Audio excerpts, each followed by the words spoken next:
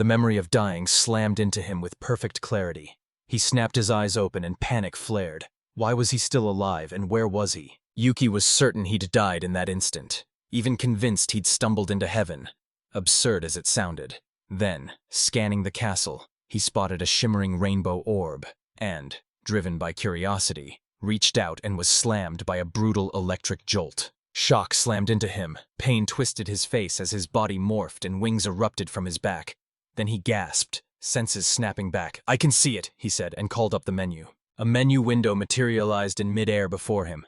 Fingers trembling, Yuki tapped Status, and the screen proclaimed he'd become an archdemon, titled the Lord of Demons from Another World. His eyes ripped across his stats and race, and the truth slammed into him. He wasn't human anymore. His luck had cratered. Dexterity towered above everything, and anyone dragged in from another world woke with the unique skill, Language Translator. He swallowed hard and spat the truth.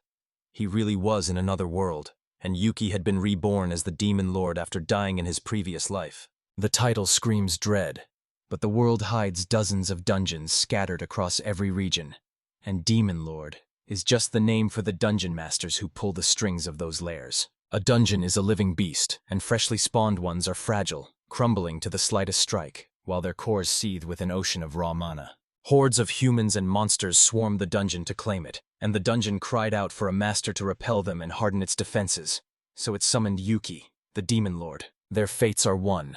Shatter the dungeon and the Demon Lord dies with it. Slay the Demon Lord and the dungeon crumbles, and the tiny orb's intel rewired the menu into a game-style interface so anyone could use it. The dungeon and the Chosen One share one life. Yuki tore through his characteristics and felt it click. The higher his analysis skill climbed, the more information he'd be able to pull from the world. The item box swells or starves with your mana reserve. Language comprehension does exactly what it promises, and Mana Eyes, a basic racial skill, pierces the veil so you can see an enemy's mana. With no one left to use them on, and every skill already maxed at level 10, Yuki ripped open the menu and dove straight into the points catalog. Delight surged through him as shelves overflowed with merchandise. Every item could be bought with dungeon points, even video games, if you were willing to cough up the steep cost. The gacha lottery ran on DP points. The hero already had 1,000, and the dungeon option hawked items that could swell that pool and summon monsters. A jolt of memory hit Yuki. His race had changed, and fierce curiosity drove him to the mirror. One eye had turned red and wings had sprouted from his back, and he recoiled. He hated this world. After everything, he grinned at the gift of a second life and swore to guard his second heart, the very core of the dungeon. The next day, he'd already cracked how everything worked. When he lay down, he folded his wings back into his body and stowed them, then started using skills like the item box to stash his bedding and gear. The dungeon shop catalog brimmed with goods you could buy with dungeon points, bread for breakfast included. Food was the least of his worries, but farming DP became his obsession because he wanted to try the gacha option. To rack up DP, the dungeon demanded unsummoned monsters. Slaughter invading beasts or let their corpses feed the lair. Its self-healing even spat out points. I stepped outside and the world slammed open. A jaw-dropping panorama of flying islands, rivers like silver ribbons, and mountains clawing at the sky. Awe slammed into him as a vivid map of the new world unfurled around him, and he wondered, could he ever soar these skies he'd been aching for, this very moment he'd been waiting for? His carefree roam through the new world screeched to a halt as a gargantuan dragon materialized before him. One crushing blow, and he'd be dead. The demon urged they talk everything out peacefully, but the dragon snarled refusal. His peace had been shattered, and Yuki froze, stunned that the beast could speak. He forced his breath steady, remembered dragons wore status bars too.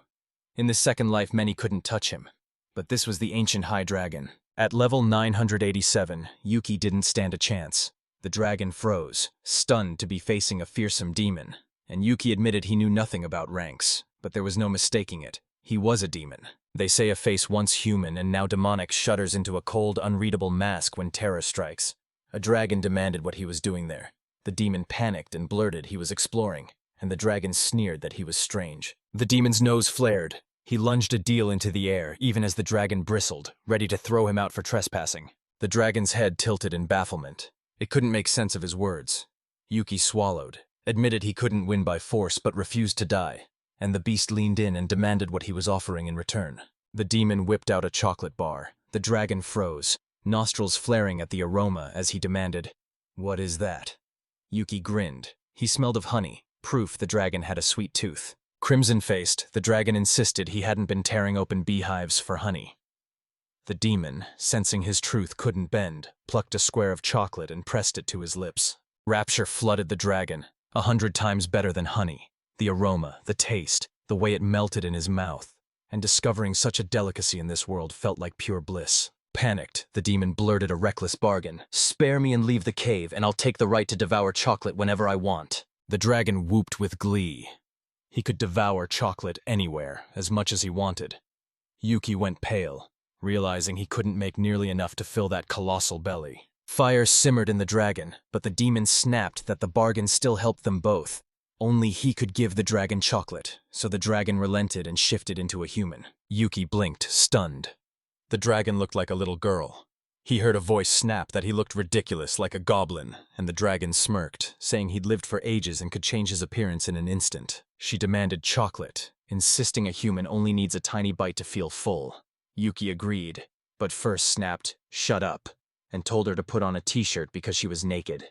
She agreed, convinced he wouldn't attack, curiosity flaring as she peered at whatever loomed behind him, while the demon thought she needed to buy clean clothes. The dragon snapped to the conclusion that, with only these rooms in the castle, the class must have popped into existence very recently. The demon admitted he'd appeared yesterday by himself, though he wasn't sure. Demons erupt from magic-drenched hotspots called meso, coalescing into forms that mirror living creatures, and the newborn demon lord is gifted a power that seizes the dungeon, turning its core into his heart. He'd never pictured demons this bizarre.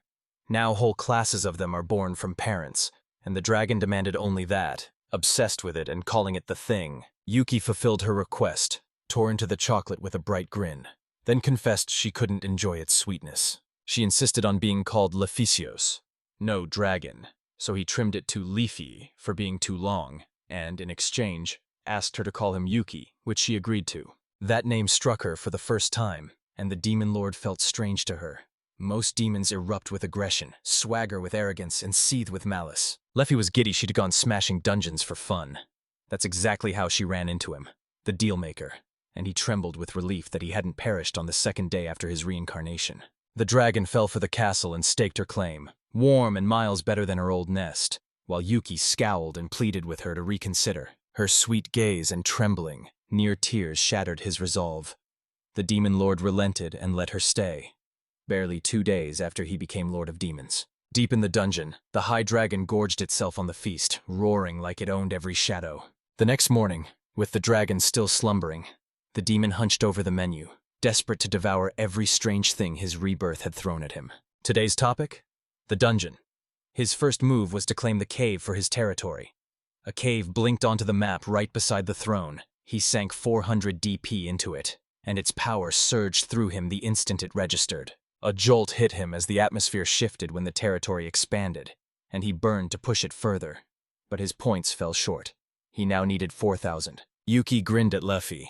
The system had branded her a violator and funneled bonus points to him, so he decided to bank those gains and wait patiently. Itching to summon, he yanked open the system's summoning menu and snagged the cheapest monster from the DP catalog. A blue slime popped up and joy exploded inside him.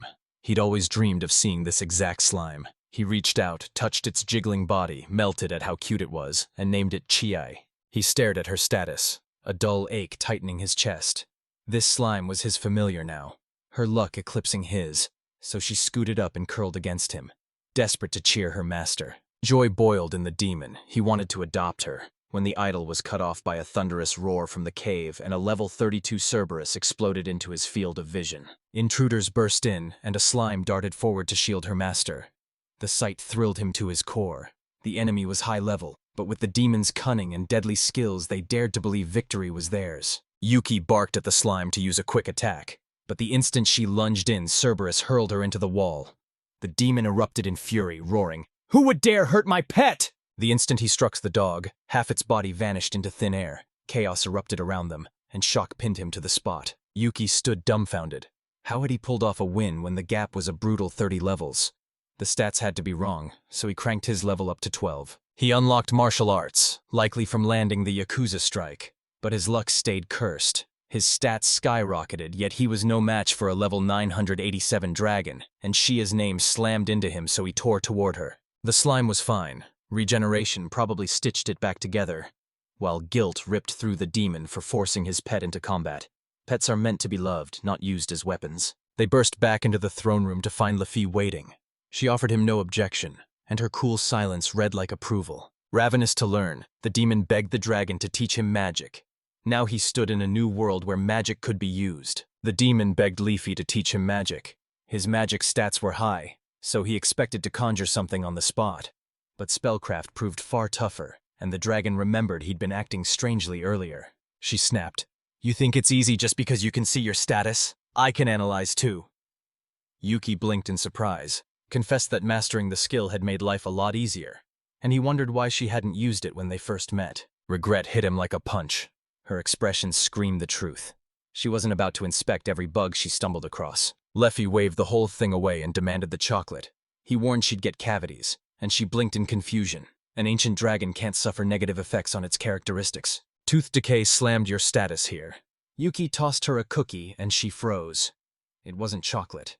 He told her to rip open the clear wrapper first, and she blurted in shock, "Can I really eat these clays?" The dragon gobbled the cookies with glee, and the thought of leaving her lair to settle down with him felt right. When the demon pressed again about his stats, his magic blazing, she confirmed it and declared him stronger than any monster in the southern part of the forest. It barely dented her stats, under 1%, yet she tore through the cookies and devoured every last crumb. Luffy agreed to teach him magic. He immediately shoved extra cookies at her in thanks. She'd insisted she needed so little, and she vowed to forge the most wondrous magician, grabbing his hand to let him feel the world's mana. She poured her mana into him, and the demon felt it surge through his veins, pure and alien next to the dungeon's foul flow.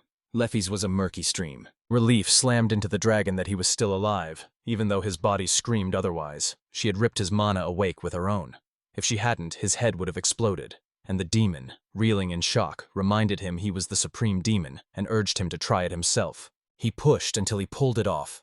That victory became the bedrock of the basics, and the dragon ordered him to picture every detail and speak the words she would say.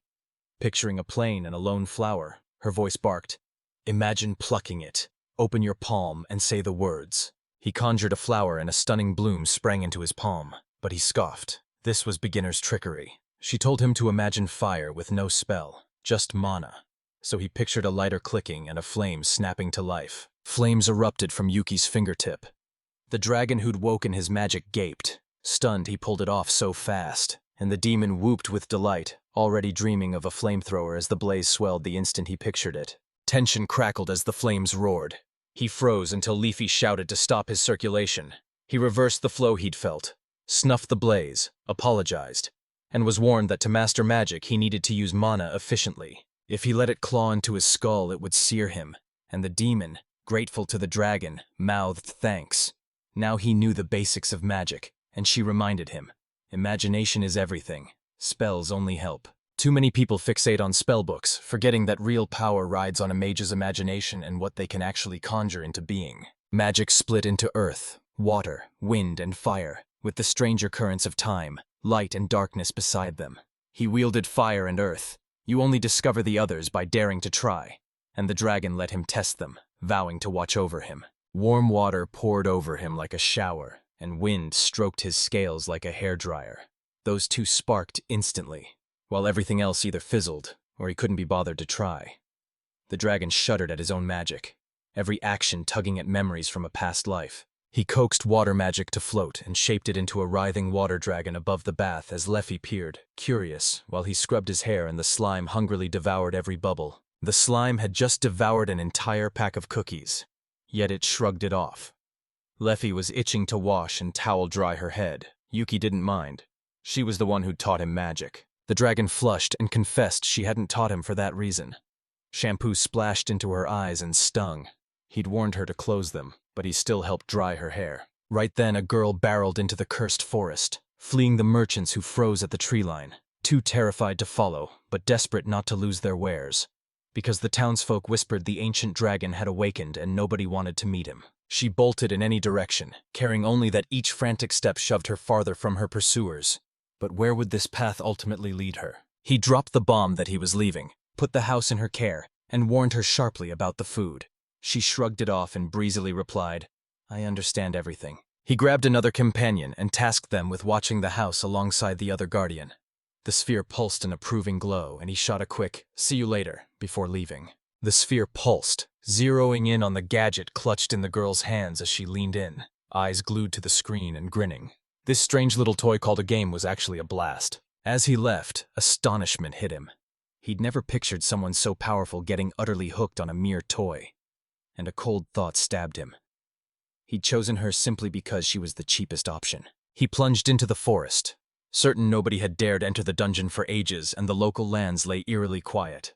It struck him that most paths to power come from invaders, but the Guardian had long held these grounds, so beasts and monsters were nearly nowhere to be seen. He fixed his gaze on the forest path, mind blazing with his next move, finish the map, then inch the dungeon's borders outward. He decided that with a stalwart Guardian holding the line, bleeding energy on traps and monsters was pointless. He'd funnel his hoarded resources into expanding the dungeon and supercharging its core energy regeneration. A sly smile tugged at his lips as he thought once his resources piled up, he'd start forging a real dungeon, and everything happening felt like a sandbox game where you build your world step by step. Squinting at the night sky framed by the building's outlines, he half-joked about raising his own castle, the idea cracking him up and sending his dreams spinning into a playful, hopeful dance. A deadly monster exploded into view at his side. Panic slammed into his chest, but his in-stealth training and the enemy search skills he'd honed pulled him out of danger at the last second. You learn skills two ways: drown a scroll in mana and rip its pattern into you, or hammer the moves into yourself by repeating them until they burn into your bones. Simple strikes, again and again, forge martial arts mastery. He spotted a deadly beast ahead and knew the level gap would betray him. He'd be seen in an instant. The catalog overflowed with skill scrolls, and he filed away that you could pull literally anything from it. He spotted a predator stalking nearby, and knew approaching it would be deadly. The creature would instantly detect the gap in their strength. At the same time, the thought of the catalog's countless scrolls lifted his spirits a little, since you could find almost anything there. He scanned the map and, after a brief hesitation, planted his mark. Moments later, anxiety coiled in his gut as ever larger monsters closed in, and he wondered if he'd already slipped out of the Guardian's territory. He pushed through the last effort, and the dungeon's expansion stood finished. Only the map awaited filling, his resources nearly drained.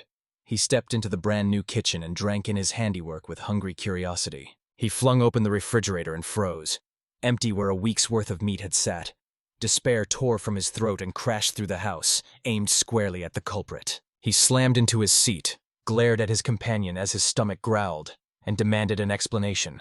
She sank to her knees, bowed her head in silence, guilt written all over her. She scrambled to defend herself, insisting some deep, inscrutable motive drove her, and that she'd done nothing wrong, while he narrowed his eyes, stomach growling, and demanded she explain exactly where he'd been wrong. She confessed the food looked irresistible and devoured every last bite. He erupted in fury, thundered he'd had enough. She was a downright wicked dragon. She burned crimson with indignation at being called bad, and he snapped back, unable to hold himself, that someone her age acting like a child and calling herself the Supreme Dragon was utterly disgraceful and brazen. She bellowed she was the Supreme Dragon, capable of unleashing any disaster at will, and thus free to do as she pleased. He smiled at her outburst, already knowing the game she'd chosen. She hurled herself into a deep bow, pleading with him to forgive her foolishness. Then, voice breaking with despair, swore she'd never make sweets again. He let out a weary exhale as the empty pockets hit him. He'd have to go hungry. She saw it, snapped, "I'll think of something," and bolted off, promising to be back in half an hour. In the blink of an eye, a towering mountain of slain monsters loomed before them. She beamed as she shoved her results at him, and asked if the points he'd earned were enough. But he went stone still, stunned by what he saw. Offended by her smugness, he slapped her on the head and sneered, "Overachiever." And that public slight cut deepest of all because no one had dared treat her that way in hundreds of years. She erupted, demanding why he'd hit her, and he just shrugged, muttering he might have overreacted while his mind already calculated how the corpses could be turned into resources. Yet the pools of blood made it painfully obvious there were limits to everything. He grinned, joked that he was guilty, and reached out to stroke her head. She shut her eyes and muttered about the pain, yet a satisfied smile tugged at her lips, making him wonder just how spoiled she really was. He finally admitted you couldn't pull food from thin air forever and, generous for once, forgave her this time. She howled that he was treating her like a fool, her cry ricocheting through the dungeon as he calmly kept turning corpses into supplies. She begged them to hunt together because he was starving. He shot it down, warning that everything has its limits. There's no point expanding the dungeon if they wipe out every creature around it. She grudgingly vowed she'd hold herself back as much as she could next time. He met her halfway, promising to bake a sweet for dinner, and the mere thought of cookies sent her squealing with giddy delight. The next day he dove into the hunt, howled a savage cry, and struck the beast, a spray of blood announcing his first real kill. He spat blood from his mouth with a disgusted snarl and grimaced, and as the battle played back in his head he realized endurance was the key. So he vowed to push his fencing training harder, while plunging deeper into the dungeon and filling out the map. He toyed with diving into magic. His mana eyes tore energy flows open so he could spot spellcraft before an enemy even lifted a finger, a power that screamed usefulness. Since that day, fire magic flat out refused him. His subconscious had sealed it off as too dangerous, forcing him to throw himself into mastering the elements of water and earth.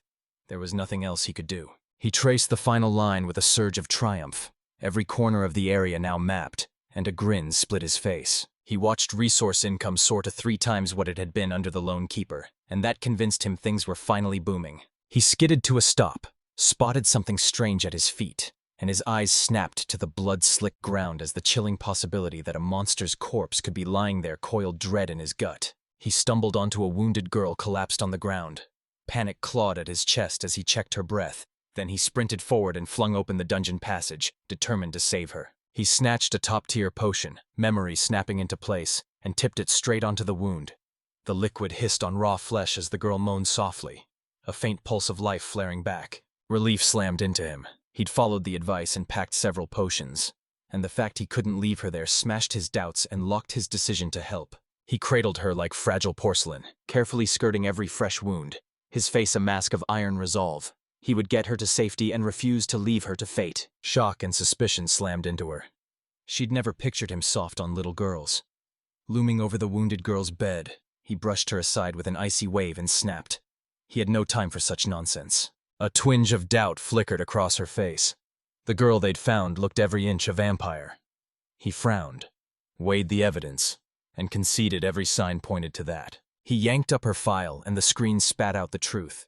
She was a low-level vampire, unremarkable stats, but possessed a singular unsettling blood-siphoning ability. She gaped. He'd turned up another rare find, and he leaned in, voice cautious as he asked if the girl they'd found was really that extraordinary. A race that once lived peacefully beside humans had its world torn apart by the humans versus demons war, hunted to the brink of extinction and dragged into slavery. She blinked awake and hauled herself upright, his face lighting up. He asked, gentle as a whisper, if the pain was still there, but she flinched, shrinking back in fear. The girl recoiled, terror flashing across her face. He rushed to her side, voice cutting through the panic as he swore he'd never hurt her. He pulled out a slug and grinned, holding it out for her to touch. She lit up, gingerly reached forward, then burst into delighted laughter, scooping it into a hug and exclaiming that it tickled. The girl beamed with joy and announced her name. "I'm Iruna!" He edged closer, voice hushed, and asked what she was doing so deep in the forest. She dropped her gaze and whispered that menacing figures were on her heels. He felt why she'd run and, voice soft, asked if she knew where her home was. She clasped her hands, shied from his eyes, and bowed her head in sorrow. She choked out, voice trembling and tears carving tracks down her cheeks. She had no home left. Her parents and grandparents were gone, all dead. He lunged in, frantically soothing her and begging her to stop crying, while another figure warned they were miles from the nearest human village, far too remote for a child. They reached for her like a wall of support. One voice soothed, promising there were no scary people here now and she could stay as long as she wanted, while another, eyes sharp, said that because she had run away she must have seen something terrible. And then they snapped, scolding that children don't get to make excuses. Tears clawing at her eyes, she choked out that those terrifying men had told her she didn't deserve to live, that she'd be better off dead, and those words had cost her parents their lives. He ground his teeth and demanded if they'd really said that to her, and when confusion clouded her face, he rushed to assure her it was a lie. They only wanted to scare her. He erupted into a broad, sincere grin to lift her spirits, and blurted that he was glad she was alive. His whole face said it. She stared back, surprised, a glimmer of hope flickering in her eyes. He leaned in and whispered, "Don't keep thinking you'd be better off dead. She wiped her tears, smiled through them, nodded happily, and called him her brother. He sensed she was hungry and asked what she'd like to eat. His stomach erupted into a loud, undeniable growl. She stood before him, tears streaking her face as she cried she wanted her brother's blood. He staggered, shock like a punch. Then the vampire truth slammed into him and doubt clawing his throat. He asked if his blood would even suit her. She demanded her brother's blood, voice steady as a blade. He nodded, a small, casual smile making it look perfectly ordinary, and that calm ignited doubt in the watching girl's mind. So she pressed him, asking if he was sure of his decision. She leaned in like a blade, eyes blazing with fierce resolve. He froze, offering no resistance as she closed the gap. She crashed into his shoulder, drove her fangs into his skin, and he stood frozen, letting her drink deep of his blood. She sinks her fangs and greedily drains his blood, pressing closer and closer, while he freezes, stunned and taut, too terrified to stop her. A leaden weight rises in his chest, but he forces himself to stay calm. He clenches his jaw and tells himself he's fine and can handle it. But his thoughts tangle, his heart gallops, and his mind scrabbles for any excuse for what's happening. She thanked him for the treat, satisfaction lighting her face. Exhausted, he asked to take her to the bathroom, and nearby a bargain sparked. The price was cookies. She sealed the deal with iron resolve, ushered the child into the bathroom, and shouted that she'd be his mentor.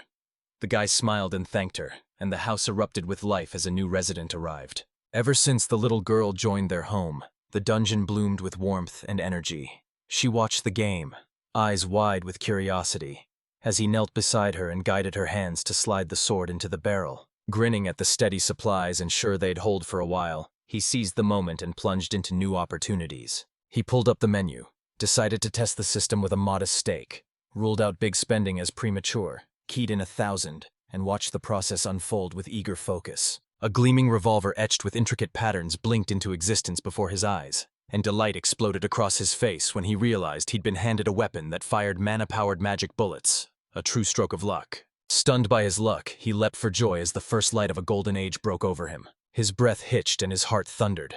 Certain this time he'd snag a rare find, he stared as the result spat out a plain ice cream cone. He collapsed into a mountain of useless things, pressing his face into his hands as the truth hit. He had wasted everything, and despair whispered that his luck was worse than even the weakest creatures. Curiosity blazing, she asked to try the device that conjured objects, and his jaw dropped when he realized she could read a menu invisible to everyone else. He clenched his jaw and let her try. One shot only, he warned. Supplies were nearly gone. She whooped, her grin bursting with pure joy.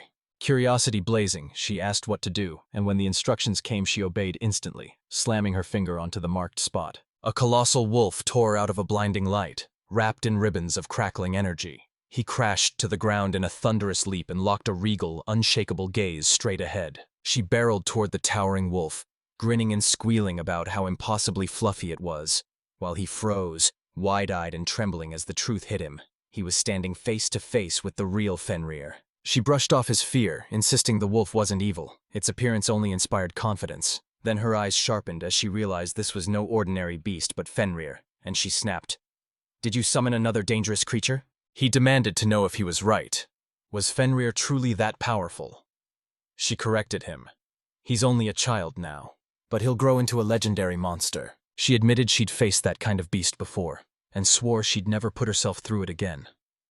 The boy realized, Fenrir, though still a child, truly held monstrous power. He shoved his menu at her, asking if she could see it, but she cut him off with a flat, "No."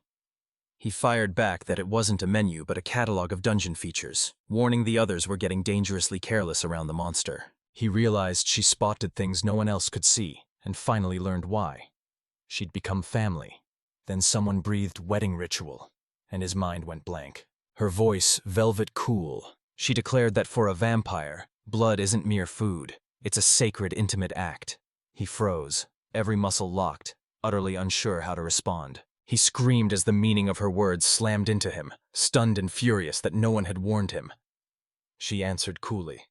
Drinking blood is a vampire wedding ritual, though some vampires treat it casually. She narrowed her eyes and declared his attraction wasn't to mature forms at all, but to innocence and youth, laying bare his preference. He went crimson and snapped a hasty denial, insisting he didn't need her attention and that she was mistaken. After the ugly argument, one of them, worn out, suggested they act like it never happened.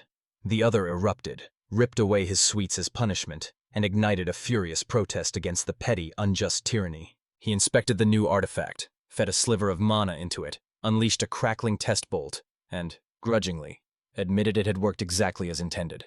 Different strength shots scarred the stone. Some left fine scratches, others punched out massive holes. When he unleashed a 5,000 mana blast, the ground before him exploded into a crater, and he stood there with a stunned grin. He discovered the revolver bled no mana and vanished from enemy senses, and being able to load cartridges of varying power turned it into a deadly, terrifyingly versatile weapon. He spun toward the roaring commotion behind him, relief crashing through his chest as he faced the beast. A half-smile curled, and he apologized for the inconvenience, their hush feeling like a brief, stolen reprieve. Later, a jolt of memory struck him. The beast wielded several rare skills, so he politely asked his furry friend to demonstrate them. The beast blinked, bafflement rippling across its features like a clouded mirror, and the young man pressed the point, repeating himself sharply and spelling out that he meant its special abilities. Only then did a fierce understanding ignite in the beast. It nodded and unleashed its unique abilities. First, he unleashed a skill called Divine Speed, a lightning burst that hurled the user into near supersonic motion for a heartbeat. The young man gaped in genuine amazement, and the beast, pleased by his reaction, continued. This time it conjured a target and puppeteered every move, then revealed a second skill, Physical Transformation, letting the beast swell or shrink to fit its owner's needs. The boy's grin blew wide as he whooped that it was breathtaking and that his friend was unbelievably strong. The magical beast, like a giant dog, thumped its tail, basking in the praise. Right then, a flash of inspiration hit the hero, and a bold new idea sparked to life in his mind. He bellowed a command like a trainer, hurled a disc its way, and the beast rocketed into the air to snatch it mid-flight. It returned the prey to its owner, thumped its tail with fevered joy. Then its face snapped into something new as excitement exploded to life in its eyes. The boy flung the disc higher, and the animal snagged it mid-air with effortless skill, and soon they were swept up in the game, hitting a perfect groove, laughing and romping until they collapsed. Utterly exhausted, they finally crashed to the ground, gasping. The young man, breath ragged, praised his friend's astonishing strength and joked, "Aren't you ashamed of indulging in such carefree fun?" The beast tossed its head and reminded him that Fenrir were proud creatures who didn't usually play like this. Then it burst into laughter and waved off its own warning, grinning that he shouldn't read too much into it because the only thing that mattered was they were both having fun. He jabbed the air and demanded if the beast could detect the dungeon's mana, pointing out that Leffy's domain pushed into the mountain itself while another dungeon fanned out from its foot and climbed upward. He ran a hand along his friend's back and resolved, as long as that beast stays in this dungeon, it can live however it wants. It could morph its size, but the throne room would still suffocate it, and every trophy it ripped from the dungeon converted into points, so that alone was more than enough reward for the beast. The next day the room erupted with excited cries, electric with anticipation for the trial, while the young man, beaming with confidence, flashed a broad, solemn smile and announced he'd finally found what he'd been searching for all this time. Clenching his fist, he erupted into a brazen, thunderous laugh and declared he was no longer an ordinary person. Engulfed by a storm of his own emotions and the wild flapping of his wings, he crashed in spectacular failure. He scrambled to his feet, irritation flaring as he couldn't fathom why he hadn't launched into the sky. Then it hit him. He'd never considered that wings alone wouldn't be enough to fly. He'd bought a limited flight skill, at 10 times the usual price. And, clutching his head, the young man realized with bitter fury he'd blown nearly all his savings on something utterly useless. Attempting another takeoff, he whirled through the air and slammed off the slope in a bone-crushing crash. Returning home, he turned to his friend. She caught on instantly, shot him a sarcastic smile, and asked if he'd come to beg her for help, a sting that reminded him how overconfident he'd been lately. He bowed his head without arguing and, with raw honesty, begged her to teach him to fly freely. She scowled in annoyance and snapped that she hated seeing him in such a pitiful state. She glared, every word laced with reproach, and reminded him he'd denied her sweets for 3 whole days over something utterly unfair. He slammed a box into her hands and declared, "In that case, I'll give you 3 top-quality donuts." Temptation won. She stepped forward, ripped open the box, and inside she found 3 golden-brown donuts, each slick with a different glaze. Mesmerized by the sweets, she panted, eager eyes glued to them, and the young man grinned, saying he'd crown them with a tiny castella if she'd help. Her expression snapped into solemn resolve as she proclaimed she could see the true fire in his heart and his burning urge to climb higher, so she would forge him into a demon of heaven. The young man blinked, astonished at how easily he'd persuaded her. Moments later, his younger friend locked eyes on the desserts. Outraged she hadn't gotten any. She pouted, and he rushed to promise he'd whip up a sweet treat for her later when she helped him with dinner. Setting off, she squinted, a plaintive whine tearing from her as the cruel sun nearly blinded her. He gaped and reminded her she'd been cooling off in his dungeon all the time, declaring every creature must guard its nest. She sighed, admitted she'd only chosen the place for the excellent honey, but now she didn't care, and even offered him her nest. The young man lashed his wings and thought, regret ripping through him, that if he'd been more careful expanding the dungeon, he wouldn't have hurt her. She spotted his wings, blurted they were magnificent, reached out to touch them, and he snapped that he usually hid them because they got in the way of everyday life. She couldn't resist and grabbed them anyway. The young man flapped them like a frantic bird and screamed for her to stop. They tickled. A cold jolt hit him. As he realized his wings felt ghostly, woven from his own mana. She froze, stunned he'd hidden that beauty from her. Then his embarrassed voice broke the silence. He insisted her dragon wings were far more beautiful. Her cheeks flamed with enthusiasm as she conceded he was right, then snapped that empty flattery wouldn't help him anyway. He blurted, eyes wide, "Praise for wings must carry heavy meaning among dragons." Her cheeks flamed as she confessed he'd once been a plain donut with no powdered sugar to her. But when his colossal wings unfurled, she suddenly saw him as a cake piled high with glistening icing. She grinned and said bluntly that next to lesser dragons he carried himself with rare dignity. The young man stammered a grateful, embarrassed thank you, and she added she rarely praised anyone, so wear this honor with pride. She cleared her throat and urged, "Let's get down to business." She snapped, "Ignite your mana eye and lock onto my every move." She unfurled her long dragon wings and struck a regal, graceful pose. He asked if these were the wings from her true form. She said they were only mono-created imitations, forged to mimic the real thing and able to do almost everything the originals could. She leaned in and asked, "Anything else?" Heat flooded his face and he stammered that he'd only misspoken. He slathered on compliments, crowning her wings the moon blazing in the night. She saw through the act, stepped aside and told him to concentrate. She unfurled her wings again, poured her mana into them, and the young man stood nailed to the spot, eyes wide as she rocketed into the sky at dazzling speed. Hovering high above the ground, she shot him a challenge. "Do you get the principle of flight? Now try it yourself." The young man locked his focus, siphoned every ounce of mana, and channeled it straight into his wings. They slammed their wings for the first time with thunderous power. He whooped in triumph that he'd done it, and the girl urged him on. "Hold your form and hurl yourself into the sky with everything you've got." He slammed his feet into the ground and rocketed skyward. Panic ripped from him as he screamed he couldn't stop, and the girl tore up beside him, snapping for him to calm down and throttle his mana flow. Heeding her advice, he slowed to a crawl, and a majestic horizon of azure skies and billowing clouds unfurled right before him. He froze, jaw hanging open, and she whispered, "It's mesmerizing."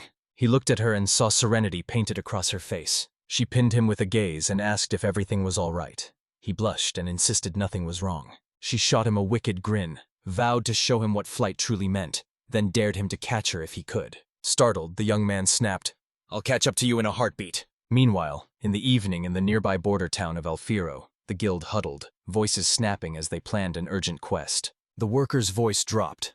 Every adamantite rank adventurer was tied up, so the mission landed squarely on the mithril-ranked adventurers. The adventurers huddled, whispering in stunned confusion as they scrambled to grasp the full weight of those words. They slipped into a hidden corner and dove into the matter, voices low and urgent. Someone scoffed that even though they'd been promised until tomorrow, the decision was already sealed, and another snapped that they had no choice.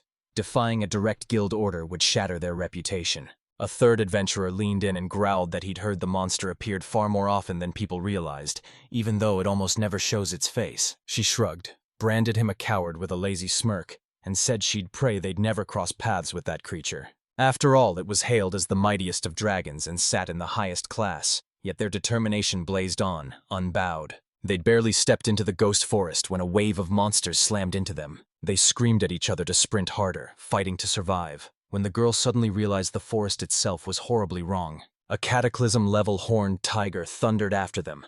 Creatures like that were meant to lurk far deeper in the forest. One adventurer skidded to a halt, spun with his weapon raised, and steeled himself to fight. Suddenly, a far more savage beast erupted where the tiger had stood and shredded its prey, and the adventurer froze, terror locking his limbs as his only regret burned that he'd never asked the girl he liked out on a date. The beast radiated icy indifference, leaving the defeated tiger untouched. The adventurers gaped, torn between thanking it and fearing it. Realizing they'd stumbled into a monster as devastating as a natural disaster, they sprinted from the forest. Then one of them froze, eyes locking on a strange detail. The beast wore a collar around its neck. His mind recoiled. No way anyone could have tamed a monster of that caliber. Fury crackled as the beast's owner clashed with his partner, who demanded chocolate-glazed donuts for dessert. Frolicking atop his furry companion, he whooped with pure joy, praising it as he marveled at how amazing the ride felt and how they ripped forward at breakneck speed. He hadn't planned to hunt today. He'd burned every saved point to unlock flight, so he sprinted to top up his reserves before he was left dry. The ghost forest loomed dead center. Luffy's territory stretched to the north. The Western Union held the west, and to the east prowled monstrously powerful monsters. That's exactly where they were heading. They caught sight of the horned tiger and dove for cover, hatching a lightning ambush to crush it with a single devastating blow. He unfurled his wings, slipped into stealth the instant they opened, waited the perfect heartbeat, then dove on the horned tiger and rammed his razor sword down from above. He hauled himself to his feet, blood splattered and grinning, and crowed that the simplest way to hunt had been shockingly effective. He locked eyes on his weapon, broken, and with a heavy, annoyed sigh, ripped open the menu panel. Moments like this made him crave more powerful weapons. He was the Lord of Demons, and though magic was his specialty, that didn't mean he had to fight with just a sword. He clicked the tab and a reinforced metal rod snapped into his hands. Gripping it, he dared to hope it would be enough for the tasks at hand. Shortly after the hunt began, terror surged through him, and he bolted as a horde of ants swarmed toward him with an unnerving, blistering speed. He spun to his furry friend, worry biting his words as he asked how he felt and if he should dismount, and the creature shook its head, then let out a deep, forbidding growl that forbade him. He almost launched into the sky with his new flying skills, but at this sluggish pace he knew he couldn't put enough distance between himself and the swarming ants. He skidded to a stop, spun toward the approaching insects and roared. He wouldn't let them witness the results of his magical training, flung up his hand to unleash a spell, and in the same heartbeat a towering, sinuous water dragon burst into being, sweeping a dozen ants away in a single crushing wave. He cackled, gloating over the ants and sneering they were insignificant, while wishing the dragon's fierce, high internal pressure would crush them. His triumph evaporated the instant enraged ants exploded from the water stream and drenched him as punishment for his insolence. He refused to back down, swearing he'd crush them the moment he got the chance. He scrambled back onto his faithful friend's back and, panic flaring, frantically schemed to stop the annoying creatures from chasing him. A bolt of memory hit him. He owned a special box that froze its interior in time, keeping every item inside perfectly preserved. He ripped the apex monster's richest, most flavorful cut from the special box and hurled it square at the ants. Tension coiled tighter. He still had to hatch a new plan while the insects gorged on the meat, and he soon noticed a total, eerie silence around him that slammed him with the terrifying thought. The ants had stopped only because of the food. A smug grin split his face as he beckoned his companion to press onward. Sitting in his room, he hunched over his arsenal, eyes razor-sharp as he meticulously inspected each weapon and pictured his honed mastery bending them to his will. He zeroed in on the club, laughably easy to wield, but the image of him, the Lord of Demons, swinging it made his skin crawl. He circled back to the huge sword, almost picking it, but the memory of its thin, feather-light blade slammed into him and doubt that it would shatter in battle took over. He leaned in to check the taskbar and skim the skills section when a girl darted up, begging him to show her another trick and ripping his focus away. He praised her curiosity and declared he was hell-bent on becoming a creative demon lord. If no weapon suited him, he'd forge one himself. He stood with steel resolve, every breath thrumming with the certainty he'd succeed. Pride flared as he felt blade and spell snap into fierce balance. The girl beside him kept a cool appraisal, but her voice slipped and exposed her recognition. The very ruler she'd imagined was taking shape right before her eyes. He snatched a chunk of iron, vowed to practice, and hammered the crude blank into a knife to test his new abilities. He locked his focus, funneled a thin pulse of mana into the metal, and the image of a solid, all-metal weapon from every game he'd played exploded into his mind. The metal in his hands liquefied, streaming like living mercury at his command as the skill flared to life, and the weapon's forging sprang into motion. His jaw dropped as the result blew past every expectation, and the girl lit up when the object in her hands softened, becoming deliciously pleasant under her fingers. He grinned as the blade bit the air, razor-sharp and rock-steady, and knew the result rode on his skill, pride swelling in him at the weapon he'd forged. He beamed as he revealed his handiwork, declaring, "This is only the beginning." A stunned companion blurted that his technique matched the mountain people's blacksmithing magic and gushed over the piece's astonishing quality. He studied the metal blank with a craftsman's eye, set his jaw, and resolved to forge it into a larger, double-edged blade, bigger than anything he'd made before. He obsessed over the future weapon's shape. If the enchantment truly bent to an object's contours, then for a water mage like him, a sleek, droplet-shaped blade with smooth, streamlined lines would be best suited. When the form, woven from mana and metal, finally coalesced, his breath caught as his hands closed not on a fearsome blade, but on a bizarre artifact that felt nothing like a weapon. He gaped, blurting, "You call this a weapon?" His partner beamed, pointing out its form mimicked a familiar creature, like someone had traced the beast's silhouette. The creator, cheeks burning, fumbled an explanation. Grip the handle tight and strike with every ounce of force, only to be met with a slight sneer and a mocking request to demonstrate it. He let out a ragged exhale, swiping sweat from his face as a painful relief hit. No rare materials wasted on this risky experiment, and his mind snapped to the next step. Watching the process and studying the strange result, he realized they might be staring at an unbelievably powerful weapon. He hoisted the hulking, horn-like relic, eyes blazing with iron resolve, and declared his choice. In that moment, the decision felt irrevocable, the very foundation for his next move. He dropped into a cross-legged pose, planted the heavy object before him, locked his focus on the task, shoved aside thoughts of complexity, and trusted his instincts to act without hesitation. A flash of his last failure, ruined by needless details, hit him, so he sharpened his focus onto the blade's weight and edge while his partner watched nearby as he shoved aside thoughts of enchantment and locked into the simplicity of form. It hit him. No complex design, just a comfortable handle and a blade with two sharp edges. His partner watched him, eyes alight and her expression unfolding like a blossom. A two-handed sword sprang into his hands, graceful and bright like a bud bursting into bloom. Steel braided into petal shapes, radiating beauty and raw strength, as if nature had breathed life into it. Heat flared up his neck as he stared at the absurd thing that had materialized in his hands, while his partner, clutching her mouth to stop laughing, gushed that his flower sword was beautiful. He clawed together desperate excuses, insisting the material was unique and the result unchangeable, while his friend, smiling with a trembling grin, vowed it looked nearly legendary and could crush any opponent. He brandished his floral weapon, fury crackling as he accused his partner of turning everything into a farce again and mocking her odd tastes. She clapped a hand to her mouth, called his creation delightful, then cracked up until she cried. He sneered that her childish, cute appearance didn't fit the majestic title she wore. She exploded in indignation, eyes blazing as she snapped, "My preferences are none of your business." Rage flared in her, and she vowed to prove her strength in battle, her voice trembling with wounded pride. He smirked with mocking interest and dared her to unleash the full power hidden behind that lofty title. The little girl pressed the translucent creature to her chest, watched the commotion with wide-eyed curiosity, guessed the argument had flared up again, shrugged it off, and suggested they go play somewhere else. The young vampire clung to him, a grateful smile blooming after she drank her fill, and he gently helped her tidy herself.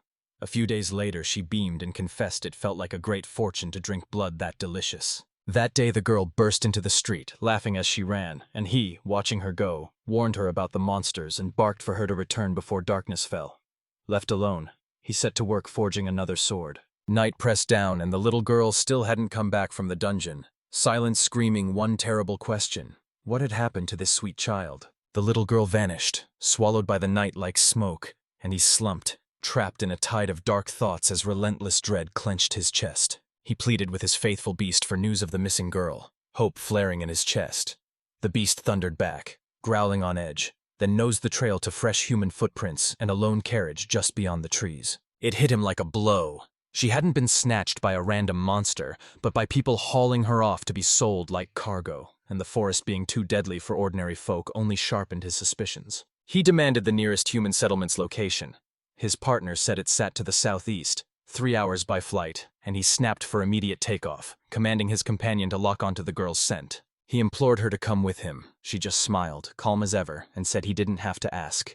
Beneath the night sky, the moon and a swirling cloud of winged creatures bathed them in ghostly light. Right then, it hit him. The little girl was already his family. The heavens blackened as dragon silhouettes swarmed overhead, filling everyone with awe and dread. She smiled coolly. They're my followers, and he knew that with their numbers they'd crush any enemy. She fixed her partner with a wolfish grin. eyes flashing with iron resolve and, voice coiled with challenge, dared them to show the world who'd been foolish enough to mess with them. He pinned her with a grave stare and confessed she was a worthy woman, and she threw back her head and laughed, ribbing him for seeing it only now. He roared, "It's time to rescue our little sister!" The words crackling with determination and a hard readiness to take on whatever lay ahead. She jolted awake to find herself locked in a cage. Other prisoners stared back, just as miserable, and panic clawed at her heart. The door groaned open and 2 men swept in, arguing over her fate and exulting that their captive still lived. She clenched her fists, horror and white-hot fury shredding through her as she realized these were the men who had murdered her parents. He raked his spear across the bars, fury detonating as he unleashed it on the defenseless captive. The girl recoiled, pressing herself flat to the cage floor, pain and terror convincing her she was nothing but a burden to him. One of the men sneered, telling her she'd become the perverted nobility's plaything, his words striking like a verdict promising torment worse than death. She clutched her face with a trembling hand to hide the pain, and though humiliation and fear tightened around her, a stubborn promise flared in her eyes. She'd endure it all. The chain clinked softly in the dungeon, as if confirming her resolve. Now the girl clung with every ounce of strength for the little brother she refused to let go of. At first, a sliver of fear gripped her, unsure of what he'd do. But over time, his quiet kindness and steady warmth broke through, and she melted into calm whenever he was near. The little girl couldn't forget her sister's lazy streak. But whenever things turned dire, she always rose to the occasion, and with Mom and Dad gone, she clung to that dependable support like a lifeline. She squeezed her eyes shut, pressing the last ember of hope to her ribs, convinced that now her brother and sister would barrel in to save her, not her parents. The little girl folded her hands, eyes blazing with determination and hope, and implored the spirit of the earth to lend her strength until her brother and sister rushed to her side. A softly glowing earth spirit manifested before the girl, as if answering her plea. She implored him to unfasten the collar and fling the cage door open, whispering her gratitude for his help. She locked eyes with the dark spirit that had just materialized and pleaded, hope crackling in her voice. "Make me invisible." In her world, 6 spirit elements ruled: earth, water, air, fire, light, and darkness. Reality hit her like a fist. She had no idea where she was and couldn't reach the forest on her own, so she melted into the underbrush and waited for her brother and the others. She stared ahead, hope a fierce ember, and murmured to the cages. The vow to save every prisoner hardened her will and propelled her onward. Panicked cries shattered the mansion's midnight hush as a servant, choking with excitement, gasped his master's name, each word pulsing with urgent warning. He flung himself out of bed, irritation sparking, and demanded an explanation. The guard went bone-white and choked that 100 monsters were advancing from the cursed forest. Panic ripped through him. He was sure wyverns had struck.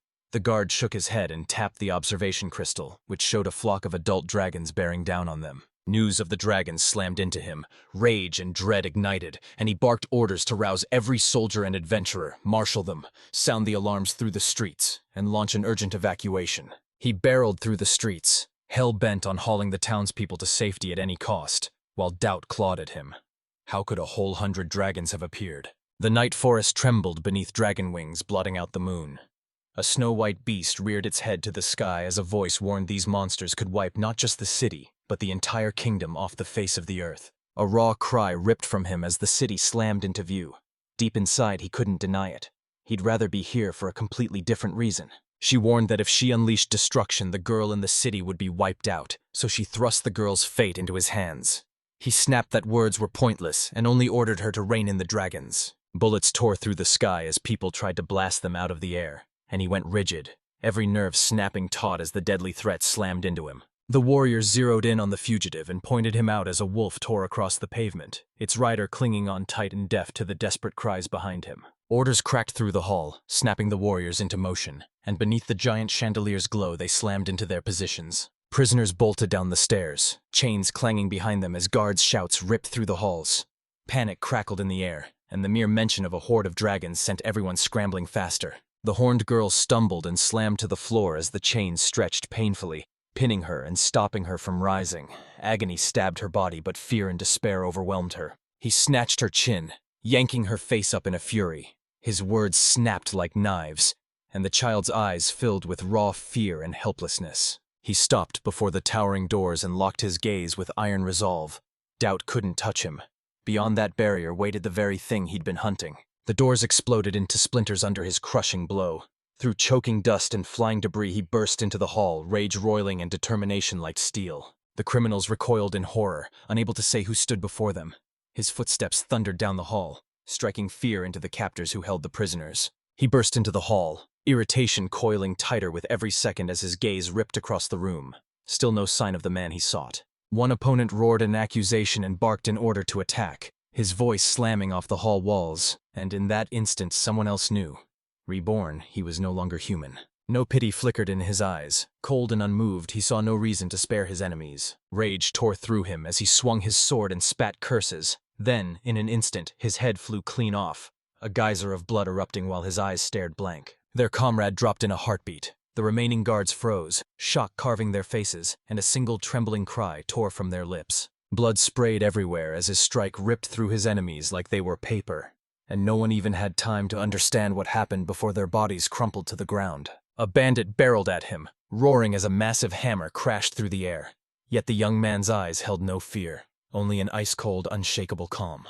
A colossal beast of snow-white fur erupted from the shadows and tore into the enemies with savage, unrelenting fury. His faithful friend and pet burst onto the scene every time danger peaked. He sidled up and laid his hand on the beast's flank to check it was okay. The colossal creature staggered, steadied itself, and answered his concern with a quiet sweep of its tail. He scoured the source of the strange power, and when the truth slammed into him, he knew this very relic had yanked open a path that let the enemies plunge deep into the forbidden lands. 3 enemies burst into view, their class levels and skills snapping into focus.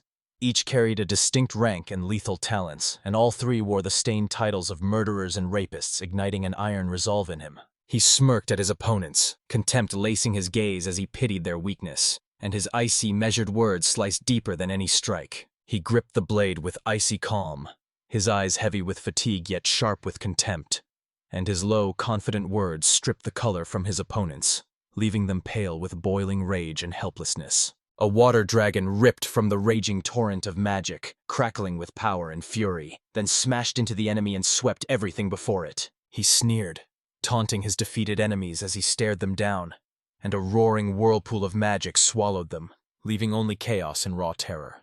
He whipped to his companion, desperate for him to pick up the trail. The iron stench of blood slammed into them, blotting out even the keenest nose. For a heartbeat, he almost ordered the prisoners questioned, then slammed the idea down. Interrogations would devour time he didn't have. He stormed to the estate owner, plunged his blade into him, and, cold fury lacing his voice, demanded again where the target was. Pain and fear tore through the estate's owner as he choked on his own screams, went bone-white and gasped for breath, then assured him in a trembling voice that the captive had vanished from her cell before they'd even noticed. Pain and confusion twisted his face as he fired off a frantic defense. He'd locked the room with arcane shackles and posted guards at the door. Gasping, he jabbed at the guard's sprawled body on the floor as proof. A cold smirk curled his lips. This wasn't the prisoner's first escape.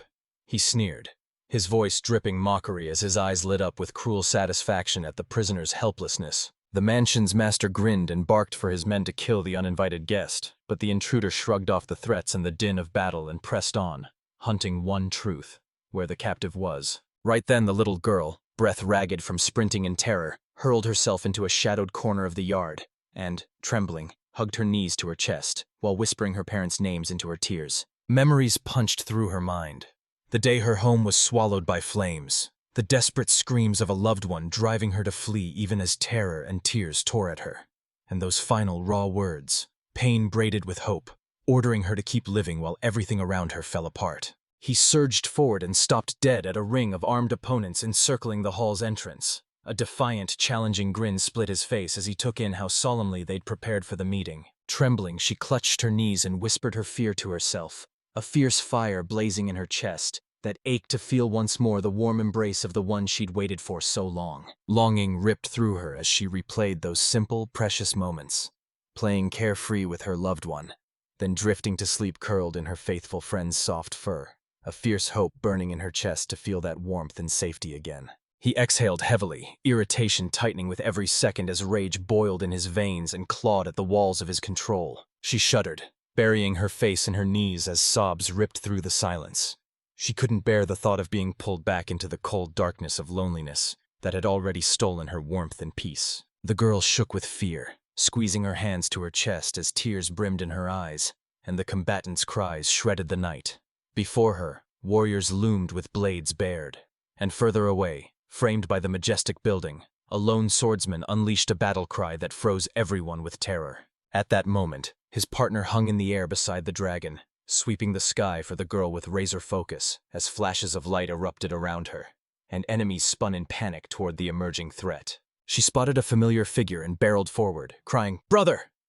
He spun at her voice, and for the first time in years a true warmth flickered in his eyes. Tears flooded her eyes as she flung a trembling hand toward him, clinging like she couldn't let him slip away again, her voice cracking with desperate hope and the raw sting of loneliness. He bolted to her and crushed her in a fierce hug as the tension finally unraveled. She clung to him, tears pouring free, and he smiled, calm and gentle, whispering that everything was fine now. She beamed through tears of joy and proudly proclaimed she'd given it her all. Relief sparkled in her eyes, and her voice trembled with equal parts happiness and exhaustion. His concern blazing, he urged her to run with her faithful beast to escape the danger, then laid a gentle hand on her head, a wordless vow to shield her and steady her spirit, even if they had to part for a while. Swallowing her excitement, the girl lifted her eyes to her savior and, voice quivering yet resolute, told him that many kidnapped people still hid here and needed rescue. She dropped to her knees, begging him to rescue not just her but every captive. He fixed her with an unblinking stare and vowed with iron certainty she could depend on him completely. He hoisted the girl onto his faithful beast's back and settled her into his companion's sure, steady paws. Steel burned in his gaze as he entrusted his dearest friend and braced to stay behind. The guards watched the white beast bolt from the city with the girl in its grasp and shrugged. Chasing would waste their strength, so they let it go and counted her as one less worry. He lowered his gaze, the faint traces of pain on the girl's face searing into his memory, and rage erupted anew. He bellowed a single threat for the warriors to lay down their weapons.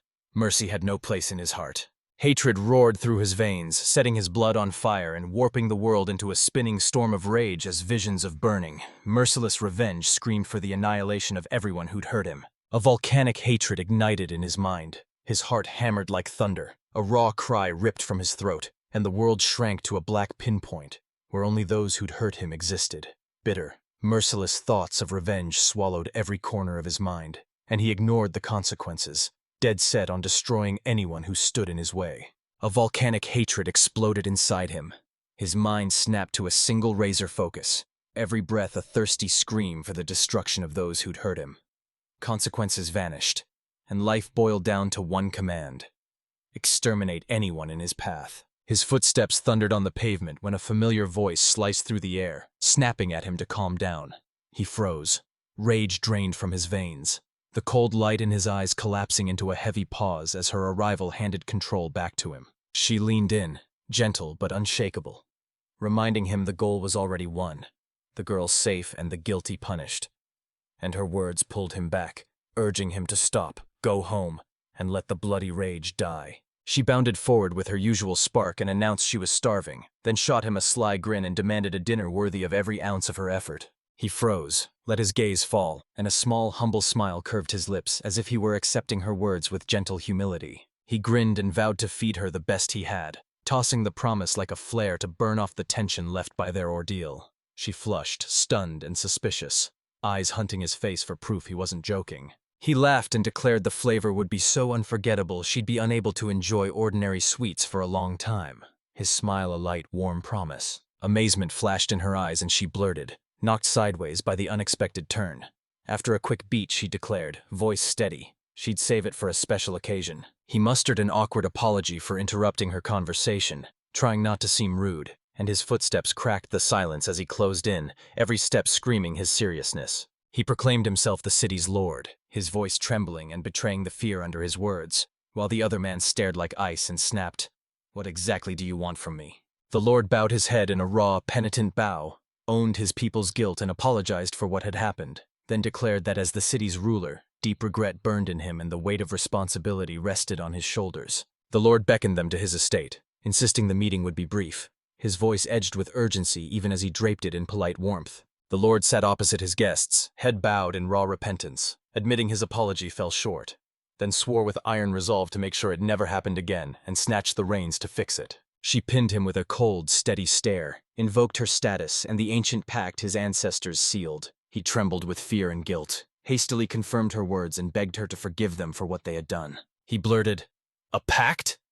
Confusion blazing in his eyes, while inside he clocked the old man's razor-sharp mind and instantly knew the supreme dragon stood right beside him. She admitted she'd kept it secret, recalling the endless age of battles where warriors hurled themselves at the dragon and failed, and in seething fury she unleashed devastation upon human lands. She said that once upon a time the king of men, seized by fear, forged a pact of non-interference with her, swearing his people would never meddle in her affairs, meant to stand to this day, but the world had already torn it apart. The Lord's hands trembled, and his voice cracked as he admitted the kidnapped girl was kin, swore the sin begged for atonement, and vowed that if they wanted the pact to stand, he'd move heaven and earth to meet their demands at once. She caught his intent, spun to her companion, and reminded him he meant to demand something from the Lord, smiling as she urged him to say why he'd rushed here. She snapped that she was proving her right to the title, not showing laziness or uselessness as he might have thought, then declared they must sever all ties with them. He dismissed their actions with icy indifference and made it brutally clear. If it ever happened again, he'd obliterate them all without hesitation. Trembling with fear and guilt, the old man vowed to move heaven and earth to keep anyone from stepping into the cursed forest, fell to his knees pleading mercy for his people, and swore he'd atone for what had happened by any means necessary. They demanded he hand over every soul on the estate, and every soul beyond it, into their hands. He dropped into his chair, stunned, admitting he never would have believed the high dragon could shed its scales and appear as a breathtaking girl. Recently the great powers circled the cursed forest like wolves scenting a prize, coveting its riches, but the Lord knew their grand designs were fantasies doomed to collapse. The Lord's blood ran cold as he watched the rulers gear up to twist this into an excuse to march an army into the forest under the banner of revenge. He swore he'd stop them at any cost because failure would unleash catastrophe. He froze before the children newly freed from captivity, his gaze flashing confusion as the crushing weight of responsibility for their fate slammed into him and panic surged. What would he do with these frightened, lost little ones? He confessed he hadn't thought about the consequences and had acted only because someone asked. And while outsiders saw a neat plan, he was really following a raw impulse with no further thought. He leaned in, voice low, asking if the children had anywhere to return. They confessed many had been snatched from distant towns, ripped miles from their hometowns, so returning was all but impossible. She shrugged. Even those ripped from their homes still had somewhere to return to. When he, stunned, blurted how she'd figured him out, she admitted the torrent of mana radiating from him had given her away. He seized on the simplest way out, asked her to send the dragons to take the children home. She flashed a faint smile, brushed it off as nothing for her, and agreed at once. The dragons tore out of the heavens, wings blotting half the sky, and with a clear, intelligent rumble told the children, "Name your home." And in a heartbeat the beasts would whisk each of you to where you belonged. The children froze, voices quivering as they dared to ask if they'd really be allowed home. When he said yes, they erupted into tears of relief and thanked him for his mercy, and he, watching them fade into the shining light, quietly warned them never to fall into the kidnappers' clutches again. Only 2 of the kidnapped remained: Lila, the horned sheep demon, and Luangio, a warrior of the werewolf race who grinned and asked to be called simply Luan. One girl lunges forward, voice trembling with giddy awe. "Demon Lord, are you a legendary creature?" While the other, cool and composed, inclines her head and quietly pledges her service in return for his kindness. One of the children dropped to his knees and begged to stay, swearing he'd do whatever it took. And when he heard that promise, he beamed, admitting it was exactly what he'd hoped for. One kid's face lit up as he remembered standing before the majestic being their people worshipped as a deity. The greatest joy he'd ever known. Convinced leaving the village was worth it just to serve him with pride. He strode in, rattled off his name and his companions like a showman to thaw the air, then grinned and declared one of them a god, who immediately flushed and squirmed with embarrassment. He dropped that there were others inside he'd introduce later, and for now he urged his new companions to get some rest. They both flashed grateful smiles, their voices sparkling with sincere, effortless joy. He forced out a shaky call, and she spun around in a heartbeat, eyes locking on him as she waited for him to speak. He stammered a clumsy, "Thank you," admitting he wouldn't have been able to cope without her support, and she watched him in silence as the moon bathed the night above them in a calm silver light. She grinned and teased him about hugging him like a child. He flushed crimson and blurted, "Forget it." She snapped her hand up in a tiny, precise gesture and spoke, her voice cold and serious, like she was about to drop a bombshell. She confessed she'd spent years swallowed by solitude, never knowing any other state.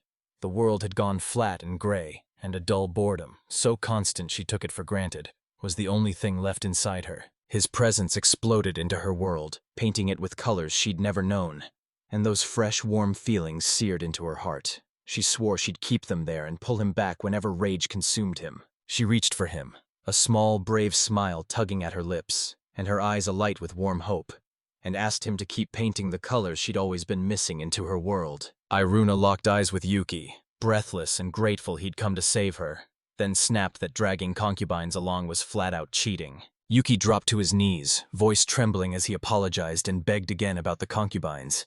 Iruna snapped forward, furious, declaring she'd only accept Leffy and he must bring no one else, while Lephysios lounged on a poof at their side. The guy jabbed at Levi. Had she said anything strange? Levi shot back with a playful grin. Isn't that what you meant when you talked about the maids? Then a girl burst into the hall and shouted she'd do everything in her power. 2 girls dressed as maids strode in. Louisiane admitted she wasn't sure she'd pull it off. Her body might not be that feminine, but she'd give it her all for Master. Lila asked if she could find out the night service schedule. Yuki yelled that wasn't what he meant when he said maids, quote. He let out a weary sigh and urged the girls to pitch in with the housework. He'd been carrying it all himself. He realizes this place is crawling with unknowns and knows they might ask questions. He thrust the door open, declared the room he'd shown them theirs to use, and told them to summon him if necessary. The girls listened, eyes locked. Yuki fired off. Are you demonkin? Where does the demon lord rank among them? And Lena snapped that humans use the label to mean those tied to the demon lord. The girl insisted they were nothing but dungeon masters. She clarified they were actually beings the dungeon had reshaped to blend in, and the boy gasped, What do you mean by modified? Layla launched into an explanation. If a dungeon anoints a goblin as its demon lord, it floods that goblin with raw power until it's no longer any ordinary goblin. Yuki grinned, impressed by her knowledge, and asked her to tell him more someday. Layla whooped, thrilled she could help. Iruna snapped at the girls to carve the game's rules into their minds so they could take down their brother together. Lewin stared, confused, while Layla nodded in agreement. The doors burst open. The guy stood in the step area as a window popped up. Today's mission blazed onto the plane area, unlocking a shortcut through the plane from the cave to the gym, and Yuki exclaimed it basically added another floor to the plane. Yuki beat his wings and rocketed to the ceiling, staring into a cavernous floor that even boasted its own sky. The mysterious dungeon system stunned him. The door lay a kilometer below, and the chamber stretched 5 kilometers in every direction. The young man landed hard, ripped open the system window, slammed the Add River and Mountains option, dropped a bridge and planted a sakura beside it. A living landscape sprang up around him. He kept staring at the system windows, eyes blazing, and burst out, How about a Japanese-style hotel? And it appeared at that instant. Steam shot skyward from the source. Yuki and his pet Sha melted into the warm water as relief flooded him. He grinned, Isn't this the best? And hoped everyone could taste this bliss. They called the hero brother. He snapped upright, yanked the towel off his head and bellowed, Didn't I tell her to go with everyone later? She burst in beaming, declared she wanted to bathe with her brother, bolted naked to the spring, flopped onto a chair and asked to have her hair washed. And the main character climbed out, wrapped a towel around himself, and went to her. Plopping down behind her, the young man began lathering her hair, flashing a smile as he proposed they all have a picnic on the plane sometime. What's a picnic? Iruna asked. The boy beamed they'd eat together under the wide blue sky and play endlessly. Iruna squealed they'd play together. Then a woman's voice rang from behind Yuki.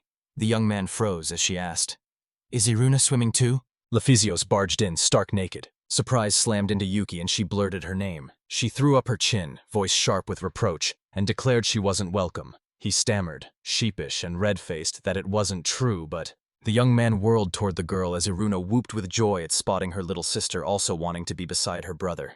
Leafy, cheeks burning, protested that it wasn't the case at all. She twirled a strand of hair and murmured, cheeks flaming, that she'd expected him to wash her hair like before. He nodded, bashful and quiet, agreeing. Yuki barked for Iruna to hit the bath before them. She nodded and bolted away as Levi closed in on the chair opposite the guy. The girl dropped onto the chair. A shudder ripped through the guy as her hair cascaded down her back and loose strands spilled over her shoulders, her tail brushing the floor. He averted his eyes, sank his fingers into her hair and kneaded her scalp as Leafy tilted her head into his hands. Crimson flooded Yuki's cheeks as he fought to silence his racing thoughts, while the girl, serene and soothing, let out a soft, amused chuckle. Exhilaration slammed into him, but he clamped his jaw, steadied his breath, and told himself, just Levi, just a useless dragon, He ripped his hands away and snapped that he was done with it. She paused, then deliberately eased onto her back right on his palms. He gaped, stunned, and demanded, "What are you doing?" She only breathed, "It feels really good." She draped herself across his torso with a smirk and asked if his breathing had gone ragged, her hands sliding along his thigh as she pressed. "Are you aroused by my naked body?" Yuki blushed. He exploded to his feet and roared, "Who could possibly get aroused by your childish body?" She bristled with indignation, unfazed by his ragged breathing. The young man babbled he wasn't aroused, blaming his heavy breathing on a blocked nose. The girl scoffed and didn't buy it. Yuki refused to calm down and insisted she was only stating a fact. And Aruna whirled to them both and asked if they knew they'd start to cool off if they didn't get into the water. They sank into the steaming water. Leafy sighed that it felt incredible. She never imagined bathing in hot water could be this soothing. And the girl nodded, turning to Shia to ask if it was nice. He summoned the system window, grinned. "I'm glad you're pleased. Levi, what must I do to earn the title?" Gazing at the sky, she admitted she wasn't sure what the title would be, then grinned that he'd claim it only after pulling off something massive, and he could win it if he dared to defy the laws of nature. She jabbed her hand at the sky and pressed on. Some fools insist God watches their deeds and crowns them, yet nobody truly knows. The title lands before you even notice. Yuki's eyes snapped to Leafy in shock and he blurted, "Is there a god in this world?" Leafy shot back, "You mean religion? I've never seen a god." And the guy checked the system window again and confirmed there was. Yuki, an archdemon whose presence crackles like lightning, level 35, a demon lord by class, bearing the title Demon Lord, ripped from another world, owner of the supreme dragon that answers his command, the Judge. A window erupted. Judge. A zealot who despises sin and drags the guilty to judgment. Against anyone with a crime-linked title, your status multiplies by 1.5. Gazing out the window, he shrugged. "I snagged a strange title, but it still comes in handy. Supreme Dragon. You got any names besides Supreme Dragon?" She swelled with pride and shot back, "I have a whole arsenal of them." She grins and reveals she can make both her title and status vanish at will, showing only the Supreme Dragon. And Yuki says she'll try to track down that skill in the skill list later. He looks at Iruna and freezes. He can't sense her skills, like the same hidden power she used to escape back then is cloaking her now. He forces a smile and admits it. This is no good. He wanted to see others' full statuses, but now he realizes that's nearly impossible if even part of their skills can be hidden. Leafy laughs, nods in agreement, and brushes off his worry. When he matches her strength, he'll see far more than he ever imagined. The young man grins and jokes it'll take him centuries to reach that strength and he'll be dead long before. Leafy snaps that he probably doesn't even have a lifespan. He freezes, jaw hanging. The girl drops the bomb. Technically, he still has one. It'll live at least 1,000 years. Wait, make that 2,000. Leafy pressed on, revealing that demons, bodies forged from pure mana, live for ages, draw mana from the air with every breath, slowly regrow missing limbs and don't even need to eat, leaving the protagonist stunned. The boys gaped at the news. Leafy shot back that as long as mana fills the world, he can't die unless someone kills him. Yuki gasped, stunned the girl hadn't been alive for ages. She revealed the dragon race's long life and that her body has been attuned to mana for ages. If she never uses her power and mana still exists in the world, she won't die. Relief washed over him as he said everything was fine. If she stayed by his side, he swore he'd never be bored, even if he lived a long life, and Lafiseos blushed. Yuki locked eyes with the girl and shot, "Is something wrong? Can't you sit in hot water that long?" She flushed and mumbled she was fine, then said, "Since he's bringing up names anyway, let him watch," while Aruna drifted off beside her. The boy sprang to his feet and crossed to Aruna, voice soft as he asked if she wanted to sleep and urged her to wait until bedtime. Leafy chuckled, equal parts surprise and irritation, then shot up and yelled after him, "What sort of high dragon lord dares to treat her like a common pet?" Yuki insisted it wasn't his fault. The girl argued titles just popped onto people without warning. So, rather than argue, he asked her to help dress Aruna. She agreed. Yuki warned her not to forget Aruna or leave her in the water too long. But Aruna sank deeper into the hot bath and soaked up the warmth. A silver crescent hung in the sky, and Lewin kept raving that it was breathtaking. She gasped that she was dead tired, flopping onto the bed and sprawling across the sheets. She flopped down and kept talking, teasing that Leafy-sama snaps at the drop of a hat. Layla, perched on the opposite edge of the bed with icy calm, said they had to change now or the clothes would crease. Lewin sprang to his feet as a memory slammed into him. Lewin sprang up, slipped into fresh clothes, and snapped at Layla. "Why did you decide to stay?" She tried to say she wanted to pay him back, but Liu cut her off, scoffing it was just an excuse. And she shot back that she wasn't Layla from the sheep's horn race. Lewin snapped that when Lila first introduced herself, she'd left out her tribe. The sheephorn have only one, a restless, ravenous curiosity that spawned many famous studies, so nobody from that lot would plausibly stay in a place like this just to repay a kindness. Lila listened calmly. Lila replied, calm as ice, that she was grateful to be saved. She admitted she'd almost chosen death over a life of slavery, and shockingly, she'd even met demons who could think for themselves. Lewin listened, rapt. She finished, a sly smile curling on her lips. Not seizing the chance to plunge into the dungeons and unmask the being called the Demon Lord would be a waste. She breathed a fragile wish that he'd keep living a normal life, blind to the fact she was standing there watching him, and Luan vowed she wouldn't tell the master about this, or anything else. Leo blurted he wouldn't be angry even if he found out, and Layla snapped she'd likely stay silent too about Grohl hailing from one of the Warwolf race's elite tribes. She leaned in and said she'd heard whispers that the chieftain's daughter, someone their age, had bolted from home, and Lewin's voice shook as he begged them to keep it secret. The horned girl protested she had nothing against it but couldn't fathom why she kept hiding it, and Lewin clenched her fists and shot back. She muttered, shame threading her voice, that it was disgraceful to watch the chieftain's daughter act so wildly. Layla gripped her hand and insisted she looked impossibly sweet and feminine to her. Liu flushed and, stumbling, asked again, sweet? Layla urged them to crash now and come back ready to give their all tomorrow. The girls mouthed sleepy goodnights, slipped back into the party, and someone whooped, next time, picnic! The girl exploded with joy. Picnic! Picnic! And Leafy yawning blinked. What kind of picnic is he talking about? While she still wants to sleep. They surged across the plain in a noisy crowd, girls in maid outfits trailing behind. Up front, Yuki gripped Iruna with one hand and Leafy with the other, as Iruna squealed they'd eat outside and play all day at the picnic, while at the back, Liu stared at the wolf, baffled by the empty open land, and asked, how can anyone play here? Leafy grinned, a nap here would be perfect, Yuki snapped. He shouldn't be underestimated. He's a master of the game. Then they arrived. The boy and Iruna rocket down the mountain on a sled. Iruna howling about their breakneck speed. And the whole sledding game wasn't Mao Yuki's original idea. She sprang off the sled and whooped about how much fun it was. The maid girls hurried over. Leo watched and felt like everything looked so much fun. The simple slope game felt wildly thrilling.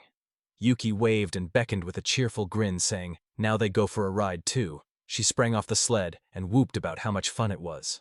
The girls settled onto the sled as Layla wrapped her arms tight around her friend's waist, pressing close, while the young man behind leaned in and shoved the sled hard. The girls clamped together. Leo whispers Layla's name. Layla answers. Leo notices her chest pressed against her.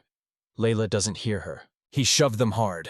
The girls careened down the slope, onlookers shouting as they tore downhill at breakneck speed. Yuki flashed a mischievous smile, jabbed a finger skyward, and thought that even with Leo's gaze on her, small breasts were a status all their own. The girls scrambled off the sled as Liu gushed. It was faster than she'd imagined, and that the master had shoved them hard, and Layla praised him, adding it was exactly what you'd expect from the Demon Lord. Yuki's grin widened as he replied, glad they'd liked it. He pinned Leafy with a piercing, deliberate stare, taking in every twitch in detail. Leffy refused, voice steel. He scooped her up and draped her across his neck, snarling, don't speak so coldly. And she screamed in shock, what are you doing? He slung her onto his shoulders, yanking the sled behind him, and shot back. Wouldn't it be nice if you were the only one who didn't do it?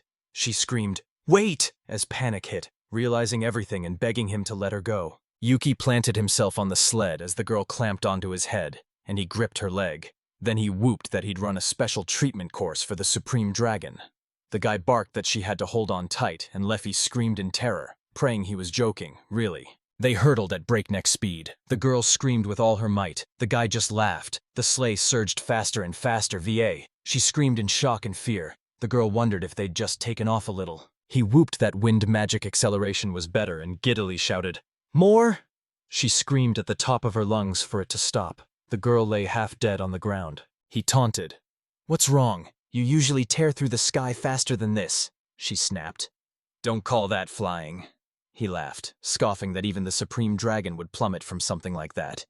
And she shot back, laying out exactly what she'd seen. She snapped her wings around his stomach from behind, clamping down with brutal force. Then nerves surged through him as she revealed she'd prepared an intriguing course just for him. They rocketed into the sky, the blast shattering the earth beneath them as fissures yawned and towering mountains of ice erupted. They rocketed skyward, ice mountains erupting behind them. The boys howled at the tops of their lungs. The girl screamed into the gale so fiercely he could taste the bile of her resentment toward him. Iruna, cradling Shiai, gushed that her little sister and brother were simply amazing. Liu watched and admitted she couldn't do that. Li-Fi could pull it off in an instant, and her ice magic was breathtaking. Their hands flew as they set the table. Then, eyes shining at the spread, they cried "Itadakimasu" with joyful smiles. Yuki sat, cradling his food and smiling as he declared the Supreme Dragon course utterly amazing. The girl snapped, seething. How could he be so careless? At first he had looked terrified, but the man laughed and said he wouldn't be scared by something like this. Iruna gaped at the food in the girl's hands and blurted that it took real guts. Layla smiled and said it was made from the meat of a stone bird, and Liu exploded. A stone bird? You can't mean that military disaster-class monster. It's treated like an expensive commodity. The young man exclaimed the bird might be tough, but one solid punch to the face would send it flying, so catching it wasn't that hard. Leo awkwardly muttered it was too late to say that, and that the people here had no common sense. Leo told Leo that all the other food was also excellent, and Leo agreed, adding she would refrain from asking about it. Leafy fixed the boy with a grave stare and warned the benta might taste amazing. Had he forgotten something? The boy answered calmly, "She has nothing to worry about. I even prepared dessert." And Iruna cried out in delight. Leo gushed. The master's sweets had to be heavenly. Leafy sneered, declaring that no matter how vast the world, those treats could only be tasted here and she should be grateful. Yuki shot back, asking why the Supreme Dragon was flaunting such arrogance. Leffy grinned and admitted she'd gobbled most of the sweets he'd made. The young man shot a dry, sarcastic, "Thanks," and Lee leaned in, eyes blazing with curiosity, demanding why he'd crowned Leafy the Supreme Dragon. Yuki locked eyes with Leo and admitted he might not have told her yet. Leafy is the Supreme Dragon, the ancient dragon. Leo went pale and gasped. Is that true? Lou reels, trying to process it, shouting how someone can be that cute yet lose their mind over treats, and how Leafy snaps into fury the moment he loses a game. It's impossible. Leafy slipped up behind her and snapped. If you've got something to say, I'm listening. Liu gaped, utterly stunned by how breathtaking Leafy looked in human form. Leafy inhaled, steadied herself, declared everything would be fine if she accepted it, and barked for her to eat. The guy snapped at her not to threaten. Leah leaned in and whispered she finally understood. Layla shot back that she'd commanded the dragons when they first met, and with their territory sunk deep in the forest, the truth blazed obvious. Leela gaped that Leo still hadn't figured it out, and Leo snapped that she was hopelessly confused, her gaze glued to Mofarir-sama, who lay asleep beside her. Iruna grinned and declared that once they demolished the bento, she'd drag everyone into a badminton match. Yuki was all in, and the wolf girl cocked her head and asked if his sister could be unusual too. The boy exhaled, shoulders loosening, and told her not to worry. Iruna's just a little girl. Then grinned, amazed she could so brazenly ask for pampering from both Yuki, the demon lord, and Leafy, the supreme dragon. Ranked at the top of the dungeon stood Iruna, then Leafy, then Rear, with Yuki stuck in fourth. A young man swallowed his pride and admitted he's the weakest of the four. She serves as a maid. Iruna swept Yuki into a hug and gleefully beckoned him to play badminton. The guy grinned and agreed they'd all go play Batman. Levi exploded, bellowing that dessert would come first, and then they dove into hashing out how they'd play. In the continent's northwest, the kingdom of Elisha rises, a sprawling city of towering spires where artisans forge potent artifacts and flood the world with them, turning Elisha into a power that shapes every neighboring kingdom. A mustached elder sits astride the throne. He is Raid Glorio Elisha, king of Elisha, and he thundered, "You can't!" He roared, demanding to know why. With the enemy already attacking their kingdom, someone would tell them to just let them go. He demanded they launch a counterattack at once. This young man was Prince Ryutu Glorio Elisha, of the Elisha kingdom. The king kept his voice calm as he refused permission to strike the cursed forest. The latest reports said they'd merely wiped out a criminal syndicate, and although an attack had occurred, the kingdom's losses were minor. The prince clenched his fists and, jaw set, said seriously that no matter what damage they had done to them, the young man bellowed that the country's dignity was on the line and forced everyone to reckon with the forest's natural resources. The old man's eyes sharpened as he realized his son still had no idea what this place was. The prince snapped that he knew the territory inside out and that the kingdom's artifacts would wipe out any monsters. The king pressed a hand to his forehead, sighed, told him to, in any case, simply let him do nothing. And that was the king's decree. The prince clenched his jaw as realization snapped into place, then strode down the corridor. Someone suddenly called out to him. The cloaked man, his face hidden, demanded, "If this is a royal decree, what do we do?" The prince slammed his fist into the wall and snarled that a cowardly king would choke the country's prosperity. The cloaked man leaned in and said low, "Then maybe we should carry out the plan ourselves." The prince roared for the soldiers to gather. Night. The moon looms above the mountains. On the board, as if thinking, a white chip flips. The whole house sleeps while only Leafy and Yuki stay awake, hunched over a board game as Leafy hovers a token deciding where to place it. The guy snaps and refuses to wait, and a system window slams onto the screen. The boy is transfixed by something at the window. Leafy bursts forward, curiosity flashing. What happened? And then something slams into the boy. Yuki burst in, shouting that uninvited guests had arrived. A crowd was charging through the forest, lugging bags. What did these intruders want? Yuki peered through the system window and spotted the intruders, scoffing that their equipment was mediocre, and they looked like soldiers of some country, about 400 to 500 of them, while Levi bristled with irritation, assuming these were big shots from the city who'd be very rough with them. Leafy shot to his feet and barked, "Let's go finish them fast." But the young man shook his head. He wanted to try something, and if it went wrong, he'd have to help her. He insisted they at least try to warn them, then strode off. She planted herself by the board, flipping chips and whispering that she'd wait for his return. Leafy fixed her gaze where he vanished, and snarled that if he doesn't come back in time, she'll press the game forward herself. How will Yuki handle the uninvited guests? In the forest, a few souls huddle around a crackling fire as others trudge through the trees, dragging bundles behind them. The protagonist melted into shadow, knowing stealth crumbles against foes of equal power. Yuki sizes up their camp, realizes they're still using the same monster-weakening artifacts as before. Those trinkets don't faze him at all. A tent gaped open, a single bed sprawled inside as Yuki crept to the entrance, and an unfamiliar voice snapped, "Who's there?" Yuki blurted, astonished, "Didn't you notice me?" The man on the bed choked out, "You?" His eyes snapped to Yuki, flooded with fear. A young man oozed menace. His eyes blazed with murderous intent and an ominous aura clung to him. He snarled that the man should make noise or he'd kill him. The man nodded, and Yuki stepped forward to ask if he was the leader of the gathering. The black-haired man shot back, dead serious, that it wasn't him and he wasn't the leader. Yuki tore his gaze away, cheeks burning with embarrassment, convinced it had to be a joke since the man had the highest level, looked the most experienced, and had proclaimed himself leader with jaw-dropping confidence, making the whole thing painfully humiliating. A verdict clicked in his head.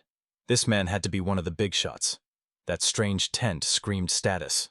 So, awkwardly, he stammered he'd relay every word to his leader. The man stared him down in absolute silence. Yuki, planted in the aisle, kept insisting he refused to hear their reasons. Yuki's face twisted in bitterness as he snarled, "This is my land. Leave now or I'll kill you all." And an ominous aura pulsed around him. The young man finished his speech. A soldier's voice cracked with fear as he demanded why he'd warned them first. He could have wiped them out in an instant. Storming off, he snapped that he'd wipe out every pest that dared set foot on his land. They were a pain in the ass. The door creaked as Yuki burst in, tore through the system window and snapped that it was useless. At least the old man had reported to the leader and fallen back with his subordinates, and Yuki closed on Leafy, warning that the others didn't look like they were going to obey. Leafy called his name, concern slicing through the air. He answered. Leafy demanded why he'd come back with such a carefree swagger, and the young man replied calmly that he was only warning them. Leafy screamed, "What?" Leafy hunched in a frog pose, cheeks flaming, and screamed, "What the hell does this mean?" Now she felt like a total idiot, bracing to stay up all night waiting for him to come back. Yuki's cheeks flushed pink as he inwardly noted Leafy had let her thoughts run too wild. She sat there pouting, and he told her not to pout, admitting he'd screwed up and promising to make it up by showing her something interesting. He ripped open the system window and told her he'd granted access. The menu burst onto her screen. Leafy glared at it and demanded, "Are those the intruders?" Yuki answered with a cold, steady yes. Yuki yanked open the menu to see how ruthlessly his traps had torn into the invaders. The soldiers who'd marched into the dungeon, his home. A winged eye hovered in the bushes, spying the invaders' camp. The Evil Eye. A golem-type dungeon monster that streamed everything it saw like a live video feed and siphoned the dungeon's circulating mana to propel itself. A group of soldiers hunched around the fire when one squinted at the pale sky and asked, "Is it dawn yet?" Another barked a laugh and shot back that, joke or not, they still had plenty of time before their shift ended. The black-haired man plunged a sharpened wooden stake into a fellow soldier, and, foam flecking his lips, screamed that they were surrounded by enemies. Soldiers behind him howled that spiders swarmed everywhere and everything was ablaze. A fat man burst from the tent and shouted, "What's going on?"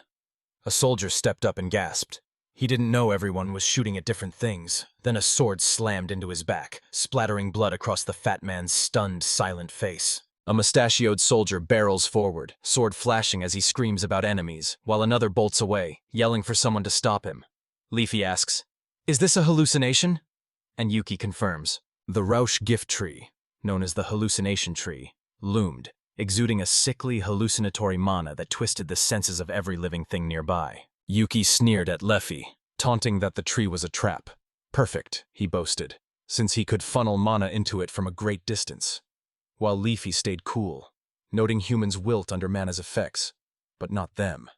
They were overflowing with it. Leafy warned this alone wouldn't wipe them all out, and Yuki agreed to keep watch, scoffing there was no way the crafty one would just let them go. She flashed a grin and teased that people who called themselves witty usually couldn't do anything. He grinned wider and shot back that he was paraphrasing someone just like him, equally sharp, who always crushed her at their board game.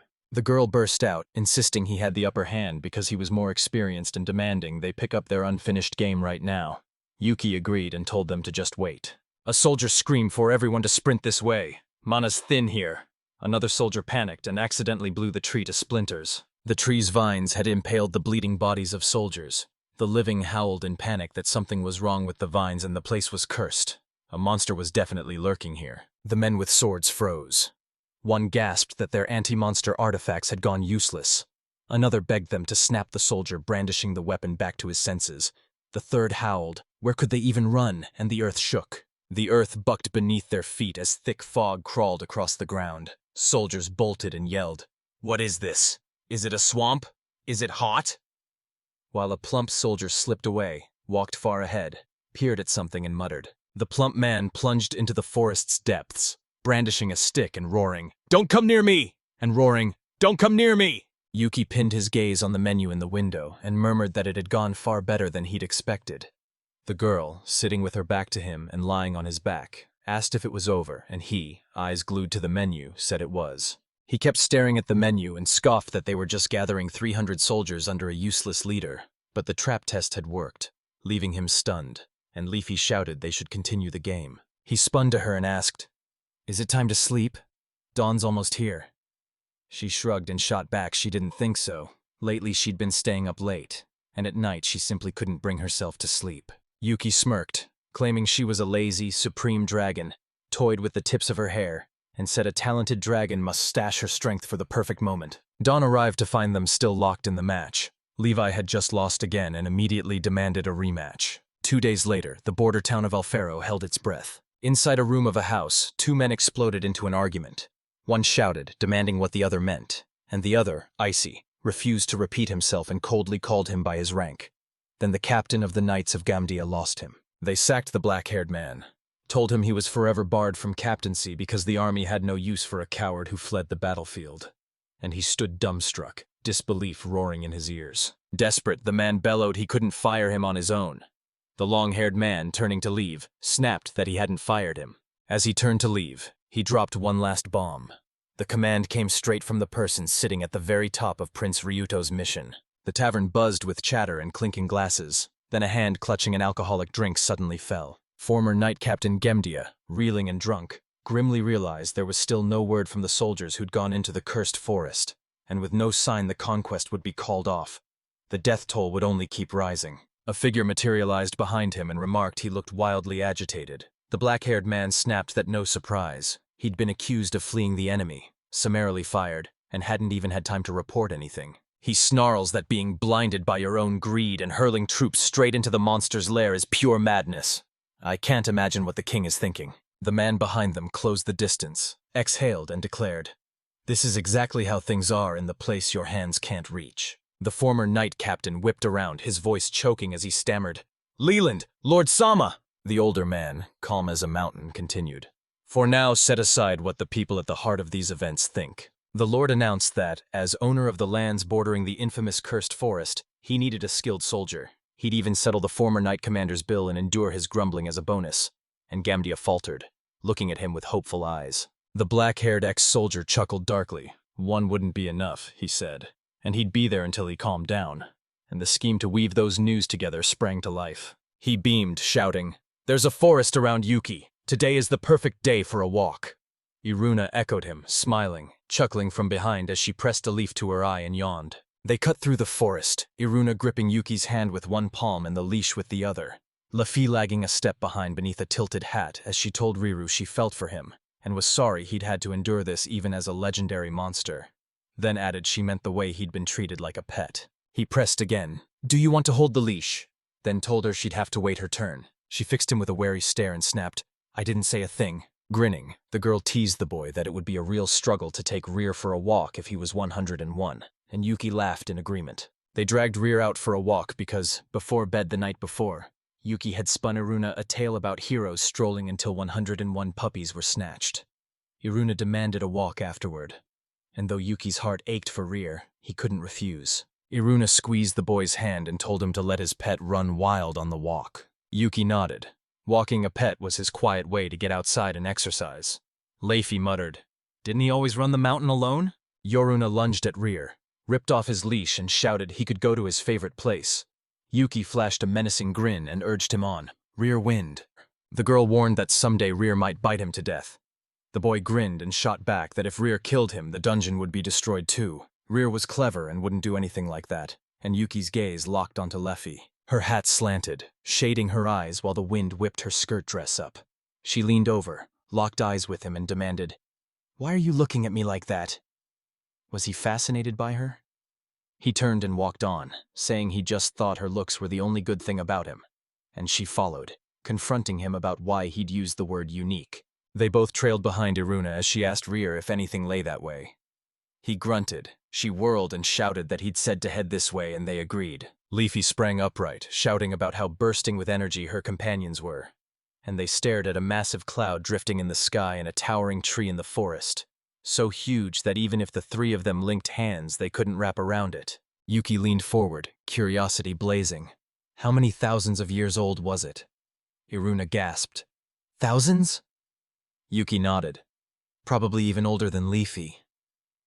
Leafy conceded she couldn't deny it. Trees had been growing here since before she was born. A butterfly beat its wings in the air. Iruna's eyes locked onto a monstrous flower. Yuki froze at it too. The bloom loomed so massive it seemed ready to swallow his head whole.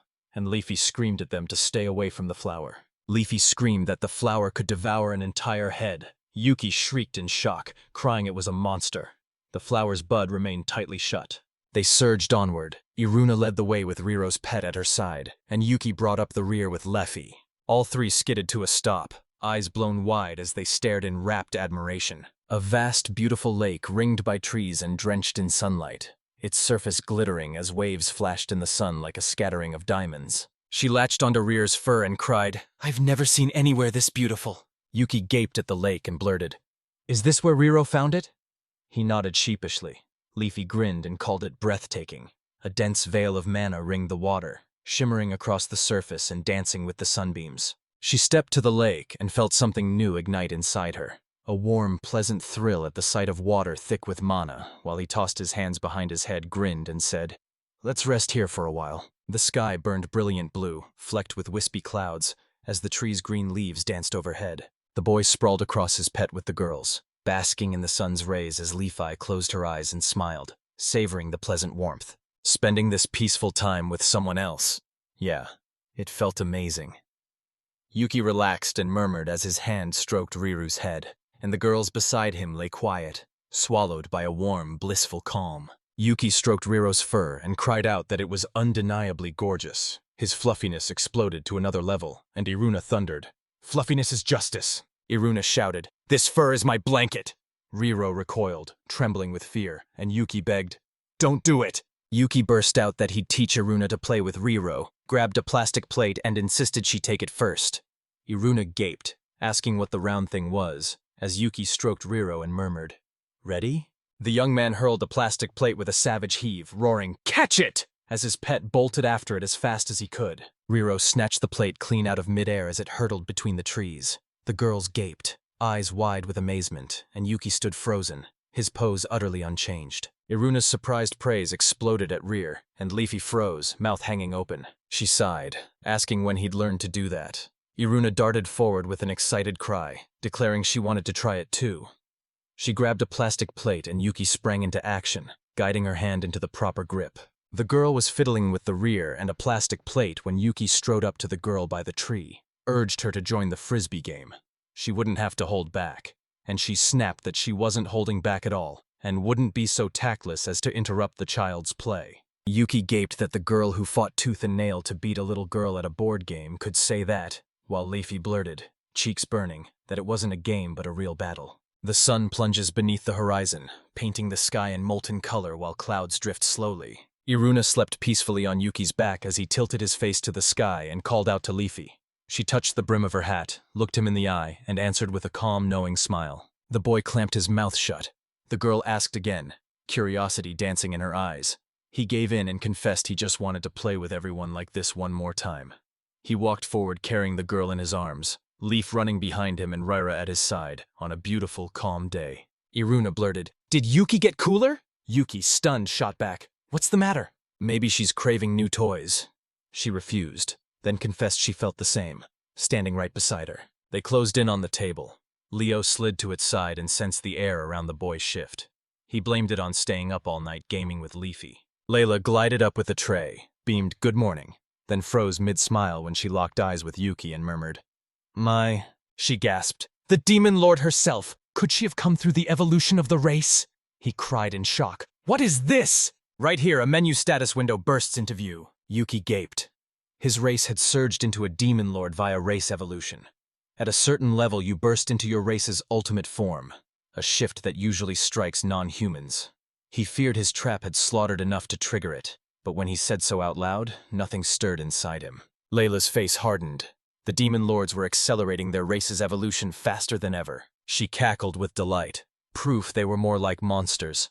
The main creature might be the dungeon itself, so the Demon Lords must scramble to defend themselves. Yuki's voice trembled as he answered, heat rising when he felt her eyes pin him.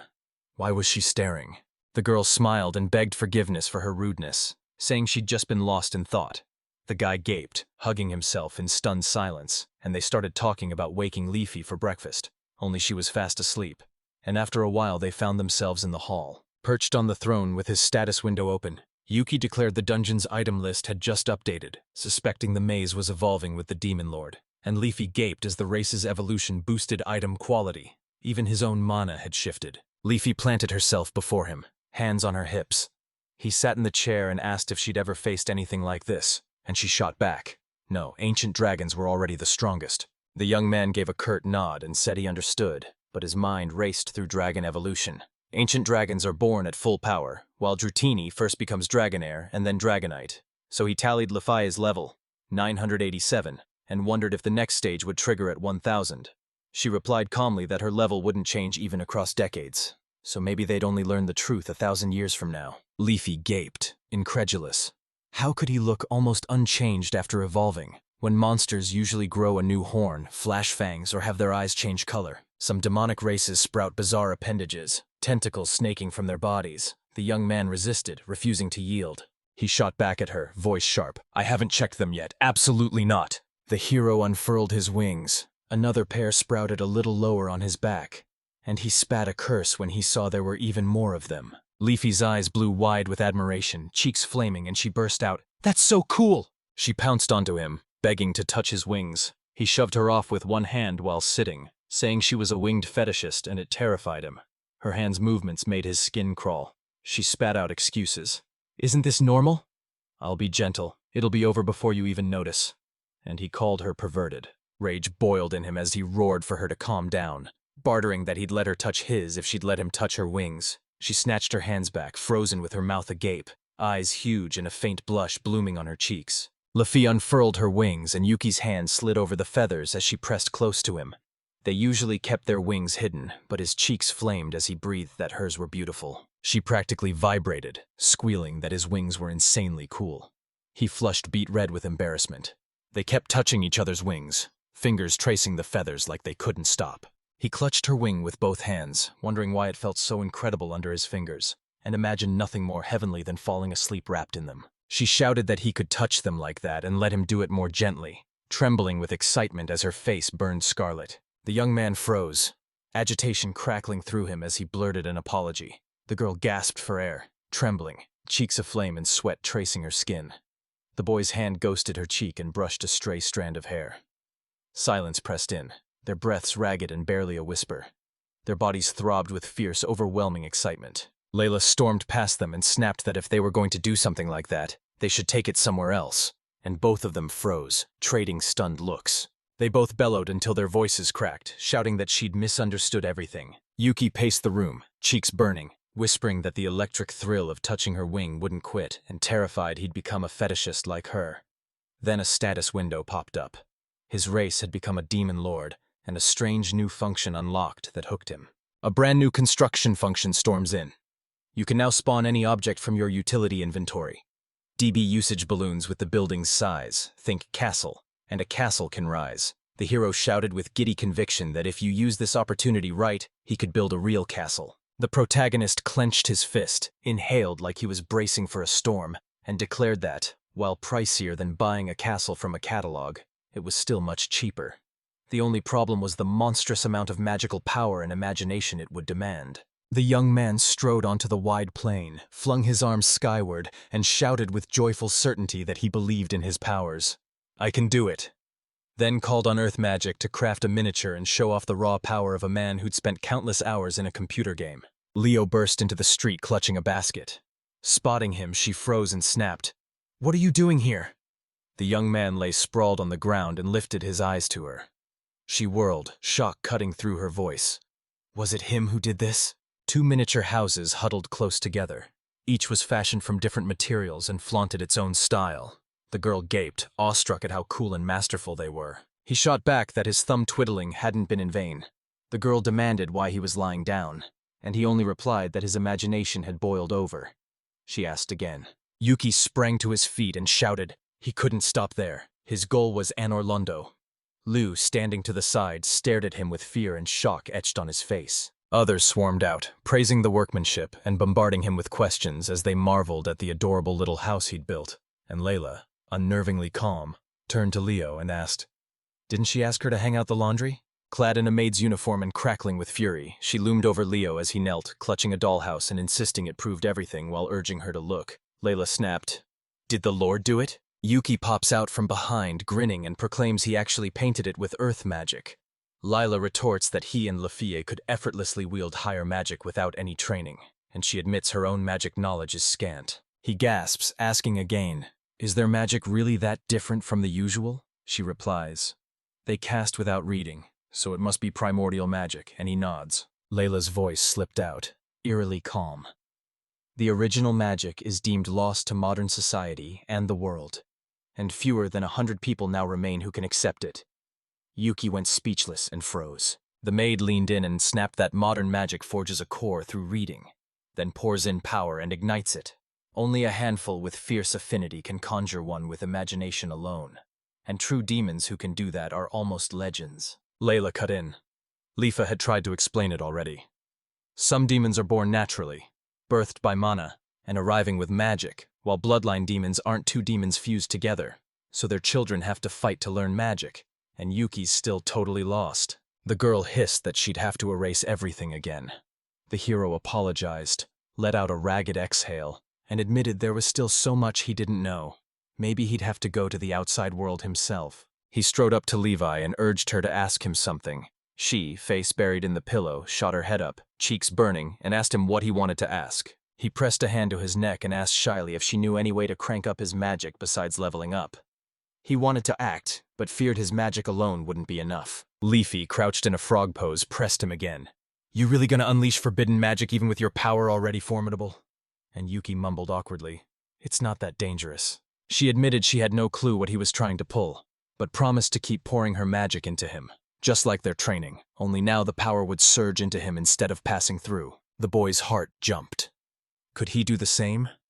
Leafy hauled himself up from the bed and shot back that it was impossible for him now.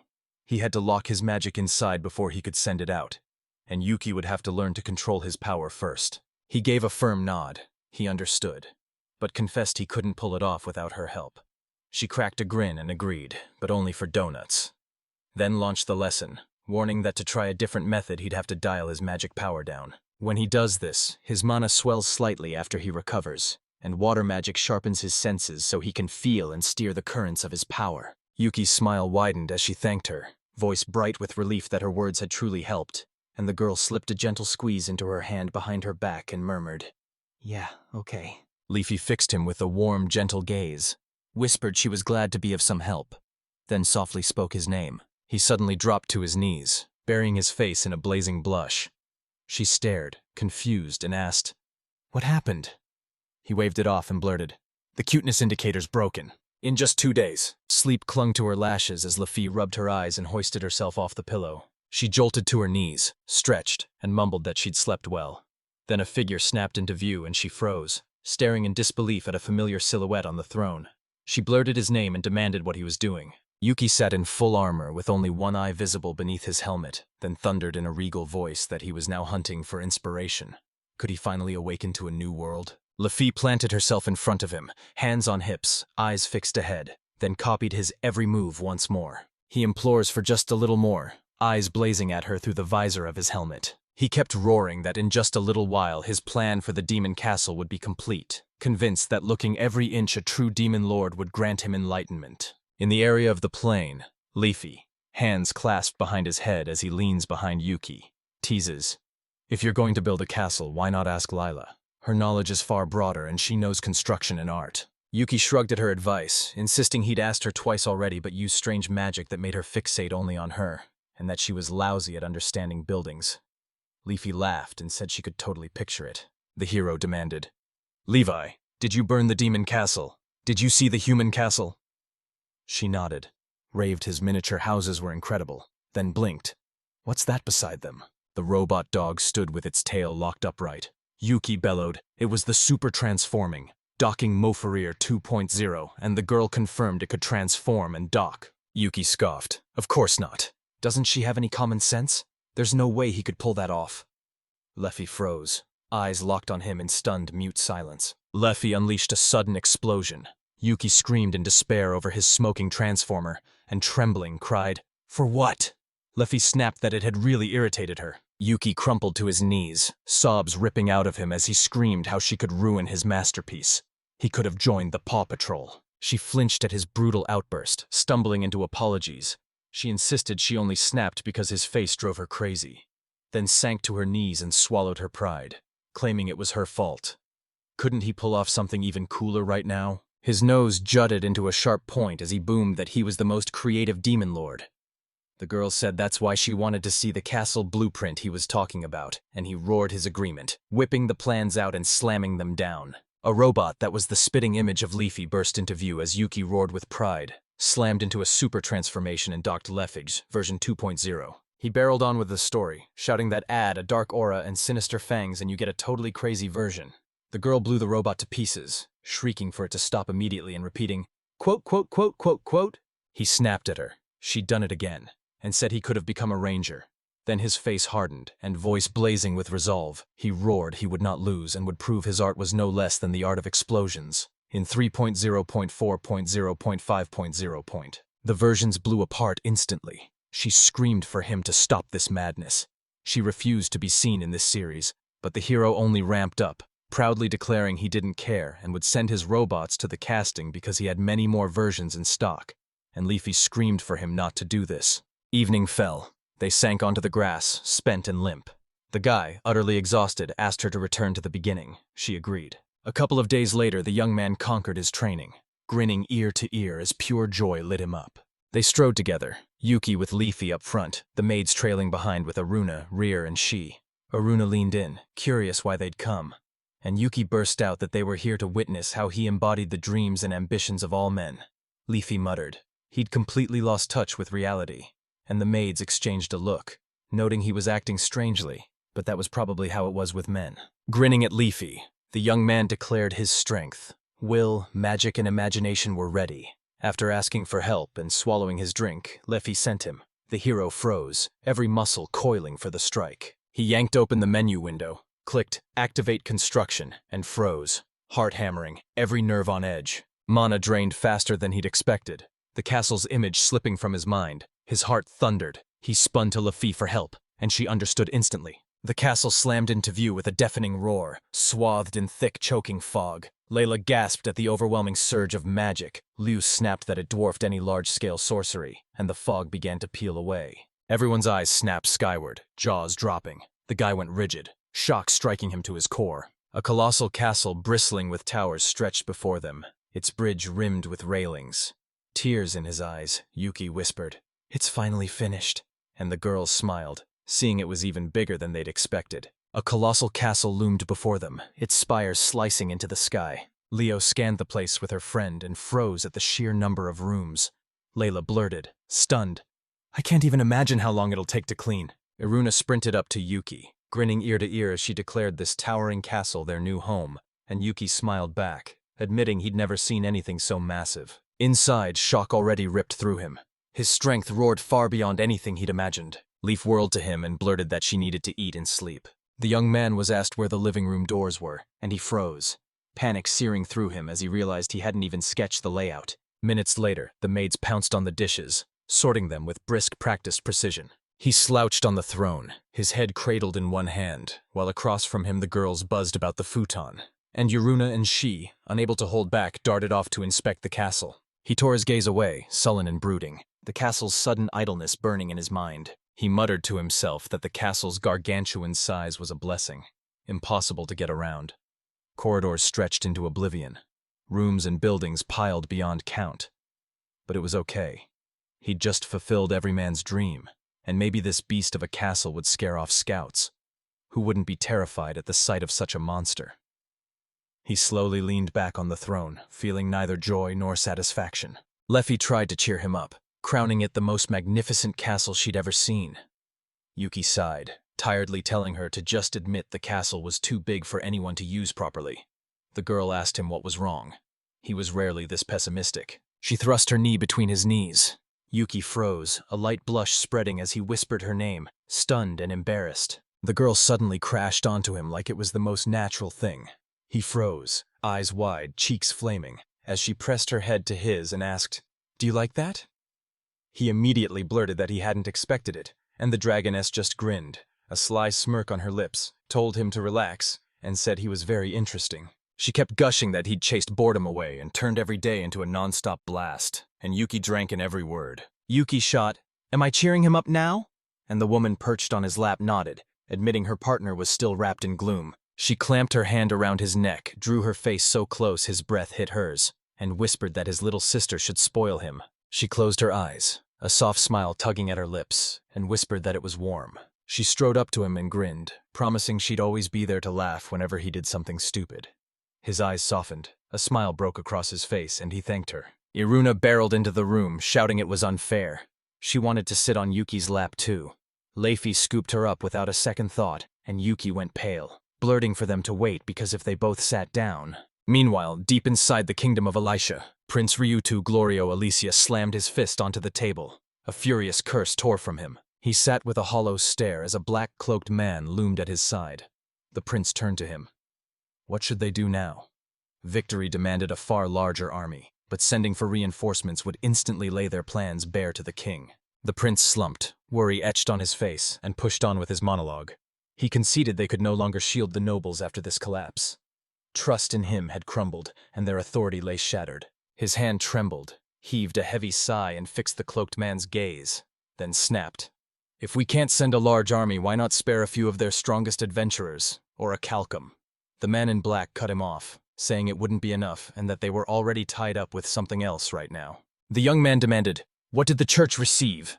And the man in black shot back, "You mean the heroes? They're under the church's protection and almost certainly still in training." Relief washed over the prince. He'd have enough to hand the church a generous sum. They wear saintly faces, but underneath they're ravenous for coin. The man pressed, voice tight.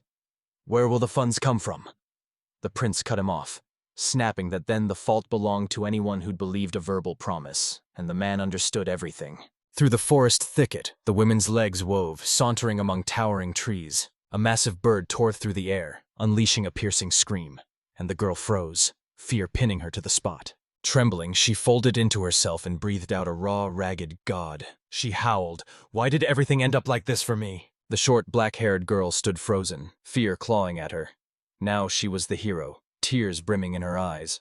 What awaited this anxious girl in the dark depths of the forest? Nell, a human who's hit level 42, charges forward as a class hero and claims the title, Mistress of the Holy Sword. Amid the castle's decorating chaos, Yuki stood at the window with the menu open, jaw dropping as the staggering truth hit him. Heroes were real, and this girl's rank dwarfied everyone he'd ever seen. He strode to the window, unfurled his wings, and thought, Nell looks insanely strong, then launched out the window and shot into the sky toward the boys having tea. The boy slammed down and Leffy lunged for his wings, fingers already probing. He blinked, startled, and still blurted that a hero had appeared in the castle, and they had to rush to the throne room. But Leffy ignored him and kept twisting her wing. The maid girls froze, jaws dropping as someone gasped, "Hero?" Liu stiffened, wary, while Layla leaned in, curiosity bright as she said she wanted to see her. Liu exploded, snarling that the hero was a killing machine who exterminated non-humans without a second thought, and that she couldn't bring herself to meet her. Yuki watched in silence, turning over how differently each race reacted to the hero's appearance. Leo barreled toward the hall's entrance with Iruna at his side. A young man backed Leo's warning and urged they leave just to be safe. Though he was sure everything would be fine, Iruna went along without protest. Leffy offered help, but the boy refused, telling her not to worry and volunteering to check the castle's defense system himself. The hero, a girl, barreled into the cave and froze. Inside it yawned a full dungeon, and she gasped. "Does this mean the Demon Lord himself lives here?" She remembered the training. They'd warned demon lords lurked in the cursed forest and wielded terrifying, untouchable status. Rumors said one was even spawned by the dungeon itself. Their main base crouched right before the Supreme Dragon's territory. If it got too much, she had to trigger the Grimudra they'd given her and retreat immediately. Neil edged through the dungeon until his eyes snapped to a massive, towering door, obviously guarding something important. She closed the distance, fingers skimming the cold surface before she rapped a soft, deliberate knock on the door. "Her!" she shrieked, terror ripping from her throat. The door burst open, and the dark-haired girl froze as her eyes locked on a towering, majestic castle. She gaped at him, surprise sparking across her face. She snapped to attention and snatched the sword. "Right now, inside the castle!" Yuki sat grinning. Leffy, perched on him, peered down and asked what that smile meant. He shot back. It wasn't that. The hero stood stunned before his majestic castle, Luan Fionel. The dragoness snapped. "Do you intend to kill her?" And insisted she sensed no murderous intent in him. He squirmed, awkward and agitated, while the girl spat. "Womanizer!" He clawed for excuses, insisting she looked the same age as Leafy, and that killing her would leave a bitter aftertaste. She met his eyes and told him to do as he wanted. He fought to calm her, pleading, "Relax, just watch," while Nell circled the castle with careful, measured steps. He clenched his sword and swept past the knight's armor. She scanned the room, weariness clawing at every move. Nell edged forward, eyes locked on the armor, suspicion prickling. Had it always looked like this? She couldn't sense the monster. There was nothing, so she forced herself to breathe and kept chanting that it was only her imagination. She slashed one of the armors cleanly and gaped when nothing happened. Then the armor shattered and clattered to the floor. Nell pressed deeper into the corridor, terror biting at her and confusion clouding her mind. Yet the girl sensed no hostile intent. The corridor yawned into infinity, a relentless parade of armored silhouettes stretching farther and farther ahead. Her shadow sprawled across the floor, a dark tide swallowing every scrap of light. She stumbled back to the exact spot where she'd just sliced through an armor. Every nerve coiled with fear as she realized she'd only just left, and now she was standing here again. A nearby door burst open with a deafening roar that shattered the silence. A suffocating dread bled from the door. She choked out, trembling with terror, that even with every skill she had, she couldn't sense a single living being. She stood rooted, mind reeling, when a smiling woman's head suddenly hurtled at her from behind. Nell screamed with all her might. Yuki roared with laughter, his nose sharpening with mirth and tears streaming, watching the hero girl tumble into trap after trap and cracking up. A sharp, bitter chuckle escaped him as realization struck. He finally knew what those demon lords in the games had felt. Players keep plunging headfirst into the same traps, over and over, barely inching forward. This time, it wasn't just the trap. It was the ghosts behind it. The dungeon's inhabitants were real monsters. 3 ghost girls hovered in the air. Law tore into minds with mind magic.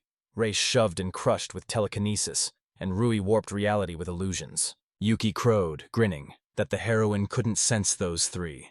They were just pranksters. And the dungeon's haunted house defenses purred to life, working exactly as intended. He grinned and vowed to consider a surefire kill mode and an annihilation mode too, the pulse-pounding heart of tower defense. Standing nearby, Li-Fi boasted he not only loves lolis but actually torments girls. What a hopeless creep. Iruna snapped she'd start feeling guilty for the heroine if he kept teasing her, and Yuki panicked, shouting she was the enemy and they should know it themselves. The heroine crashed to her knees in the corner, trembling as raw sobs tore from her at first. Her composure shattered. She exploded into a raw, uncontrollable sob. The 2 girls whirled back to Yuki. He turned beet red, blurted that he understood, and swore to stop on the spot. He sprinted toward the hero girl and, in the corridor, saw her squatting on the floor, her chest shaking with sobs. Shame slammed into Yuki the moment she saw this sight. He flung a shout at her. She spun, saw him, and a terrified scream ripped from her throat. Panic slammed her. She clawed along the floor on her knees, shrieking that he was a ghost. Yuki stepped forward, his voice steady as he insisted he was human, and she'd misunderstood everything. The girl stopped dead, trembling. The young man leaned in toward her, but 3 tiny toy girls with buttons where their eyes should be were already whirling above his head. A girl shrieked, "There's someone behind him!" The young man turned, unnervingly calm, thanked them for their work and told them to go play somewhere else. The ghost girls shot off into the sky, their voices bursting into a bright, cheerful melody. Still wary, she fixed him with a hard stare and demanded, "Can you control the castle's monsters? Are you by any chance the demon lord?" She dropped to her knees, unsheathed her sword with a razor snap, bellowed, "I'm Nell's hero!" and demanded, "Are you ready?" The guy declared, dead calm, that her eyes were red. Nell scrubbed at them and muttered that it was all because of those cheap traps he'd set up here. Yuki snapped, "Isn't it only natural to brandish a weapon at a stranger who barges into someone else's home?" She was the uninvited guest, and he never imagined she'd sink to her knees and start crying. Flushed scarlet, she squealed she hadn't cried a single tear. He nodded, said he understood, and waved her off. There was enough to do here, and Yuki thought to himself he could tackle the laundry and decorate the castle. She shouted that if she left he'd start attacking people again, and the demon lord, ice-cold and unfazed, asked if she meant the time he slaughtered the criminals who kidnapped his family, or the night he tore through the soldiers sent to kill him. She froze, bewildered. She hadn't expected that answer. She tried to object, but he cut her off, saying he didn't know she'd heard about him and snapping, "Do you always think your actions through in advance?" Yuki kept insisting he knew she'd never believe him, yet he never provokes a fight. He feels no pity for his enemies, and if they attack, he shows no mercy. The girl stared at him, fearful and dazed, as if she hadn't expected to hear those words. She stammered and blurted, "Will you kill me?" Yuki didn't so much as blink before saying no. She was just a girl, a brat, and killing someone like her didn't serve his aims. He was already walking away when a girl's shout sliced the air. "Don't call me a brat!" And he shot back, "You're a child, no matter how you look at it." Then shrugged, waved her off and said, "Doesn't matter.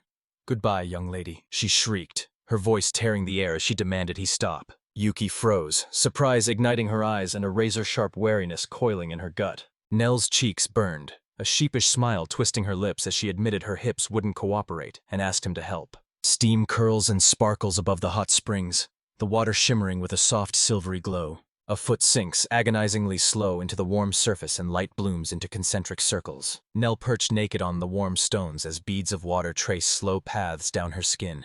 She sank slowly into the water, a blissful calm softening her face. She folded into the steaming water, arms clamped around her knees, fingertips barely grazing skin as steam curled up into the sky like a thin veil, and she whispered, "Where did I go wrong?" The door slammed open and a shadow slipped inside. Nell lounged in the bath. Then it hit her. She knew this was the Demon Lord's castle. Clutching herself, she flashed back to the last time she took a bath, her mind sliding to a recent memory where the Demon Lord scooped her into his arms, urged her to stay the night because the outside teemed with monsters in the dark, and promised Layla would take care of her. Plunging a hair deeper into the water, she sneered. What a strange Demon Lord this was. She hissed under her breath that her search skill hadn't touched him at all. Did that mean he never regarded her as an enemy? Search only triggers when someone harbors hostility toward the user, and the Demon Lord's question about whether she'd ever thought before acting crashed through her head. A sudden knock cracked the silence, and the girl jolted as a cold shudder raced down her spine. Edruna burst in naked and declared this was the very girl who had sobbed over her little brother. Nell leapt up, crimson with shame, crying out as those words hit her like a blow to the heart. Could she stop? They slid into the water together. Nell's voice trembled. So she isn't the Demon Lord's little sister? Iruna grinned and nodded. Yes, yet he was still Iruna's brother. Nell spat that he'd actually kidnapped a little girl. Iruma snorted and shot back immediately that it wasn't like that. He'd saved her. She cocked her head, a rosy flush spreading across her cheeks, and with love in her voice she gushed about what a wonderful brother he was. Always playing with her, always there. And even when he was maddeningly stupid, she adored that side of him. I can't rewrite lines that sexualize minors. Confirm these characters are adults and I'll slam you a dramatic one-liner, or tell me how you want the rumor rephrased safely. She leaned in and asked Iruna if the Demon Lord had done anything strange to her. Iruna grinned, lifted her head, and said he was always strange, constantly hunting for something, pulling odd stunts, and dreaming up baffling schemes. Nell plastered a brittle smile and nodded like a puppet, mouthing agreement while confusion screamed in her head. She didn't know a thing about the Demon Lord. Nell burst from the steaming hot springs, yanking a robe around herself, then rounded the corner and froze at the sight of Yuki. He was on his knees, blurting a frantic, half-coherent excuse. He swore he had no hidden agenda, insisted she was spent, said the castle yawned with empty rooms, and even claimed he'd only ask her about other people, his voice quivering.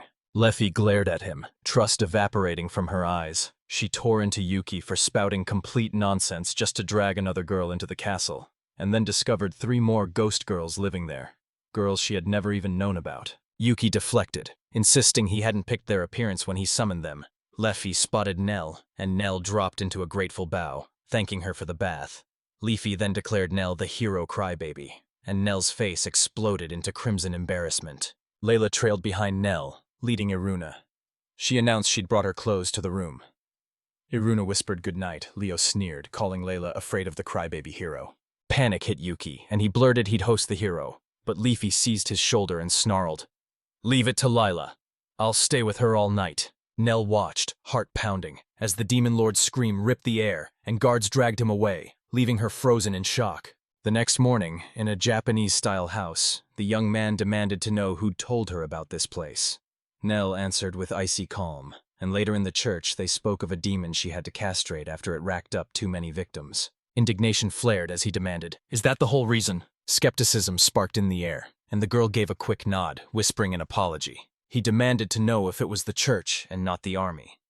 She snapped that she was tied to the church and had heard it straight from the captain of the Holy Knights. The Demon Lord's voice fell like ice. The fate of everything hinged on his next move. The heroine saw at once the man was a fraud and cried out, heart racing, terrified the young man would rush forward to punish him. He barked, "Make sure they know I'll punish anyone who dares encroach on my house."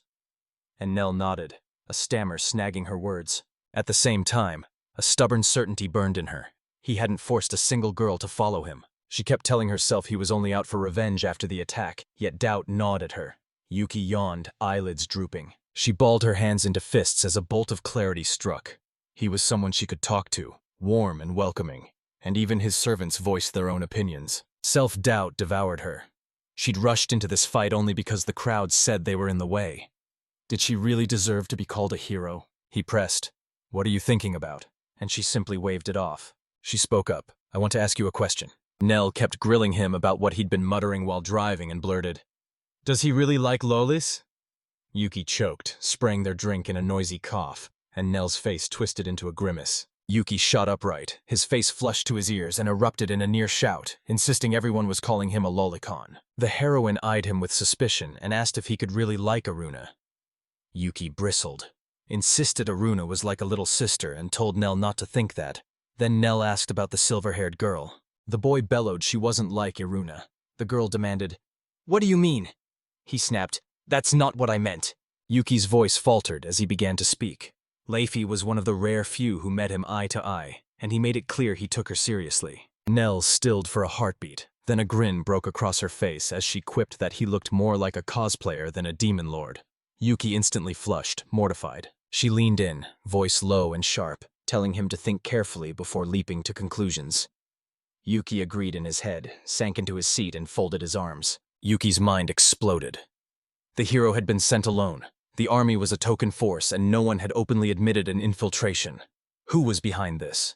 Who could redeploy troops and pull strings in the church? Whoever it was sat inches from power, maybe inside the government itself. The protagonist realized guessing was futile and sliced through the nonsense by asking outright. He pleaded with Nell for a favor, but she made it painfully clear she didn't want to hear him. The young man flung his arms wide and bellowed, "I've arrived in the city!"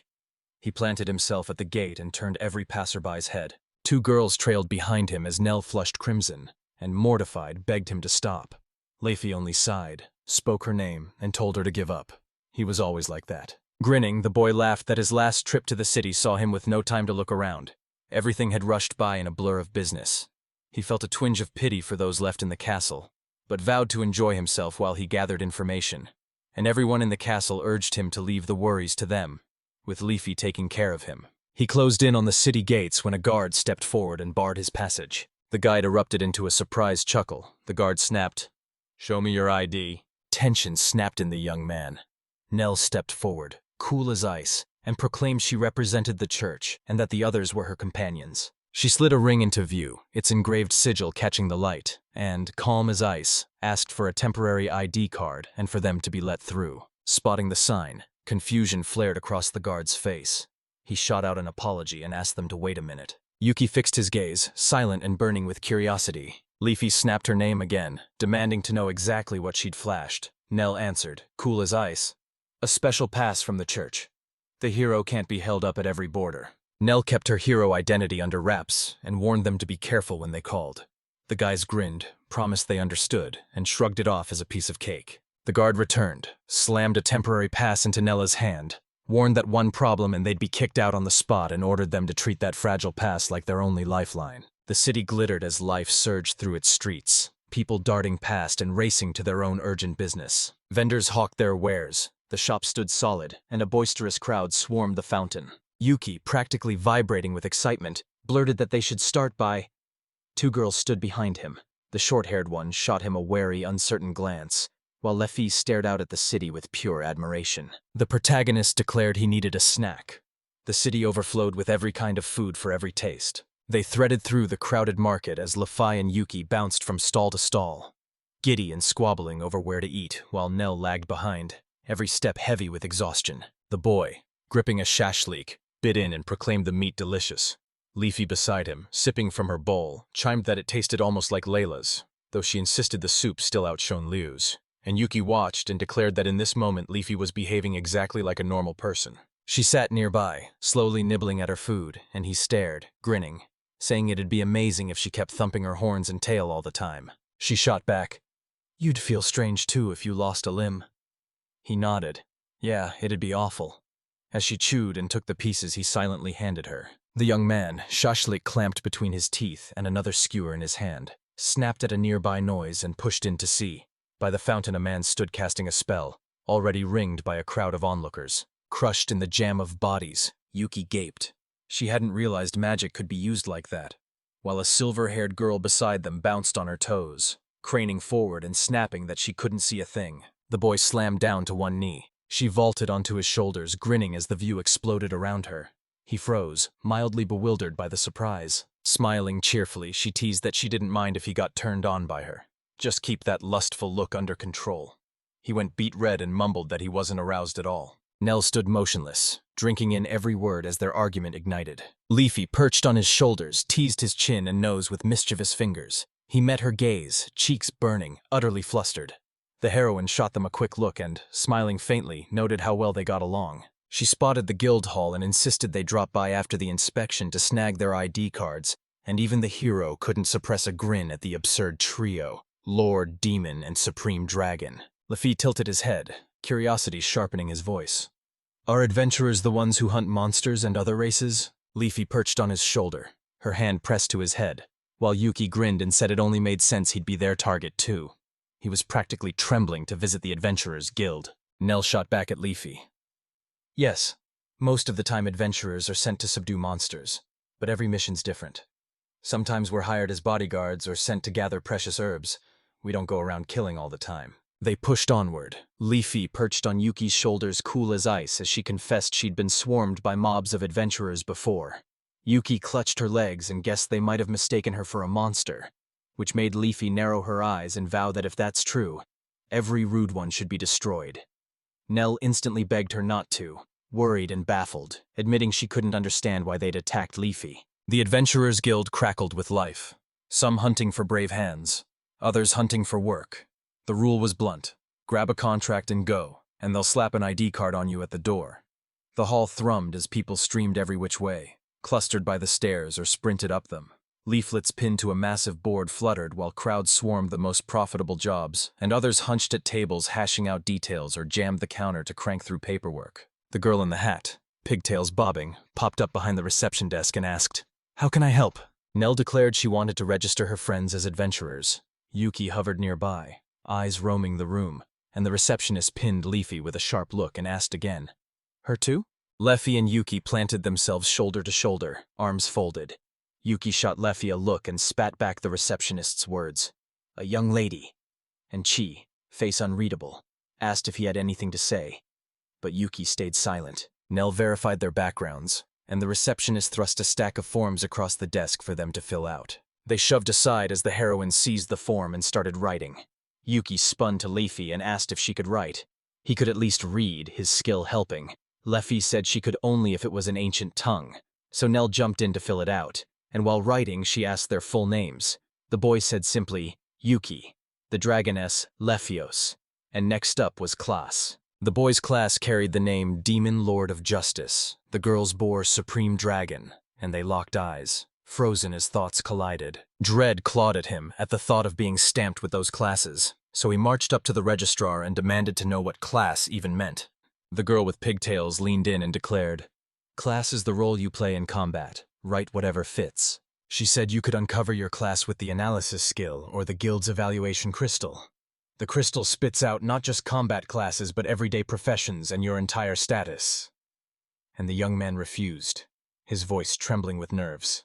The boy decided if those tools could hide status, he'd do the same as Leafy, so he asked her what class she pegged him as.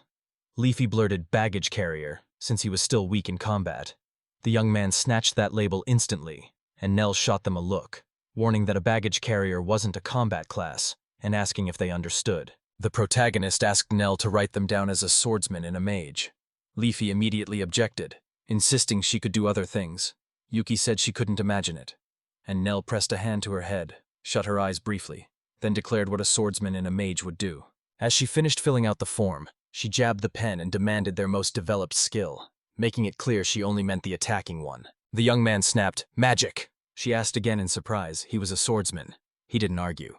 Nell recast him as a magician. She jabbed a finger and demanded what skill leaf I had, then puffed up and proudly declared her skill was breathing. The heroine asked again. Leafy nodded and declared she could unleash searing beams from her mouth that would incinerate everything nearby. The guy whooped he had to see it. Nell froze. The dragoness calmly warned that using it here would erase the city. Nell screamed she'd write down the magic. The girl with pigtails flashed a grin and declared your registration sealed with the information you'd supplied. Now plant your hand on the magic instrument. Obedient, the boy pressed his palm to the device. It hummed to life and its scanner raced over every line. They pressed a card into the young man's hand and declared his registration complete. This plate would be his identification, and the boy stared at it, admiration burning in his chest. He gaped. Everything was far easier than he'd braced for. The receptionist shrugged, saying if registering were harder, fewer people would come. Then she launched into the basics every budding adventurer needed to know. Yuki and Nell slid in behind Levi and snapped, "We're done." The silver-haired girl scrubbed the last traces of sleep from her eyes, as Nell declared they were officially free to head into the city, snapped a sharp reminder to return the temporary passes, and the young man met her gaze and thanked her. He leaned close to Nell and whispered, "Can we use the item box here?" Nell replied, "If you mean storage magic, it's rare, but it does crop up, so we'll be fine." He flicked on his storage magic, shoved his hand inside with a grin, and said he felt bad Nell was paying for everything. The guild told him they buy monster materials, so he could sell a few simple beasts that were easy to hunt. The towering mountain of animal and monster bodies collapsed and morphed into neat little sacks of coins right before our eyes. He dragged the monster corpses into view and the crowd froze. Flashing a smug grin, he taunted that he'd just shown the gap in strength, and Leafy, calm as a stone, told him to ditch the face and go buy food. He pressed a bag of coins into her hand. She froze, eyes wide, whispering if she could really take it. He nodded, saying it was payment for the food she'd bought, and she swallowed, asking if she could truly keep it and whether he'd ask for it back later. He shoved the bag away, locked his gaze on his card, and demanded what that strange pattern crawling across its surface meant. Nell slid the coins away and snapped. It's the pulse of his magic. That rhythmic pattern is the magical crest each person bears. It fingerprints the owner, and you only need to pass the magic through the card to read it. He unleashed a streak of his magic at the card, and the plate's surface flared into a soft glow as a pattern of circles rippled across it, like it had been jolted to life by his touch. She beamed, explaining the card only flared to life in its owner's palm. No one else could trigger it. It was a built-in guard against counterfeits. Yuki nodded, conceding it was crafted brilliantly, then asked what happened to people with no magic at all. Right then, Leafy yanked his t-shirt and dragged him toward the food. She leaned in, eyes wide. There's no such thing as a truly magicless person. Some just have stalled mana circulation, and there are specific methods to fix them. Yuki's stomach dropped as he realized he'd forgotten again. This was another world, after all. And he'd just learned these IDs were only required in this city and the capital, their patterns reflecting each owner's magic. His stamped with fingerprint-like circles, Levi's burning with flames. The guy asked if Levi had fire, and she nodded. Stone cold, sure. Yes, it was fire.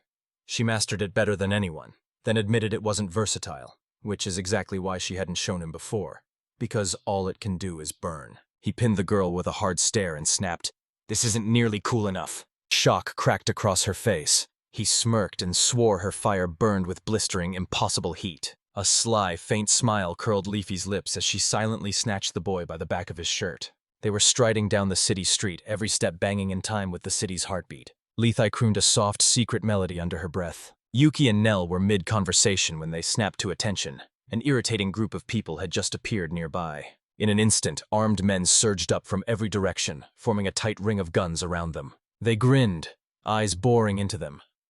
When the protagonist demanded if they'd been taught pointing blades at people was wrong, one of them snarled he'd been taught only one rule: the weak should leave everything and run. The young man demanded, "Haven't you seen how many monster materials I sold? Isn't it obvious I killed them all?" One robber sneered that a brat like him could never have bested those beasts and had probably just stolen the parts. Yuki sneered, "Those monsters aren't strong," every word dripping with irony. He locked onto the menu and zeroed in on the bearded robber, a human, an experienced fighter, branded with the titles, killer, tyrant, thief, berserker, thief. He knew only this man was strong enough. The rest were ordinary hooligans, and he coldly pictured killing them all, cramming them into a box and using tools to erase every trace. He plunged into darker thought. All he wanted was to keep the tour going, but if anyone discovered he'd killed them, they'd be banished from the city.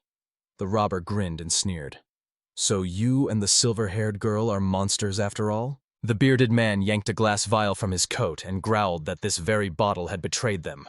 If anyone found out, they'd be finished. He spat that demons were humanity's enemies. Hurt one and you'd be let off. But if a demon attacked the city, soldiers would come running. The trio listened in silence, eyes fixed on him. He let out a low chuckle and snapped that if the man wanted to stay quiet, he'd have to leave every last cent here. And the woman. He intended to have a lot of fun with her. He refused to calm, snarling that she wouldn't be able to live without them later. Leafy sighed heavily. Then a sharp, piercing laugh erupted from behind. The earth convulsed as the robber's screams ripped through the air. The demon lord clamped the bandit's throat, hoisted him off the ground, snarled the words he'd just spoken. Then, face like stone and voice crackling with fury, spat, "About my woman!" "My woman!" hammered in Leafy's head. She froze, staring into empty air as the man snapped, indignantly shouting that he was a bastard. The girl flushed scarlet, eyes widening. Leafy clapped her hands to her cheeks. Yuki scoffed that his vocabulary was tiny and struck him. Leafy stayed mortified. The girl forced an embarrassed smile as blows rang out, and the young man growled he probably couldn't let them go so easily. She inhaled deeply, drinking the moment in like warm sunlight on her skin. The boy planted himself at her side and grinned, praising her for daring to use her real name instead of her heroine title. She returned a faint smile and told him he'd done well too, and Leafy only now blinked awake, shaking off a light trance. Only Robert, his beard bristling, still stood. The rest lay crumpled on the ground, defeated. He hissed a curse, and squeezed the axe handle until his knuckles blanched. He yanked an axe free and slammed it down in front of him, voice cold and steady as he snarled, "You'll regret this.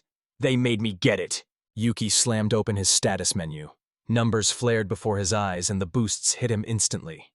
HP and MP leapt to new levels, strength plus 202, endurance plus 285, agility plus 159, magic power plus 180. The demon lord reeled, stunned by how far his status had shot up, while the girl beside him spotted the man's demonic weapon.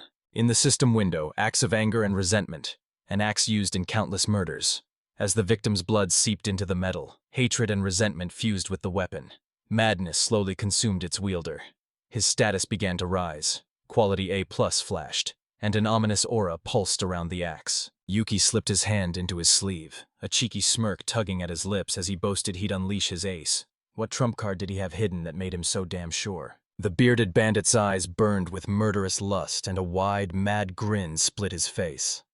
Nell whispered that her sacred sword could be called an enchanted blade, but she'd never seen a weapon radiate such a powerful magical aura. Yuki hissed he was about to show his ace, then slowly drew both hands from his sleeves with a cold, threatening glare as the girls gaped at what he revealed. The boy yanked out a sword his own height. The girls screamed at how massive it was. The system window flashed. Fortress Destroyer. A black as steel blade forged by the demon lord Yuki, absurdly heavy that no normal person can lift it. Quality A+. The black sword was denser, keener, and heavier than any ordinary blade. Magic refused to linger in its core, so no enchantment could bind to it. It was a purely physical weapon forged for raw, destructive power, and Yuki leveled it at the bearded bandit. The youth roared for him to step forward and prove weapons worthless. The bandit lunged, hollering to watch his tongue, then swung his massive axe in a brutal arc for the head.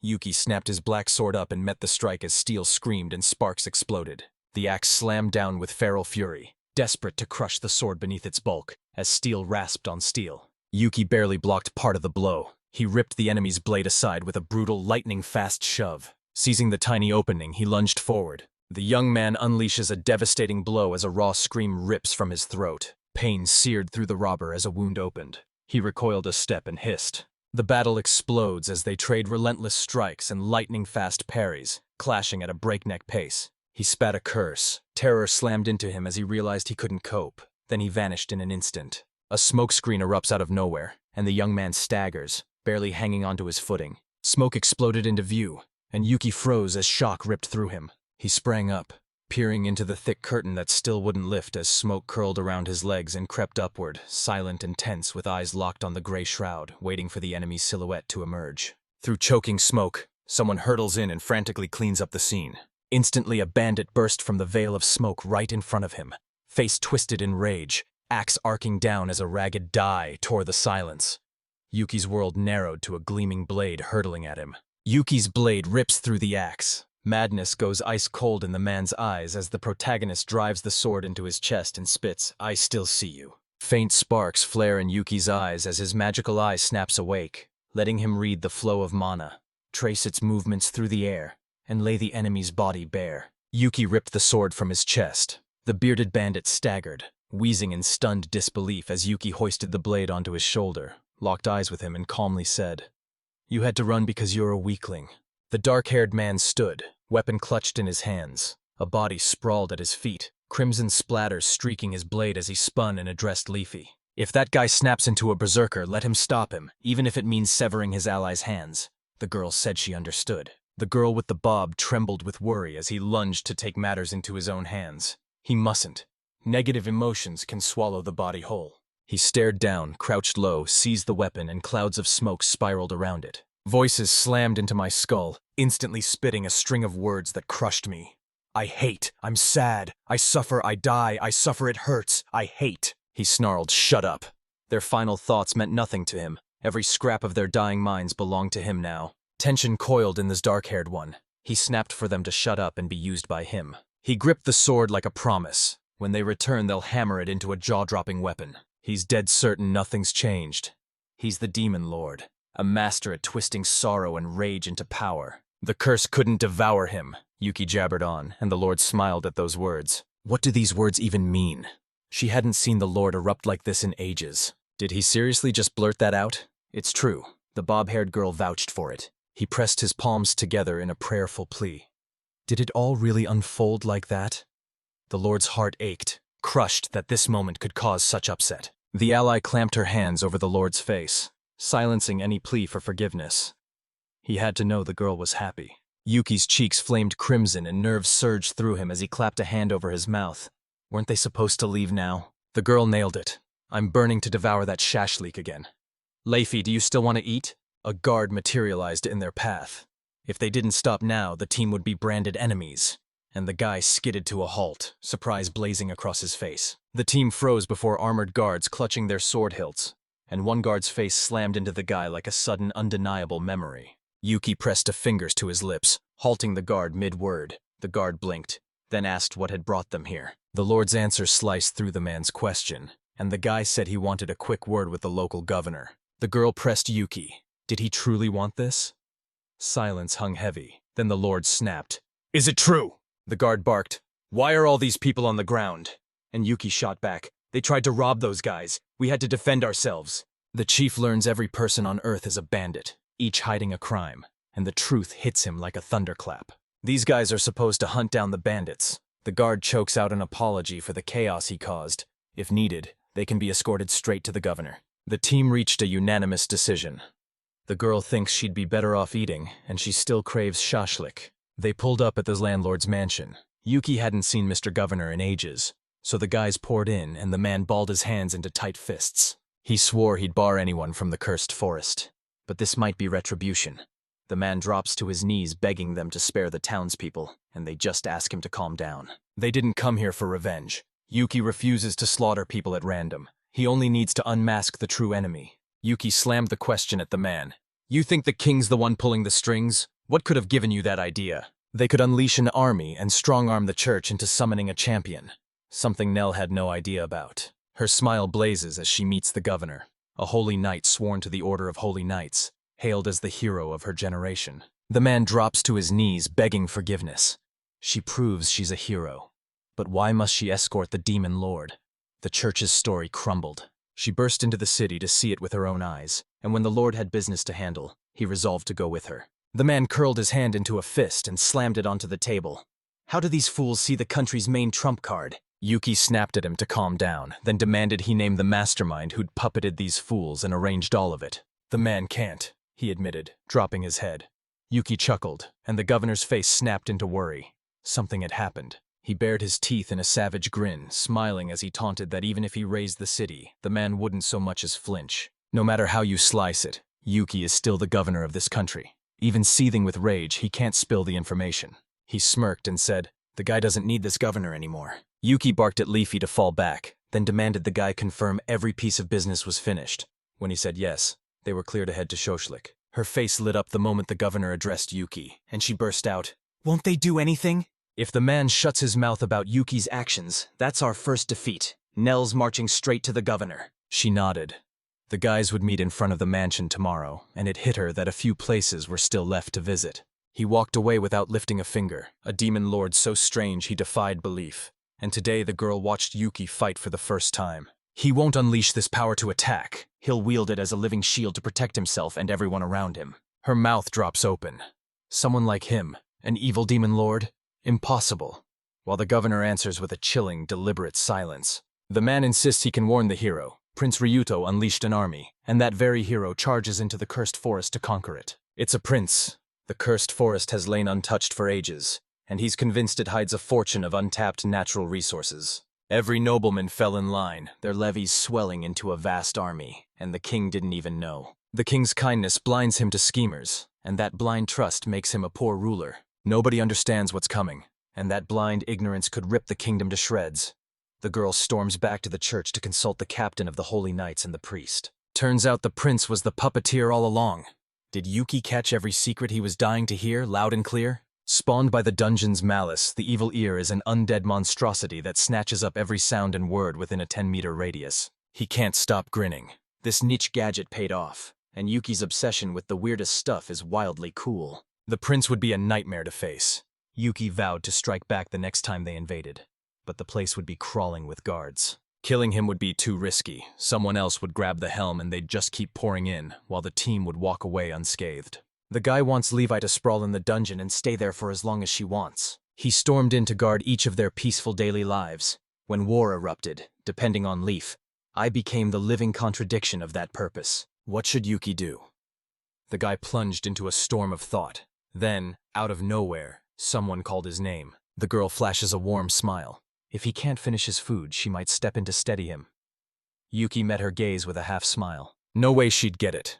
The girl, stung and furious, snapped cheapskate at her ally, a cruel jab, so Yuki vowed she'd buy another. The guy declared a great hotel. She instantly sided with Yuki. The girl adored their house far more. At the entrance, they thanked her for visiting. The food and service dazzled, yet Yuki begged for another bed after waking up tangled and sore the next morning. The two charged toward the building, stopping at the governor's mansion. "There she is!" someone cried, and Yuki beamed as he greeted his ally.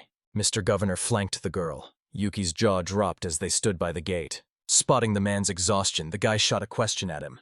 He'd come to ask about the cursed weapon. Yuki unsheathed his freshly acquired weapon, and the old man's words landed like a punch. He was talking about him. The guards snapped their weapons up. Everyone flinched as the man spun to his subordinates and thundered for every weapon to be stowed. Yuki reached out, touched it, and walked away unscathed. He'd mastered the new weapon. Shock rips through the old man. He's actually tamed the cursed weapon. The artifact's looming power chills the room. The governor pleads for it to be removed. Everyone nearby is too unnerved to breathe. Both girls stared cool as ice, and the hero didn't flinch. Maybe the difference in status kept him unshaken. Yesterday, Leafy played with him, Yuki thought. The previous owner wasn't your average bandit. He was stronger, and that weapon probably pushed his level just a hair above normal. Control still smoldered in him, so Yuki guessed he hadn't touched a weapon in ages. She was right. The man ordered, voice iron cold. "From now on, everyone, don't cause any trouble." Yuki burns to explore the city's secrets. The governor insists they head back to the forest, and the man slices through doubt with brutal honesty. Bluntness is his job. The city's food is legendary, and she swears to protect it from anyone who would destroy it. The governor, feeling obliged, orders rewards for the food sellers. Put a girl in charge of the boys. It's far better. She's a stranger to this city and doesn't know how to behave. She knows far more than the other two. Yuki's itching to hit the weapons and book shop. The girl can't wait to visit the vendor selling mouth-watering food. The guys stormed into a weapons store. Goods hung on the walls, and the seller locked his gaze on the visitors. He burst into the night shop grinning. This place had to be stacked with top-tier gear. The analysis skill was forged for moments like this, and on this side they stashed discounted goods. That's right. The ancient hero's sword burned in the boy's grip. Long ago, the nameless champion had raised that blade to shield the helpless and crush every foe. Yuki's heart leapt. He'd uncovered an extraordinary relic. Could this be one of the ancient weapons? The Lord stumbled onto a jackpot. Reforge this sword from an axe and it transforms into something extraordinary. If Levi wants something, what else can we tear down and use as material? He only needs to say the word. She tosses the weapon aside. She's not here to fight. She just wants to eat. The team agrees, but we have to wait a beat. It's electrifying to watch. Yuki drops to one knee, slams his shield out in front of him, and Leafy calls, "Finish this!" The guys surged toward the next spot. Yuki planted herself by the seller's counter, and Nell gaped at the goods, grinning from ear to ear. He barreled over, eyes snagging on the girl's badass weapon. An ally's gonna check it out too. The team surged for the exit. Nell planted her feet and begged them to stop, to let her stay a little longer, but the guy was already yanking her away. With coins pressed into hungry Levi's palm, Yuki finally had time to browse at her own pace and tugged her friend along as she wandered the stalls. The guy raced to the bookstore, yanked the door open, stepped inside, and in front of him, out in the opposite corner, a stepladder leaned against the bookshelves. Welcome. Books rule this world. Their papery scent hangs thick as the Lord strides past the crowded bookshelves. Yuki finally seized the book he needed. A 3-volume series. Its enchantment techniques are potent, but his hands can't trace enough circles to wield them. With this, Yuki will be able to forge the most terrifying weapon, a lethal arsenal of spells, paralysis, poison, arson, sleep, freezing. The guy flipped the book open. A dense, cryptic manuscript lay before him.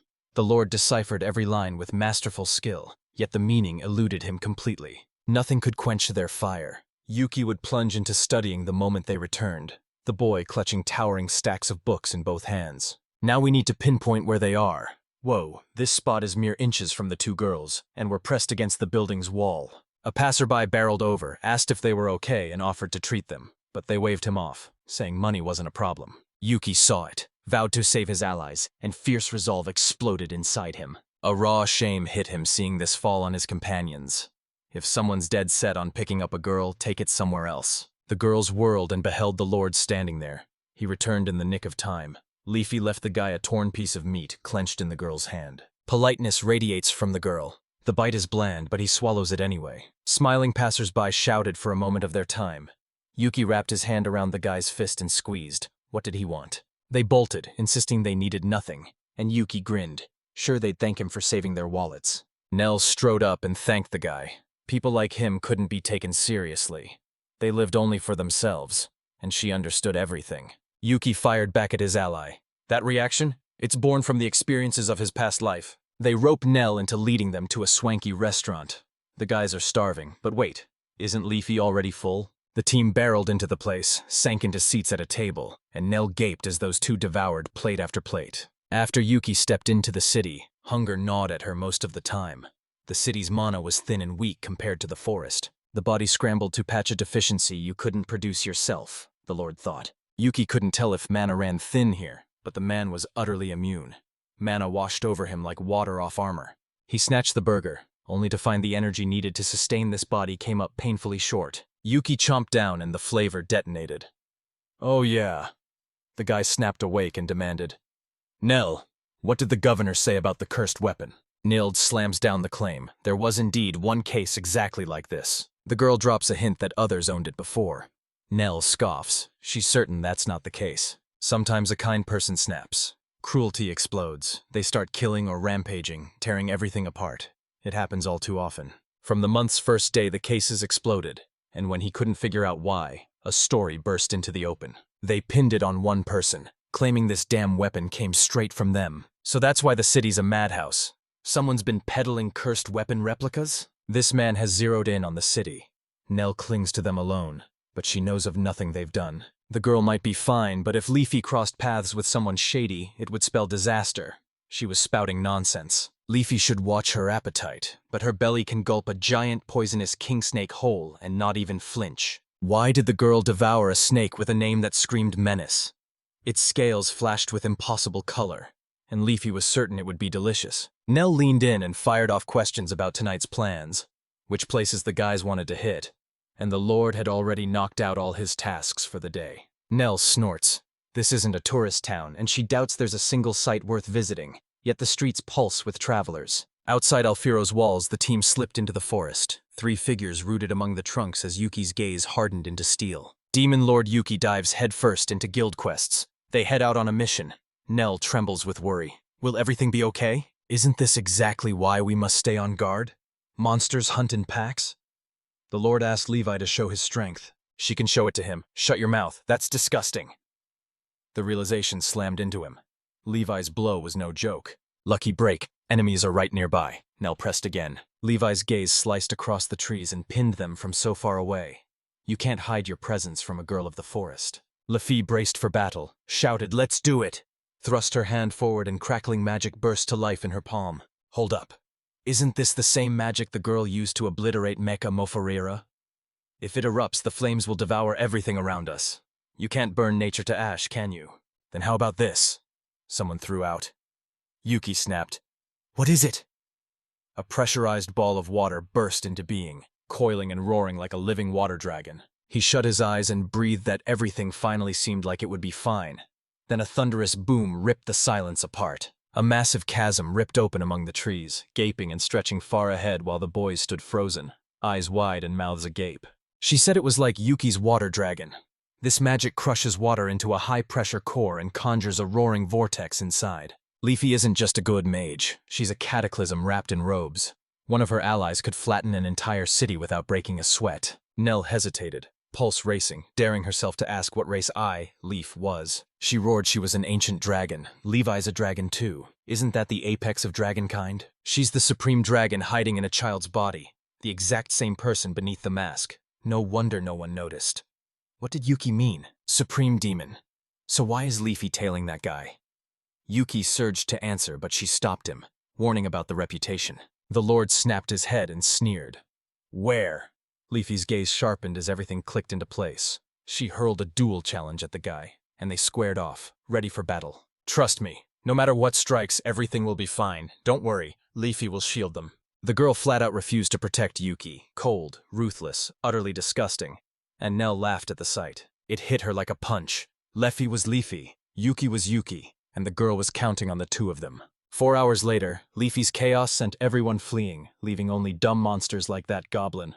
And Yuki's actually blaming her ally? First, someone had to warn the cloaked man that the cursed weapon had been stolen. Other cloaked figures stood before him. What did he say? The governor did it? No, some tourist. The cursed weapon's wielder crumpled, and that was it. You can't blame him. Only a few could keep their wits clutching that cursed weapon, and at heart he's still just a simple bandit. The cursed weapon can't touch him. No effect at all. He's still a walking wall of strength, so we have to scrap the plan and improvise now. Begin. Everything for the motherland. Let them heap their neighbors' corpses, trample their friends' bodies underfoot, and watch them destroy themselves. The guy waved goodbye, promising they'd see each other tomorrow. Nell, already warmed to the two, smiled as the girl agreed, and Yuki and Leafy turned and strode the other way. What a pity.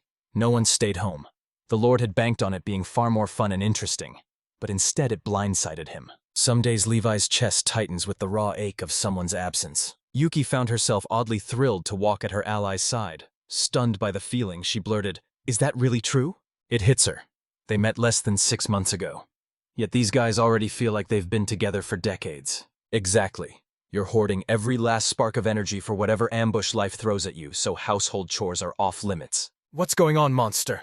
Oh my god, he's ruined the whole mood. Don't let him make a fuss. Yuki snatched a stone and swung it. The stone drove through the monster's skull, blood sprayed everywhere. It crashed down, then jerked to its feet and thundered toward the guys. What's his deal? That guy's calling it disgusting. Let Yuki unleash his magic eye. This monster's already dead. Someone's puppeteering its corpse with magic. Use Yuki's razor-sharp analysis, the girl is right. It stunned everyone that Leafy noticed this. She'd fought the necromancer before, and even the Lord concedes the monster is truly dead. This is a zombie, raw and relentless. How did Leafy ever take these things down before? It's shuffling toward the guys, closing the gap with each slow step. If I reduce them and the caster to ash, it'll make it unmistakably clear the caster wasn't nearby. The Lord's eyes snapped to the attack. He braced on one hand and slammed the enemy flat. If that monster was being manipulated, only magic could be pulling the strings. He slammed the monster's skull into the dirt, pinning it down. Yuki channels his mana to shatter the control, palm pressed hard against the enemy's head. What's wrong with him? No caster in sight. Someone must have puppeteered those zombies from afar, or he's lost control and gone feral. Leafy snarls at necromancers. Aren't they a kind of magic? The very idea of a man like that makes my skin crawl, and the Lord agrees. Time to call security.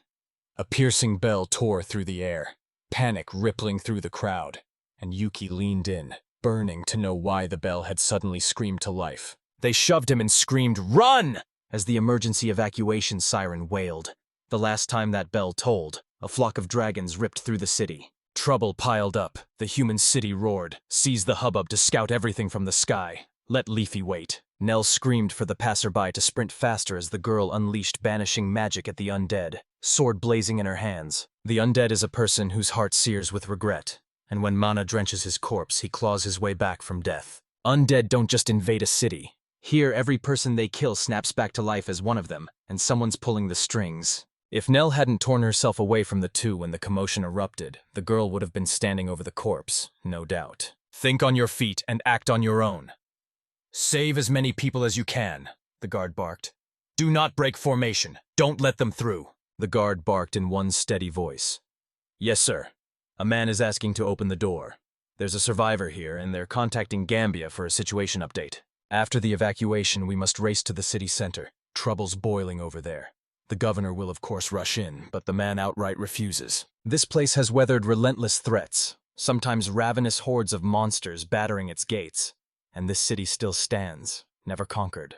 Thunderous praise crashed down on the governor for his brilliant performance. He hadn't stood on a battlefield in a long time. Right now, unsheath your blade for your citizens. How will Yuki react to this lightning-fast twist? Yuki tore over the city, watching people scatter from the monsters as adventurers launched a fierce, worthy counterattack. They severed their limbs and drenched them in holy water. It's a surefire way to fight zombies, and Yuki's convinced they can handle it. Who engineered this chaos and why? It looks like only zombies roam these streets, no other monsters. Isn't he gunning to seize the city? Either to buy time or driven by his human instincts, the necromancer must be lurking nearby, watching.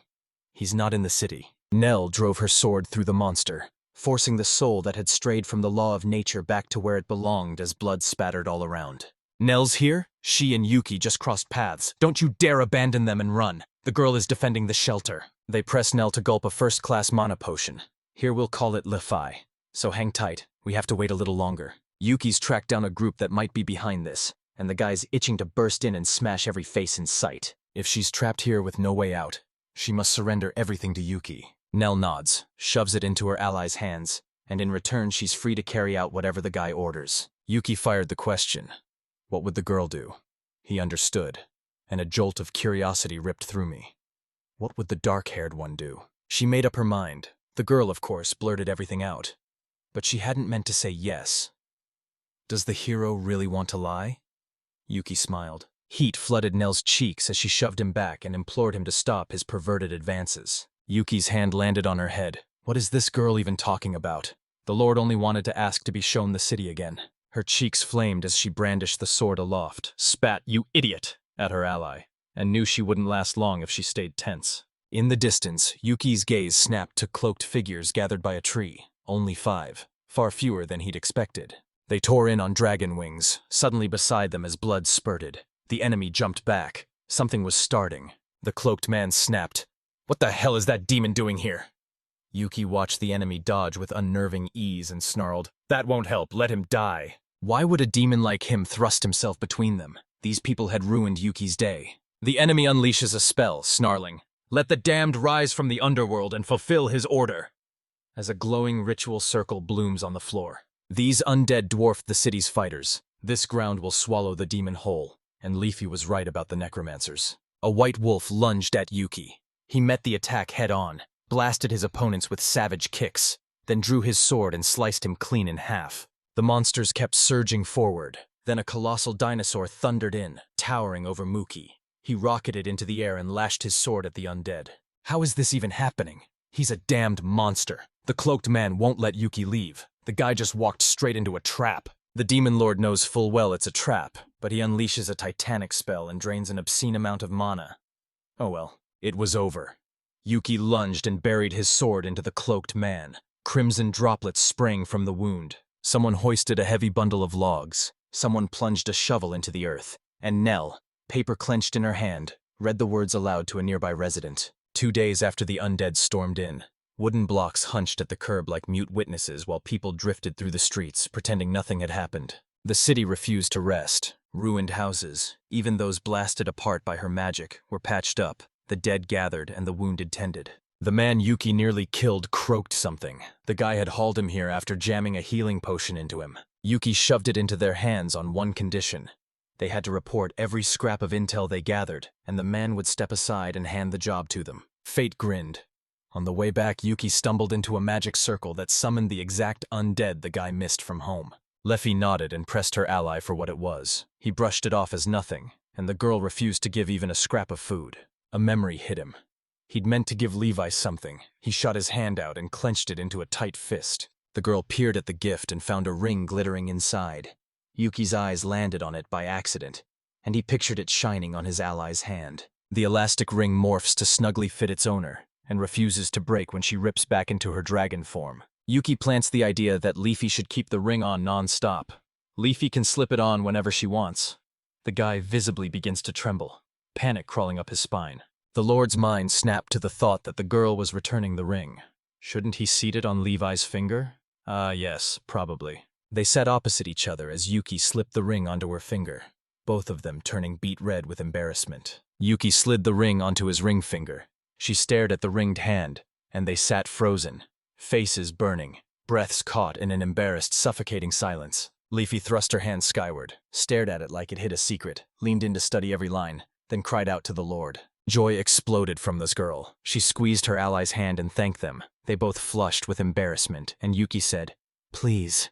The boys landed back home. They'd returned. Yuki crowed the news with bright glee, and the girls spotted them, one of them beaming to see her brother and sister. She sprinted to Yuki, breathless and shouting that the boys were back. Yes, those two were back, and her name was Aluna. The ear-tipped girl was swept back into the master's care. Levi now calls her Layla. They're doing well, but she's buried in work. Yuki whipped to the voice and froze, snapping, "Who is it?" Behind him, another girl stood. The Lord didn't recognize her. The Lord snapped, "Wait, could that be her?" "Yes, it's her." The girl exploded into a joyful leap, and Yuki's eyes locked on her. She was exactly his type. He blasted the question at Levi. What did it mean? Levi realized Yuki was after that very answer, and her ally demanded to know if Levi had evolved. She swore she could transform. The girl dared her to try, and when she did, they burst into ecstatic cheers. At Aluna's words, the girl stumbled and fell, pain flashing through her, and Shui flinched before reaching out to touch the wound. Her stats have skyrocketed since we last met. Her magic now dwarfs the townspeople's, and she's leveling up way too fast. A lightning bolt of realization struck Leafy. The girl had been feeding her mana in small, regular bursts. She relished it. No wonder the ally's mana was 10 times denser than everyone else's. Yuki snaps at his ally. Ever wonder how strong that girl's magic really is? The Lord keeps spouting strange things from time to time. The girl wonders whether the owner of She's evolution is happy. The answer is a firm yes. She's undeniably grown, and she's happy that she finally looks like everyone else. Leafy jabbed at the Lord, mocking that he looked like an idiot. The girl wore the exact same dopey grin, and Yuki gently stroked her head. They call it the fearless smile of the strong. Disarmingly cute, but a cold edge snapped into it after they'd been gone for only a few days. Yuki tore open the plain area and recoiled. Monstrous forms, already bound as Fenrir's servants, surged into view. He's a legendary monster. Cute as a plush, but that adorable face belies stats that dwarf Yuki's, and he routinely commands a swarm of servants. He stretches, then collapses into the cushions of his plush manor to steal a short rest. Relaxation is the Demon Lord's middle name. Today the boys will forge a new weapon, a brutally heavy, razor-sharp beast, and the materials they need are sitting right here. A blazing crimson blade emerges, katana-shaped and forged by the Demon Lord Yuki. This blade rips through sin and delivers ruthless judgment. And it grows with you. Perfect. The weapon loomed huge. Its strange curve screamed cutlass. Then I realized it wasn't. It was a katana, the same kind from the east. She lunges for it. Watch yourself. That weapon's heavy, but she's from the Fighting Wolves tribe, battle-bred and strong enough to wield it. Yuki will set out to put the weapon to the test, hunt alongside Fur, and return for dinner. Wielding that sword, the guy sliced the enemy down in a heartbeat. Expectations were met. The sword remolded Yuki's traits. Her body went featherlight, and the result was nothing short of jaw-dropping quality. That sword still rules. He can't get enough of its song, its pure beauty, and you can bolt a crackling magical electric circuit onto it. The maid blurted that the master was hunched in a bizarre, contorted reading pose. He wanted to graft an electric circuit into his sword, and the girl could pull it off. Magic boils down to this. Slot spells into frames, then pour mana through them until they snap to life. If we try to express it through primitive magic, the drawing maps out every imagined component that ignites the spell, and understanding flickers to life in Yuki. A fireball can be torn into 3 scorching contours, and some mages even command the released orb mid-flight. Warp the outline and the magic will spiral astray. Bloat it and the flow grinds to a crawl. Imagine threading the circuit through 3 spaces. Wouldn't that cram it into a far tighter layout and solve the magic circulation problem? The maid's eyes lit up as she cried, "Amazing!" She'd never heard anything like it before, and Yuki beamed with pure joy. She pleads for forgiveness, says urgent matters demand her attention, and will continue later. So why is she doing this, and what's her next move? Yuki flopped onto this bench and surrendered to sleep, leaning against the back with his arms flung wide, while 2 girls lay on the Lord's lap. Then the boy sprinted to the river to fish while one girl sat on a stone watching, and they hauled in a massive writhing catch. Yuki was certain he couldn't lose. Arrogance drove him to rewrite the rules, and that reckless choice cost him the win. Without it, Liu would have been crushed. The loser ends up frying the meat. It's sizzling and glistening, impossible to resist, and it'd be heartbreaking if he never got to taste the food he cooked himself. Leafy pressed the piece to the Lord's lips. He swallowed it. She stared, perplexed, and Yuki tore into the meat. He savored every tasty bite. She snapped, "Stop!" then shoved another bite into Yuki's mouth, grinning as she asked if it tasted good. Iluna was treating her brother, and that made every bite sweeter. She'll pile on even more. No point coddling him any further. Yuki's the loser. They insisted on feasting on something delicious together, and the girls all agreed. Yuki proclaimed to Leafy that this was kindness, and the girl agreed. plucking steaming morsels from the grate with chopsticks and feeding them to the lord. So rude to complain, she surrendered every scrap of food, none of it meat, and Yuki isn't thrilled. The lord stormed after the girl. The maid begged the master to take her portion. Another girl snapped. It was impossible. Yuki lost. The lord roared at Fira. How could she be so cruel when he'd hauled in so many fish? Someone told the owner it was a joke. For that kind of fish, slice from the back before you eat it.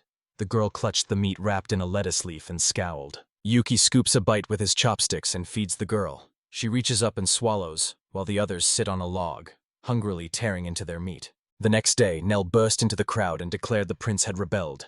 It blindsided everyone. With the king and princesses vanished, Yuki's guard collapsed and his mind snapped free of him. The cursed sword and undead onslaught were staged illusions, a setup to assassinate the governor, until Yuki blew their plot to pieces. They pulled it off.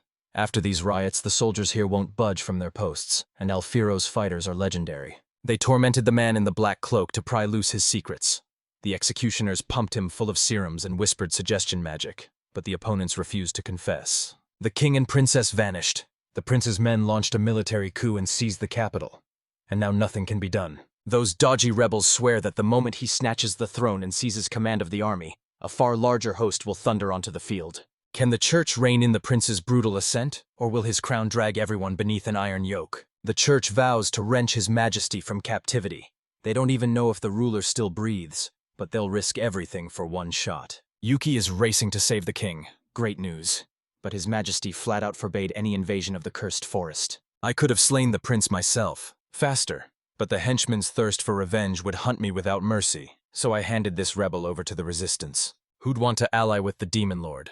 Yuki clamps his mouth shut about who he is. Play the squire and cover him. This is still a terrible idea. The mask won't fool the detection crystals. Yuki pulled a plan out of thin air. The guys bolt. Yuki sent them off with a fierce wish for a safe journey, praying their brother would return soon. Then stroked the girls' heads and told them to be good girls. Leafy cried out to the lord, begging that no other girls steal his gaze, and that he'd never dare linger for any flirt's bait. Yuki pins his hopes on the girl. Someone begged him to stop. Fur should drive the guys to the capital. Nell can make it on foot. The girls melt into bliss whenever the lord's energy surges through them. Every creature carries its own fierce, distinct magic. His strange quirk magnetizes people. Maybe it's just perfect chemistry. And he can drop girls' guards in a heartbeat. The girls were dying to know where Mrs. Leafy got that ring. They kept hovering, itching to blurt it out. And one girl flushed crimson with embarrassment. Yuki slammed it into his palm. The lord's no slouch. The girl's head snapped to the proposal, but it barreled on without them. Who are they to each other? Leffy froze, at a loss for the answer. The girl pressed again. How is that possible? And it was the first time for her. Every man she'd crossed paths with had either lunged to kill Leafy or bolted in terror, leaving her with nothing to compare it to. Leafy still hasn't chosen what he is to her. Everyone can see the lord's strange streak. The gentleman is as eccentric as ever. They dove into living together. Sparks flew like it was love at first sight. Maybe. And they kept the story of how they met locked tight from everyone. Nell doubled over, agony blasting through her as her lower back seized. Still better than 2 more brutal days in the saddle. Evening smothers Arsel's capital. How will the guys slip inside when guards swarm every gate, sealing the city against outsiders? Nell never imagined they'd send this many soldiers. A lone figure loomed in the distance, and someone shouted, "Look over there!" The grate loomed as a backup entrance, cloaked by spells that erased it from sight, and they agreed to meet the night beside it. Guards were posted, so nothing could be done for now. But Nell was already plotting exactly what she'd do the moment she slipped inside. It's true. Only one thing remained: fly over the wall. Yuki suddenly scooped Nell up without warning, and she begged him to stop. Yuki unfurled his wings, scooped the girl into his arms, and rocketed skyward as she screamed in shock while they soared high above the wall. He hissed for silence. You could easily name that sound, but the blackness swallowed every scrap of sight. Nell made sure they were heard, but the guy shot into takeoff without so much as a warning. They slipped by unseen. Yuki's seconds from landing when out of nowhere, the girl shouts for them to wait. Yuki grins, brushing off her allies' warnings.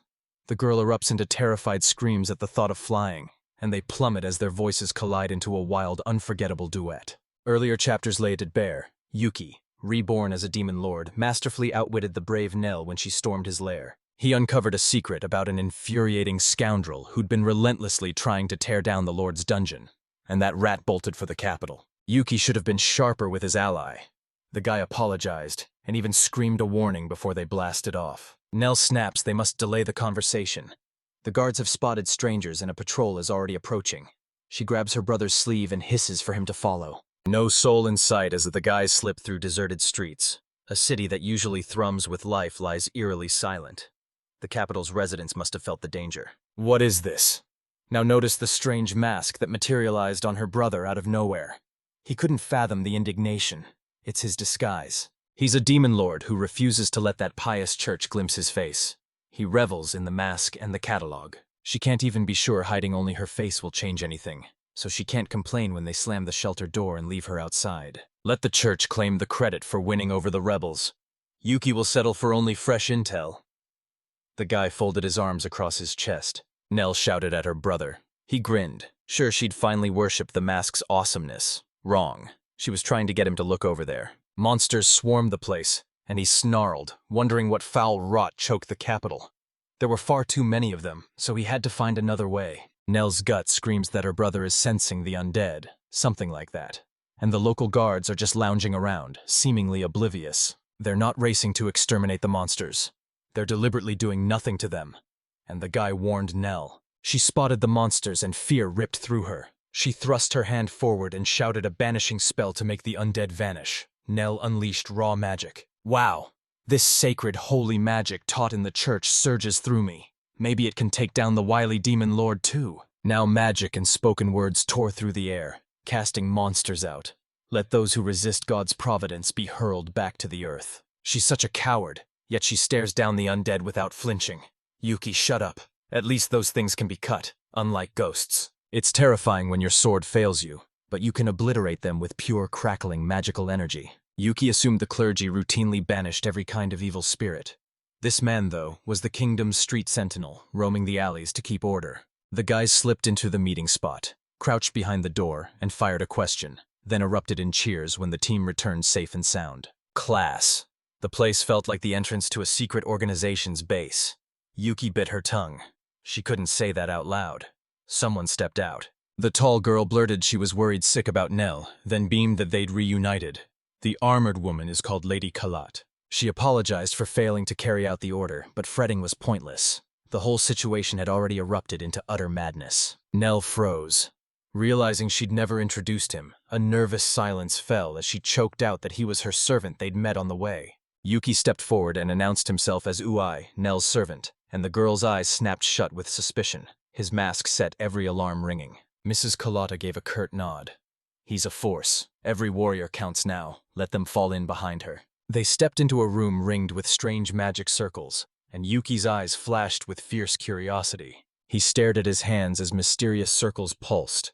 He had no idea what they were, and whether Yuki even noticed was anyone's guess. It turned out the Lord was terrifyingly strong, and Mrs. Kalat noticed. If he breezed through that door, it proves he bears them no grudge. Stop burning yourself out over it. Mrs. Kalat clenched the paper in her hands and peered at it. The man, even his mask, bore no trace of enchantment. His sole mission is to help the heroine. Mrs. Kalat pleads for forgiveness and they step inside. Phew. Yuki supercharged his pretense. His magic now spits out lies about who he is. How did the brother pull it off? He wove a clever detail into his status that shut down every prying question. Nell's worry was for nothing. Yuki's traits checked out weaker than Nell's. He scratched only the most common skills onto his sheet, but he still has to keep his guard up. Mrs. Kalat declared, "This is the way to God." Wow, a real secret door. Yuki had always dreamed of this. The road ahead buckles and jostles. Keep your footing as a brick corridor yawns before the guys. What waits for Yuki? The undead crashed into our world about 2 weeks ago, igniting chaos just before the rebellion. Whispers insist it's the prince's doing. The city guard's frozen silence makes that theory terrifyingly plausible. If he can command the undead, why hurl them at the capital where his future subjects live? What's rattling around in his head? They swarmed so thick the defenders couldn't breathe. The lady barked for scouts to track their origin, but every search came up empty. Yuki swore she'd dive into the search tomorrow, and the ally beamed, thanking her brother. The boys reached the quarter's end and spilled into a cavernous room with towering ceilings and benches lined up in a single row. Benches were packed with people. The sight slammed into me, and Nell fell utterly silent the moment she laid eyes on the room. Under constant surveillance, the church was forced to abandon its main building. A woman beckoned us inside and urged us into seats, and the meeting would start any second. She strode forward and hailed the gathered ranks. She is the captain of the Order of the Holy Knights of Faldian. Her name is Kalat de Meyer, and she will take command of the next mission. The lady proved a powerhouse, dazzling everyone with breathtaking swordplay and lethal magic that vaulted her into the captaincy of the Holy Knights of Faldian. Even Nell couldn't topple the girl head-on.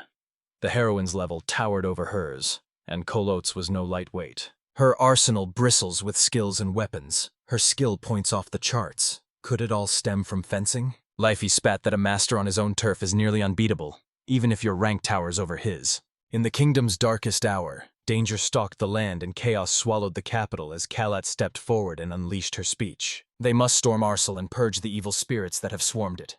Anyone, no matter what, can make that victory real. Great. We must forge the plan. They zero in on the mission's heart, set the objectives, and the top priority is saving the king and the princess. The king's chained in the dungeon. I had to slip in before the others. I needed to talk to them. It flared to life in the dead of night when the bell tolled. If there are no questions, then you're free. The victory will remain theirs.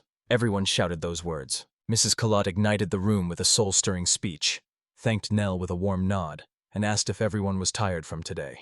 The streets seethe with danger now. They can rest. Tomorrow is an important day.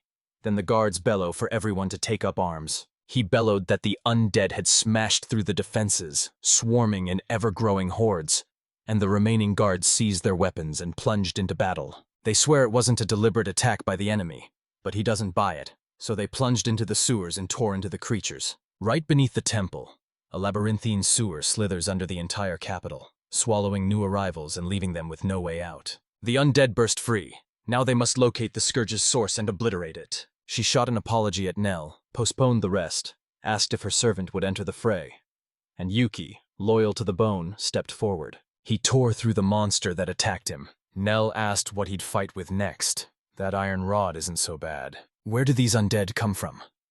Several rituals can call them, yet most likely they spill from a glowing magic circle. They still can't find it. The underground's twisting passages confound every search, and the source conceals something else. Yuki's senses scream as a corrupted power, an echo of the cursed sword, drags them straight to the magic circle. He told Kolota he knew where to look for the source. Not completely certain, but he sensed a suspicious, stagnant pulse of magic coming from that direction. They called Nell, she answered, sword dripping blood as she loomed over a dead man. The guys are going to raise this breeding ground for evil spirits. Yuki confessed he couldn't be certain, but said it was worth a shot. If the Lord was right, he'd be able to wipe out the monsters. Mrs. Kalat spun to the boys and urged them to try their luck. The girl was breathtaking, and here she stood, undead. Yuki nailed the stagnation. The energy pooled so dense it slammed into everyone, and even the captain feels it. The trail stops dead right there. She's sure the guys will piece it together later. Someone shouted, "The guards found something!" The guards spotted a keyhole here and scuff marks on the floor. The captain barked, "Excellent work! Everyone, step aside!" And Kalat struck, her sword flashing. Here's how it went down. The captain shattered the wall with a single strike. Jaws dropped as a massive hole gaped open, and they set off. The energy here churned like a storm. These two stay to cover the retreat route, and Nell and Yuki surged toward the girl. A bone-rattling clamor erupted from behind the wall as a vast horde of zombies shambled through the room. Can they topple this tide of the dead? Maskless onlookers recoiled, faces twisted in disgust at the seething horde of undead clawing its way back to life. Corpses had poured up from the sewers and snapped back into undead. The prince's men were fiends. This wasn't the circle they'd been told about. The black-haired girl with that blunt, square cut asked. Yuki leaned in, eyes snagging on the stakes. A hexagram had been carved into the ground right before him. To destroy it, you had to obliterate the two triangles the spears formed, so you had to draw at least 2 stakes. When the group fretted over how to tackle a teeming horde of undead, the masked man boomed that he'd take it on himself and barked for the others to secure the circle. He conjured a roaring water stream and shouted, "Who wants to ride this water slide?" Kalata barked at Nell to go in from the left, and they decided to yank the stakes free. They surged toward the circle, mowing down the shambling corpses that blocked their path. The moment the stakes were yanked free, the reanimated corpses crumpled and crashed to the dirt. The black-haired girl practically glowed at their success, and the second was stunned that victory came so easily. They thanked the masked man, who smiled and said he was happy to help, even as he wondered how much raw strength it took to pull those massive stakes free without breaking a sweat. People gawked at the dead still standing. They'd stayed undead too long and warped into real monsters. Nothing human left. Fear not. The capital's undead heart has been destroyed, and soon even those abominations will vanish, so unleash every ounce of energy into finishing the mission. She thanked Apabadanus once more, confessed she had nothing left to reward him with, and begged them to at least take him to a quiet place where he could relax in peace. The magic circle shattered into oblivion. The roadman's eyes went cold. The dead had already finished their work, and only the final touch remained. Masked Yuki toyed with the children, flashing a nightmarish demon lord ready to swallow them whole. The kids scattered in terror, and one girl tumbled to the ground. He scooped her up, brushed the dust off her, snapped, "Are you hurt?" Warned her to be careful when she ran away, and swore to Uncle Demon Lord she would. One of the kids playing hero shouted he'd defeat the evil demon and unleashed a blazing holy sword strike. Everyone erupted in laughter. Nell crouched beside the fallen hitman and realized the kid actually liked him. Someone muttered that facing a horde of heroes wouldn't be easy. He ripped off his mask, begged the girl to help him with the bait of a spare mask. She turned him down cold. He just smirked and said that back home the villain always steals the spotlight. Kalata blurted an apology to Fernie, the orphanage's head, for the sudden visit. Fernie waved it off. Helping the church was what they always did, not a debt they expected back. Fear gnawed at her. She feared she couldn't feed them. No sooner had she finished than a child barreled up, hugged her tight and cried, "I'm hungry," and she begged, "Please wait just a little." Yuki felt the chill of wartime return, and Neil snapped that closed borders had cut off merchants, driving food prices through the roof. The man implored Nell for help. She snapped that she did not want his mask, and he plunged his hand into the rift, roaring that wars are fought not only on the front lines. He finished the thought with a grin. You can't fight on an empty stomach. Hauled out a massive slab of meat, turned it into a steaming, hearty soup that Nell tasted and savored. The children rushed up begging for the same, and she smiled, promising there'd be enough for everyone. She hushed the children, seized the stew from her, and strode up to the masked uncle to get meat. The girl gushed over his mask. He grinned, called her clever, pressed supplements into her hands, and then the kid unleashed a torrent of compliments at him. Kalata blurted, "Monster meat?"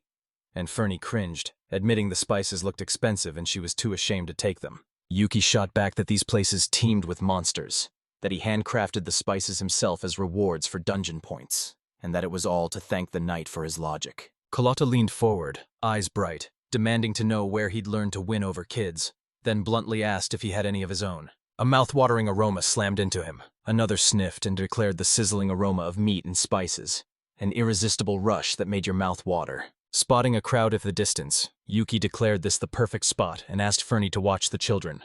Fernie flashed a confident grin and agreed. He planted himself before the crowd, grin blazing, and asked them, "Are you hungry?" A limp yes slid out of them, and Papadanitz asked if they wanted meat. This time a thunderous yes erupted, and he bellowed that there would be meat. This demanded brutal hands-on work, and people nodded in agreement. He'd just cleared the final stage when a wizened woman behind him shouted. She had 20 more servings ready, and someone hustled in with 20 matching plates. Yuki lounged on the chaise and confessed he'd always craved first-class meat but was too lazy to carve it.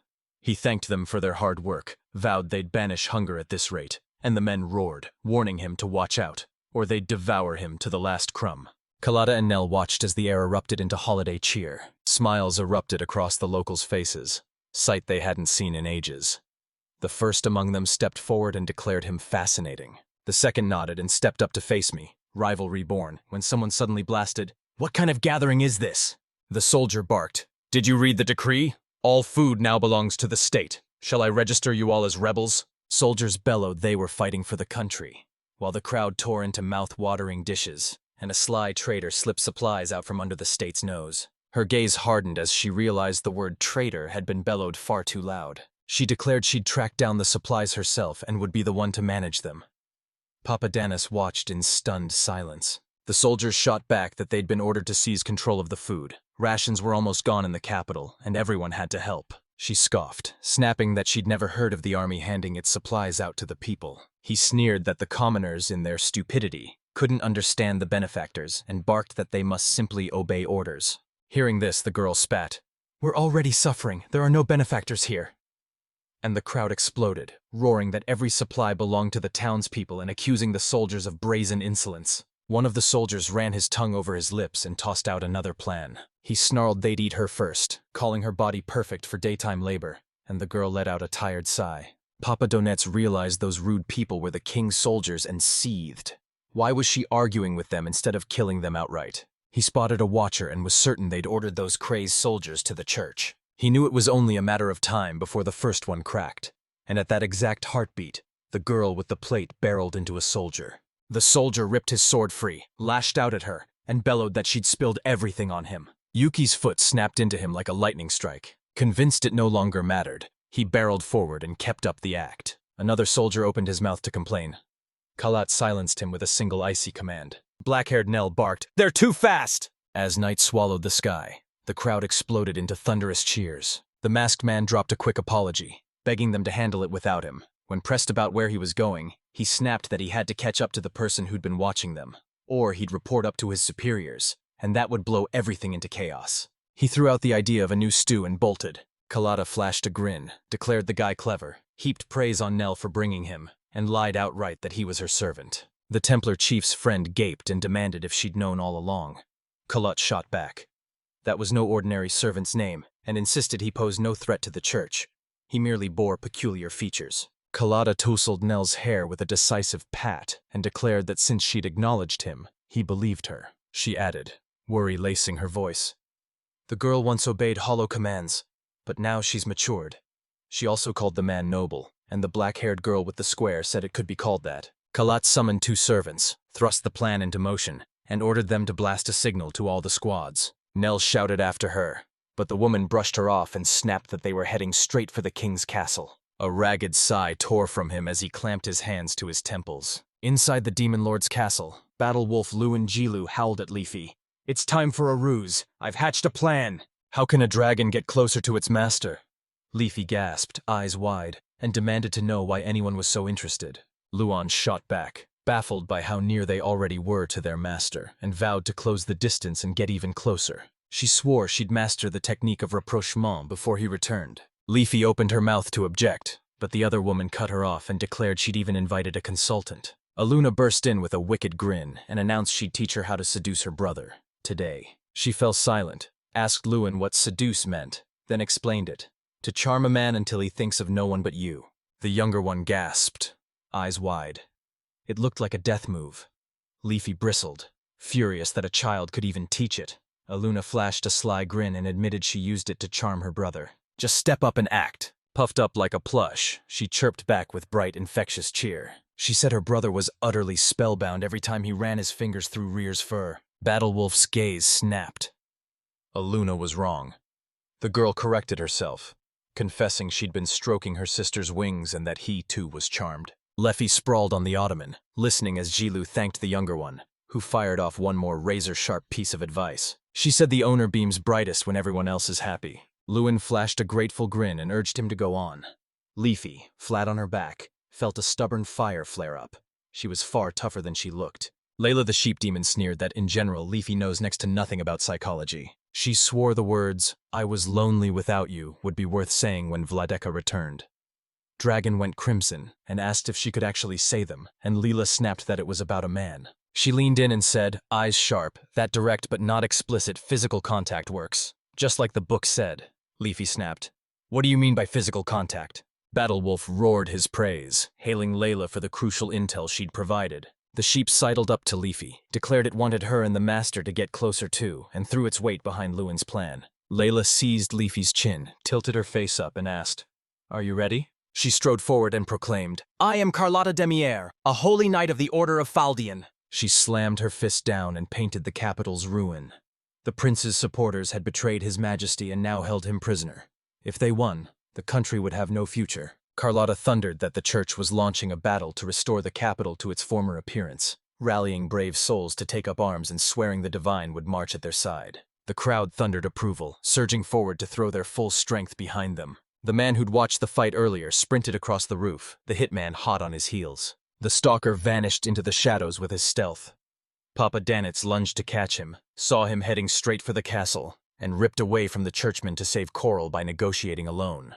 A crowd witnessed that exchange, and the church may not wait for nightfall. It could spring into action at once. The escapee sauntered through the gate like nothing mattered, and the hitman vaulted over it, unseen. Slipping behind the fortress wall, The Pulpadanits crept toward the very door the pursuers had used to enter. He braced for a locked door, yanked it open instead, and the shadow behind it made him wonder if a guard stood there. Papadanits's boot crashed into the man crouched behind the door. He sent his opponent crashing down, then snapped his focus to finding a way into the dungeon where the king was being held. The Templars bellowed that the west gate was theirs. The guards lay defeated, and scores of prisoners were in their custody. 70% of the main gate lay occupied. Pressed about losses, they admitted 5 killed, and roughly 6% of their fighters disabled. Still, the operation barreled on, unchanged. Outnumbered, the volunteers tipped the scales, turning a likely slaughter into a fight far easier than anyone expected. The wounded were carried to the rear to rest. They still have a chance. When asked about the Royal Knights, they said the knights had spotted several wizards clearly from another country, and alarm rippled through the ranks. One knight spat, "They're necromancers." The common soldiers had no idea and trembled before the undead. Then the truth burst out. The capital's corpses were the handiwork of the prince's supporters. The hitman smashed the magic circle the day before. If he hadn't, the destruction would have been far worse, and they owe the lighter damage to him. Carlotta barked at Nell. "Tail me and announce we're moving on to the next target." Yuki knocked another guard out cold, realized he'd combed every inch of the map and still couldn't find the dungeon entrance. Secret passageways don't show up until you discover them. Convinced the castle was bristling with anti-outsider wards, he rifled the corpse, hunting for a local talisman that could shatter the protection. He snatched up a magic certificate that instantly yanked away the entry restrictions on a certain area, its quality stamped C+. Crouched over the body, he tensed as a maid burst from the next door and unleashed a blood-curdling scream. Papadanits clamped a hand over her mouth as a silent promise he wouldn't harm her, then told her he was hunting the king and that the guard was still alive. She mouthed she wouldn't scream. He let go and a sigh escaped her. She fired the question at him. "Did you come to save Carol and Lady Irel?" He nodded, then admitted he didn't even know who Irel was. The maid pleaded to be rescued and vowed to lead them straight into the underground dungeon. Beside the small door, another guard lay crumpled on the floor, out cold. Yuki thanked the maid, then snapped at her to gather everyone and flee. The battle was about to erupt there. Just as he was about to step inside, the maid cast a blessing. He scoffed at the king as a fool, yet the servants beamed around him as if they worshipped him. He snarled that had he stood with the prince, he'd have killed the king on the spot. Yet the king still lived, likely being held for a public execution. He suggested the prince's heart might have ached with pity for his father. He shoved through the iron door, and a chorus of sighs crashed over him. Behind the bars, he watched an obese man savagely pummel a little girl. With a mocking grin and drool at his lip, he snarled that the king was stubborn and pushed the girl to curse her father, battering her with blows, fists, and a brutal kick while across in a cage her father begged him to stop. He closed in on the child, laughter spilling from his lips. Just then, Puppet and Net sprang up behind him. He plunged the point into him and spat that this freak had brought him out. Agony clawed at her, and her thoughts snapped to her father. Crown heavy on her brow, she swallowed her pain and endured in silence to buy her father's life, forcing a brittle smile as she told herself everything was fine. She pinned her hopes on him heading that way, certain everything would turn out fine. She knew he'd swoop in to save her. She paused, astonished, as the thought hit her. It didn't hurt. She locked eyes with the man who had saved her. He declared everything was fine now and beamed that she was all right. She had survived. The girl locked eyes with him and fired. "Are you Mr. Hero?" From the neighboring cell, the king snapped, "Who is that man?" Yuki shouted, "Hello!" and flung his wings wide. The king saw it, froze in shock, and roared for his daughter to be released. Papadanits stormed in, insisting he'd come to talk and roaring at their attitude, ripping into the king for failing to rein in his son or shield his daughter and sneering that the monarch was a non-entity. He snarled that his stupid son was climbing into the demon forest, fury sizzling under his skin, and vowed to rescue him, but only if the boy swore he wouldn't bother them again. Recognition hit the king like lightning.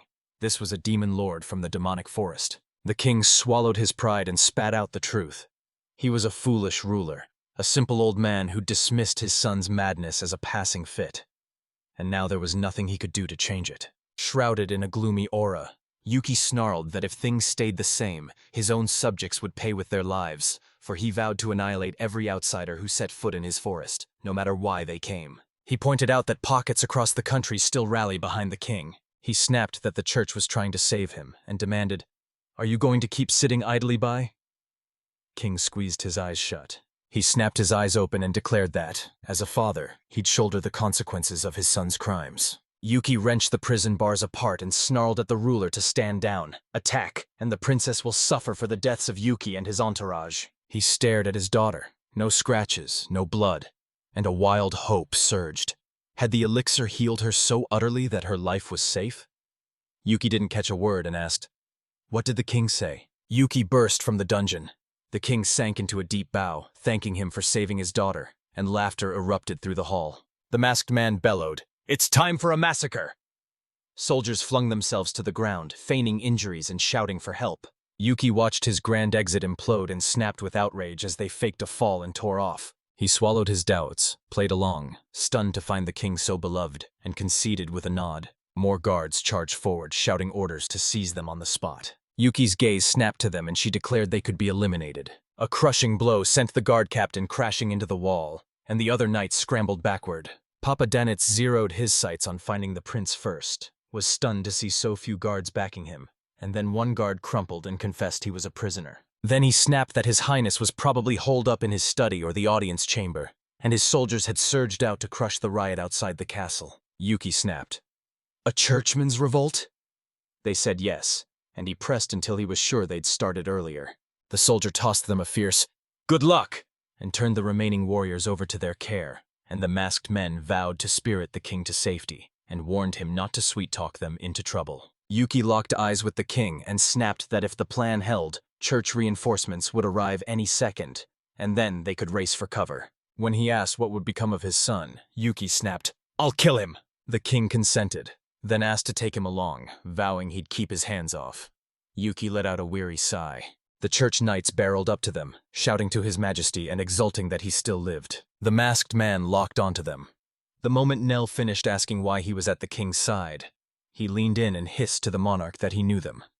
They had no idea who he was, and begged him not to say too much. When the guards urged the king to flee to safety, he wavered, torn between staying and going with them, then pressed his daughter into the Templars' care, pleading with them to keep her safe. Kalata slammed a warning into the air. The situation is boiling over and a battle is about to erupt. Without the monarch, the country will lose its future. The king confessed his presence might cause trouble, but he demanded to witness the battle's outcome with his own eyes. As the girl begged him to reconsider, Yuki's danger sense snapped awake like a flare. With every level it gained, its threat sense reached farther and hit sharper. He wrote it off as a small thing next to Leafy's punches, but a two-handed ball slammed into him, pummeling him from head to toe. The attacker froze, stunned to see Yuki shrug off the blow. Papa Danetz shot back that he didn't take blows from behind, and his opponent laughed, boasting he'd taken this risky task just for the chance to duel knights and a hero. He couldn't stop grinning. He was sure fortune had picked him. Nell burst out, "Papa Danitz, are you okay?" He waved her off, insisting they were fine and had to deal with their problems right away. Right then, someone else barreled toward the attacker. He plunged his sword into him and snarled, "Don't you interfere!" All signs screamed that another deadly freak had locked its sights on Yuki. The temple knights stepped forward and asked the masked man if he needed help. He snapped, waving it off.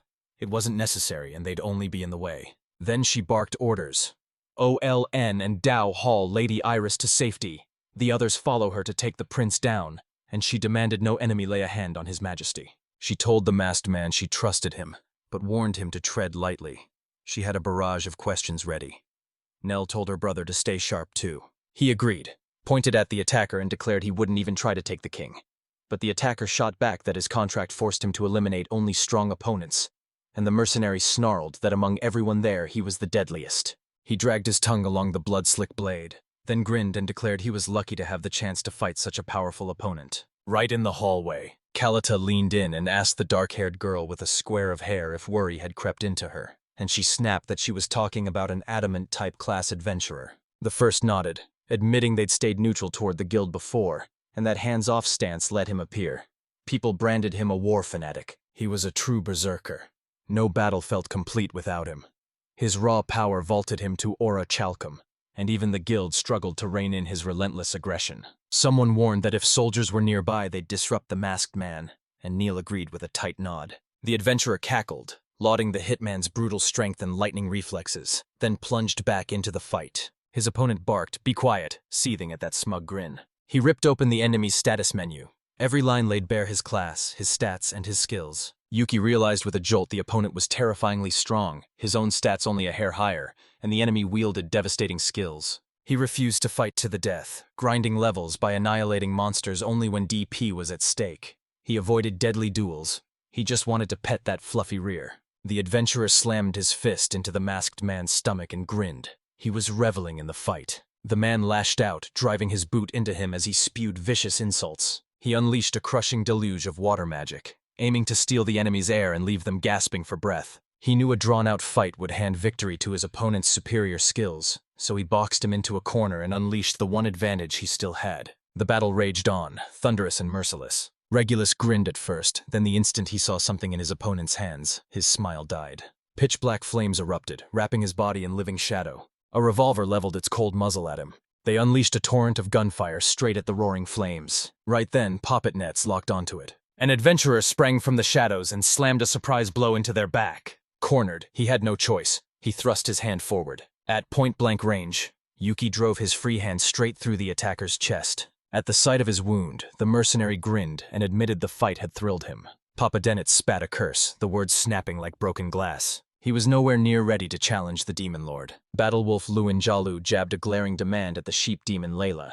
She shrugged and admitted Lady Laffy hadn't returned yet. She's retreated into herself lately, probably lost in thought, but the first growl of hunger will drag her right back. Laffy perched on the cliff's edge, memories of Papa Danitz crashing over him as he choked out.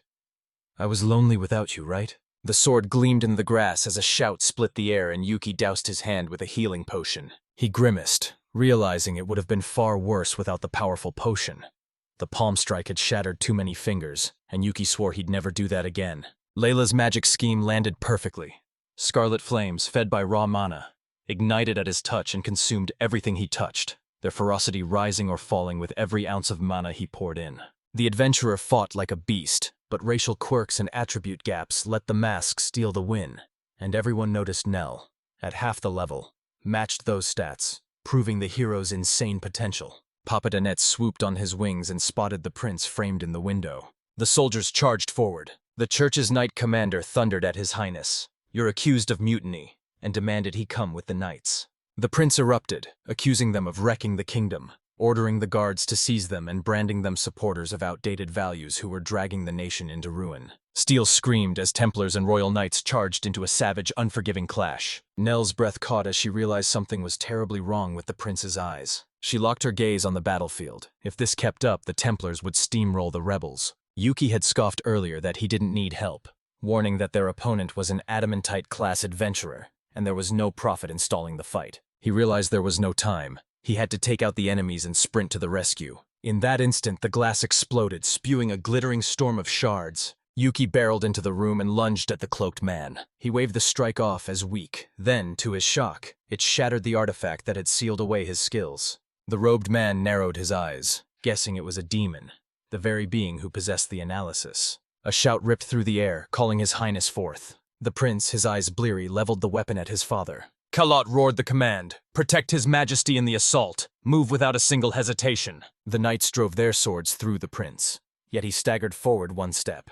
The parent declared his son's name. Yuki lunged and clamped onto him, demanding to hold him as he drew his revolver. He emptied his gun into the prince, each shot tearing through him. A shadow lunged at the hitman. The cloaked man rocketed into the sky on demonic wings as the masks kept firing at him.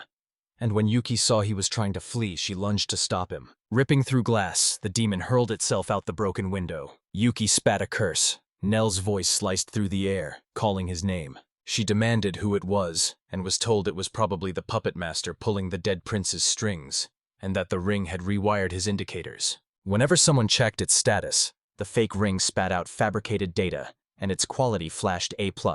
When the girl demanded how he knew, Yuki revealed that the prince's magic mirrored the hooded man's. Papa Donetz bolted after him, but time ran out and he couldn't finish the chase. A monster erupted from the magic circle. A hulking, muscular humanoid revealed itself. Undead by breed and catalogued as a level 15 locked spirit of the dead. Its strength and stamina teetered near 1,000, while every other stat barely cracked 100. Its skills roared regeneration, level 6, and evil power, level 5. And it carried the chilling titles Artificial Corpse and Locked Creature. Shadow smeared across Yuki's face as he forced out, "Yes, I'll do as much as possible." All attention snapped to its status window. Papa Danitz barked, cursed, and growled that he'd left a massive obstacle in his wake. Yuki lunged at the artificial dead man and sliced his arm clean off. It lunged again, its lone limb striking with savage fury. Guttural roars erupted from him, and the onlooker froze, stunned that someone so colossal could move that fast. Shock ripped through him as appendages erupted from the severed arm, snaking back to fuse the limb to the main body. Disgust flared in the hitman's gut when he spotted the enemy's regeneration, so he hurled a spell into the air and barked, "You are beyond the world's laws. Return to your land." Life is ripped away and reborn as the undead. The effect blew past every expectation and actually worked. Nell spun toward them and demanded, "What's our next move?" They were undead, and someone snapped, "Is there a power above this sacred magic?" The reply came cold and certain.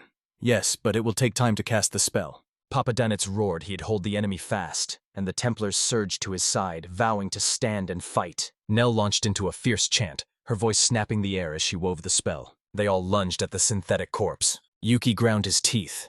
The enemy was blisteringly fast, and he loathed dragging fights out, always aiming to finish with a single killing blow. Even his scarlet flame fizzled against them. Even shoulder to shoulder, the soldiers stood frozen.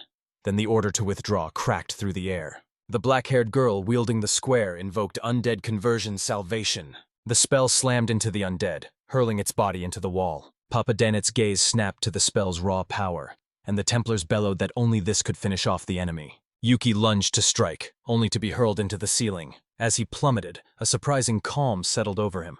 Nell barreled up and spat that it was useless. The monster had already rallied. Mask felt it surge, her magic still answered. After the spell, the monster's healing slowed to a crawl. The man pressed the potion into her hand and asked if she could unleash the move again. Nell answered, "Yes." During a spur-of-the-moment huddle, Yuki hatched a plan. The raven-haired girl would unleash the same spell, and as the enemy slowly clawed back to their feet, he'd cleave them to pieces. At Karate's signal, the soldiers will surge forward and obliterate those units. "And hurl them out the windows, flinging each one as far from the others as you can." The head of the temple knights sneered. The plan was ridiculous, but with no other ideas he had to go with it. The caster wasn't nearby, and there had to be limits to regeneration since undead don't regrow new limbs. They unleashed a sudden savage onslaught. Masks snarled that cowards could crawl back home under their blankets. Soldiers who refuse to fight are not needed here. Neil's spell slammed into the monster and it recoiled, howling in raw, unmistakable torment. Before the sentence finished, Yuki severed the corpse's leg and it crashed to the floor. The Templar captain crashed into the melee, hacking into the undead's rotting body with savage, unrelenting blows. Her squad sprinted after her, and when they saw it, the Knights of the Kingdom surged in to stop the would-be victor from stealing the glory and to prove the nation's future mattered to them. Nell's voice sliced the silence as she intoned a spell. She unleashed undead conversion again. Salvation surged through us. In an instant, Mask sliced the artificial corpse clean in two. He lunged and launched a savage kick aimed square at my side. The monster's hand shot out and clamped around him. He fought tooth and nail, feeling his opponent's smug certainty that he was stronger. Kalata stepped forward and offered help. He refused, apologized, and asked her to shoulder some of his work. Their goon's moment had finally arrived. The hitman dragged half his body toward the gap in the wall as Nell hailed him and hurled a sword his way. He hacked the corpse into smaller pieces, flinging them through the hole, and spat out the final word. "Die." The black-haired woman demanded. "What if the enemy recovers somewhere?" They snapped that not even a Papadinets could withstand that level of survivability. "Listen up. There's absolutely no reason to worry." They seized victory! After the battle, the prince's men hurled down their weapons and collapsed to their knees, pleading for the victor's mercy. Word spread that he commanded the backing of countless landlords, but overhauling the entire political system, capital included, would drag on for years. The post-turmoil executions emptied many key offices, and the church ministers vowed to step in. The king thundered to the seat of government to restore order, and realized he'd never suspected that Loot had been under a demon's rule all this time. Everything fell into place for Yuki. He planned to kill the prince, but a puppet master demon materialized out of nowhere, and its mere presence stabbed at his patience. His mask and flawless disguise kept him hidden, and he slammed the thought away that this demon could be the one who attacked his forest. He was convinced the demon planned to weaponize Leffy and raise the country. The girl rushed to Yuki and hailed him as a hero. He asked about her health and tagged the end with princess. She cut him off and said, "Call me Yarel." The king and princess bow low, showering Yuki with grateful thanks once more, their eyes bright with relief. Yuki spat that Irel was wrong. He was no hero but a deadly demon lord, and Irel unfurled his wings. Admiration lit her face as she drank in the breathtaking sweep of his wings. She jolted at the memory of tales about demon lords snatching princesses and boldly offered to take her along to them. The masked man paused, then said he'd think it over. The girl beamed and promised to wait. Her father asked her to sit in the next room for a while. Once she slipped away, Papa Danitz tore into the king for failing to teach her caution. The king bowed and apologized, insisting she knew the mask wouldn't hurt her, and Yuki grinned, calling the girl insanely strong. The king nodded in agreement. Gratitude burned in the king's voice as he told Yuki he'd grant any wish he dared ask, so long as it lay within his power. Heat roared through Yuki, so he shoved modesty aside and agreed. He demanded first a charter to seal the demonic forest as the demon lord's sovereign domain and bar any invasion. Second, a royal safe conduct so they could travel through the kingdom together, and when the king forced him to swear they'd hide their true natures, Yuki agreed, convinced humans and demons were far from friendly. The ruler pressed a warm banquet welcome on him, but Mask refused. He was desperate to race home to the friends waiting there, so the king grinned and offered to summon them to the feast too. Yuki buried his hands in Rear's fur, gushing he'd missed him for ages. When the princess suddenly swept in, she melted at how adorable the wolf looked. Yuki gaped that the children feared nothing. The ruler snapped. "Is that the legendary Fenrir beast?" Whispers flew.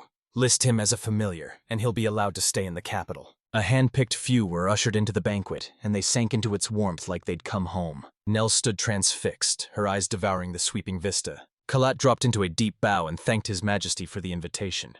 But the king waved him off, saying Kalat should be the one thanking them, and that no ceremony was needed. Irel seized the black-haired girl's hand, pulled Kara and Yuki along, and swept them straight to their seats. The girl ventured in a whisper, worry threading her words. "Is it a problem the princess knows him?" She called him Lord, and Yuki brushed it off, cold and sure. "We won't be bound by a child's words." A dazzling array of dishes crowded the table. The girl gasped. She'd probably never tasted delicacies like these, and I pointed out the royal palace's finest chefs had crafted every plate. The ruler hoisted his goblet, thundered thanks for their tireless labor, and urged everyone to revel in the holiday. Glasses clinked as everyone slammed back drinks, and the room erupted into wild, infectious laughter. 2 hours later, Nell tilted the bottle and poured Yuki a glass.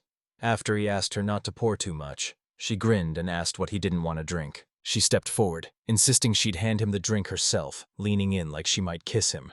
But Yuki shook his head and said he'd drink it himself. She shouldn't be the one. He downed the glass.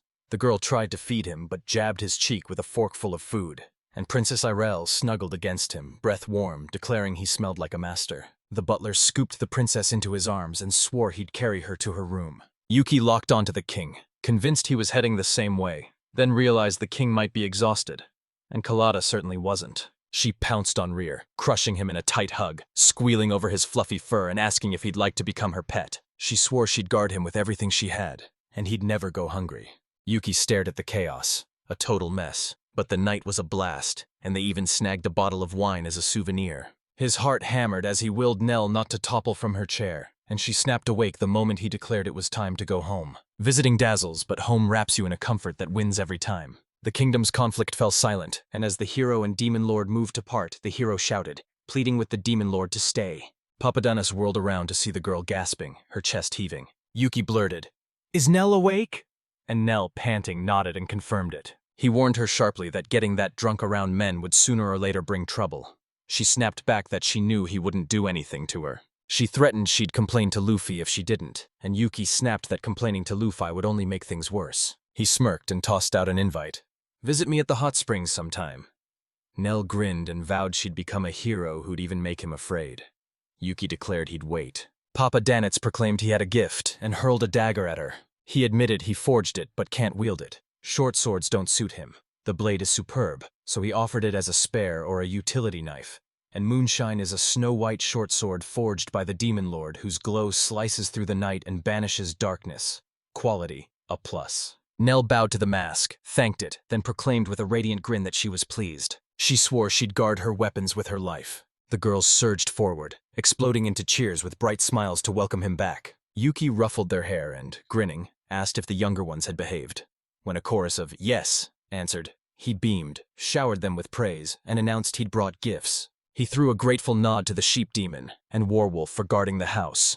They glowed with relief at his safe return and sprang into action to draw a steaming bath. On the way home, Yuki stumbled into a bandit ambush and unearthed their hidden lair, a prize find in his eyes, as the girls clung to him, begging for every detail while he waved them off, saying he'd tell them later. Leafy froze silent, and Yuki, just as hushed, strode straight over to her. He stormed over and shouted, "I'm back!" Only then did she stir and whisper, "Finally." She stammered, then blurted out that she'd been drowning in loneliness without him. Papa Denitsi staggered back, eyes wide, and snapped, "Did you eat something you shouldn't have or bring back some strange thing from the forest?" Leafy snapped that she didn't, and when he jumped to the conclusion she'd broken something, she shot him down again. She unfurled the reason. The girls admitted she never expected it to feel so lonely without him. Crimson flooded Yuki's cheeks as she asked again, and Luinjalu and Layla grinned from ear to ear. Cheeks still aflame, the demon lord knew he'd awakened something in Leafy. She was acting just like a pet. The girl shouted his name. He barked, "What's wrong?" Then his stomach dropped when he realized he hadn't had time to wash up yet. Leafy sniffed and froze. He wore the hero's scent, threaded through with the perfume of other women. Yuki insisted he'd been molested by another kid and hadn't done anything wrong. The girl cut in, asking if he was again getting excessively close to little girls because of his perverted inclinations, and he flared up, demanding why she'd jumped to that. Leafy froze, every muscle locking, then snapped her head side to side. She spun and fired. "You hungry?" He answered, "My stomach's rumbling." She declared dinner would be ready soon, beckoned him to sit and wait, and the demon lord staggered in disbelief. The next day, Leafy spotted something snagged in his hair, plucked it free, and tucked it away. He thanked her. She slid into the seat beside him, closing the space between them in one smooth motion. His mind raced. Why was she closing in on him? Yuki shrugged, insisting he was only trying to level up her skills. She might not be interested. She blurted that she couldn't stay. She wasn't allowed anywhere near. Leafy clung to Yuki like a living shadow, refusing to ever let go. The demon lord pinned Lewin to the wall, looming over him as he leaned in and began to speak.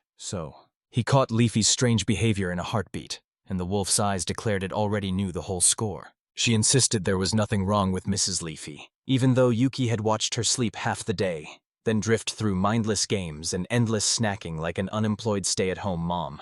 And now she trailed him like a stray dog, which the girl thought perfectly normal. She squealed it was cute. He grinned and agreed, then pointed out it still looked wildly out of place. She saw it wasn't about that at all. Asking Layla would have been the smarter move, but he was too mortified to bother her, and the girl erupted, furious at the implied disrespect. When asked if a clumsy maid deserved respect for every household chore, Lou shot back that it's a test of patience and said since she knows that, let her correct herself. When the girl begged him to be gentle, the answer snapped back. A demon lord must be cruel. And Liu Ye realized that without her, Fenrir wouldn't even dare come near him. Battle Wolf relented and hissed at him not to ever tell Leafy the words she was about to speak. Saying them would turn her to ash. He vowed to keep the secret, and she said Ms. Leffy was worried. Yuki leaned in, eyes blazing, and demanded, "Was I right about Leafy?" Years alone had turned her into a closed fortress.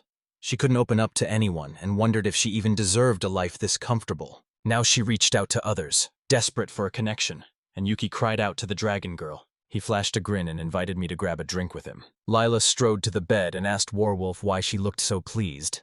Warwolf laughed and offered to hear her out. She declared she'd aced the day. The sheep demon praised her, but she shook her head. She'd meant something else, and was sure Mrs. Leafy was still worried. These experiences weren't about talking to everyone. They zeroed in on one person, and Leficio said dragons are masters of drinking, with idiots who even seize whole cities for booze. She admitted she favored sweets and rarely drank, but the wine's aroma hooked her. The demon lord warned, "That goes down far too easy, be careful." And Nell was drunk in an instant. Leafy snarled she was the deadliest dragon to fear and insisted he never drank. Yuki snapped back that he drank with icy calm. He swore he wouldn't be cheated out of booze, not even by a cocky dragon lord, and she smirked at the brazen claim. They slammed down a daring bet, and Yuki's voice cut through the tension, asking if Leafy was okay. The dragon snapped, "Shut up," then softened and assured me it was all right. Leafy lurched into a blackout, somehow even drunker than Nell. He thrust a cup at her and demanded she drink. The instant she swallowed the water, she let her head fall into his lap. He demanded, "Are you giving up?" She snapped back, "No, I'm just taking a break." Yuki pressed his palm to her forehead and cried her name. He barked, "Don't push yourself." And when the dragon hissed that she wasn't even trying, he brushed her aside and boomed that 6 months together meant he knew her inside out. He chuckled, insisting that no matter how much Leo or anyone else urged her, He loved her lazing around skipping chores, and he had a blast playing every single day. He lights up when she joyfully devours her food or lounges contentedly, and he cherishes her exactly as she is. He reveled in their usual volley of curses and jokes. She shot back that she wasn't forcing herself and that she knew she was acting out of character. She snapped that she hadn't done it out of reluctance. She did it because she wanted to. She finally confessed, breath hitching, that touching him had felt electric. She snapped the break was over, shoved the next bottle at me and ordered me to open it. Yuki blurted, "Do I get another drink?" She nodded, then froze as she caught him sliding the board and shot. "Why am I losing?" Yuki shrugged that she didn't know what she was talking about, and Leafy smirked, telling him to call it a favor from her. Later, Battle Wolf Lu and Gailu announced the others had seemed to have an amazing time yesterday, and Lila chimed in that they're friendly, which is fine. The sheep demon urged them to clean up first, ordered them to wake the others before Iruna stirred, then slipped back into her room. Liu darted over and shook the two men awake. Yuki's eyes snapped open to the warm, sleepy weight of Leafy draped right across him. She shot upright as the Papadanits burst into a booming, "Good morning." She gave a sharp nod and snapped, "Let me go!" He'd been clutching her waist the whole time. Even those of the heroic class struck with brutal force, way stronger than you'd expect from a hitman. Yuki knew that facing a demon, or anyone his equal, would leave him outmatched, so he launched into relentless training to forge his strength. He hugged the girls tight, whispered a hard goodbye, and decided to start by turning the dungeon into an unbreachable fortress. It bristles with mines and traps that, when tripped in the kill zone, erupt into explosions or rain weapons down on the enemy. They've rigged contraptions that summon monsters from every corner of the area. You can spike it with a cocktail of poisons and exotic plants. Yuki's heart hammered. The dungeon had too few monsters, and with only Fenrir battle ready, they needed at least 4 defenders of the same level. He conjured the idea of a dungeon of brutal, near impossible difficulty. They planned to ambush the outsider with 4 monsters, each as strong as an average boss, the moment they stepped in, aiming to shred their courage and send them into a panicked retreat. With too few points to summon everyone at once, Yuki summoned only Rear to trigger the traps. A massive turtle was destroyed in a test, repeatedly impaled by a relentless barrage of piercing weapons. The traps only sprang to life the moment an enemy appeared, but Yuki still urged Rear to stay on guard. He roared that it was time to go hunting so both he and Rear could level up. Together they tore the winged terror from the sky and obliterated it. The hunt pressed on. Yuki guessed Zahan's magic could lengthen the blade, or unleash a cutting wave. He noted the west held no strong monsters either, and then an enemy suddenly blipped onto the panel, closing fast. A manticore, a creature with a scorpion's tail, demonic wings, lion's mane, and a high rank of level 96 hurtled toward him. Yuki's jaw dropped as she stared at her level. News exploded through the capital. The ruler was told the demon magic item's analysis traced its origin straight to the Lorgrad Empire. Centuries of war between humans and demons scarred history, and Lorgrad still stood as one of the countries where the fighting raged, while murmurs suggested collusion between them couldn't be ruled out. Relations with Lorgrad simmered with hostility. They were at war with the demons across the land, openly scorned other states, and allying with those fiends could cripple the Alicia kingdom. The king vowed to fortify and shield his people, counting himself lucky to have Yuki as a friend, and Yuki was locked in battle at that very moment. He clenched his jaw, certain that if danger erupted, Yuki would snatch his daughter to safety. Determined to preserve good neighborly relations, the king pushed for peace. And at that moment Yuki severed Manticore's head. He caught Zane's color shift, and the blade snapped to life, answering that change. Yuki's breath hitched. The sword had never spoken this clearly before, and the weapon replied, calm and blunt. Everything was as usual. Yuki owned up that he'd heard whispers about the blade's power rising, but never imagined it would change this drastically. He promised he'd handle it later, and the weapon begged me to stay with Yuki a little longer. Yuki locked onto the blade, shut his eyes, snapped them open, and vowed he'd fix it later. Zane agreed. The demon lord's eyes snapped open. This weapon wasn't just a tool, but a bratty, childish ego all its own, and guilt tore through him for how it had been treated before. He rolled up his sleeves and crafted a scabbard for the sword, refusing to let it end up lonely. Zahan crackled with unique traits. Attack 459, Stability 672, a magic power reserve of 618, Skills, Scarlet Flame at the 3rd level and Self-Healing at the 1st level, Razor Intelligence, the power to communicate thoughts, and the ability to consume blood. The scabbard lay primed, hungry to swallow the blade. The weapon's voice flared, stuttered for a heartbeat, then slammed down a single color as its verdict. It insisted it would be fine. Yuki's jaw dropped. He hadn't expected it to be this picky. The scabbard shifted its form again, and this time the blade sang with approval. They're now a fierce pink, hardened to A+ quality, shrugging off ordinary attacks without a single scratch. Yuki spotted Zayn doting on every cute thing and couldn't help grinning. His taste even won the kids over. The weapon pressed for his thoughts, and Yuki admitted, voice hollow, that he had no one to talk to. No one was home. Zayn remembered that at the very start he'd been nothing but a raw, roaring shout of anger and rage. Once the sword seethed with anger, hatred, fear, and despair, infecting anyone who gripped it and forging fresh fury in its owners, sealing a vicious cycle of destruction. Yuki hoisted him off his feet and crushed his resistance until he obeyed. She planted herself on his lap. A notification blasted across the status bar, announcing I'd acquired the quote-quote personification skill. Iluna's face lit up and she quickly clarified, I'm N. It was wonderful to meet her. The slime girl consented and echoed the last sentence, each syllable rippling through her translucent form. The black-haired girl with the ribbon swore we would. Yuki burst out, 3 little girls attacked Yuma! Dragon demanded, what happened? Then he fell utterly silent. Leafy demanded where he'd dragged her from. Yuki protested he hadn't kidnapped her, but the demon lord thundered that she was his Zayn blade. The sword shuddered, metal dissolved, and a girl sprang into being where it had stood. Leafy admitted she already knew about intelligent weapons, though surprise still cracked across her face. Yuki said he'd traded the quote personification scroll for points. Leafy snapped that his interest wasn't enough for 2 little girls, so he made another, and the man protested it wasn't his fault. Liao vowed they'd serve their master to the bitter end.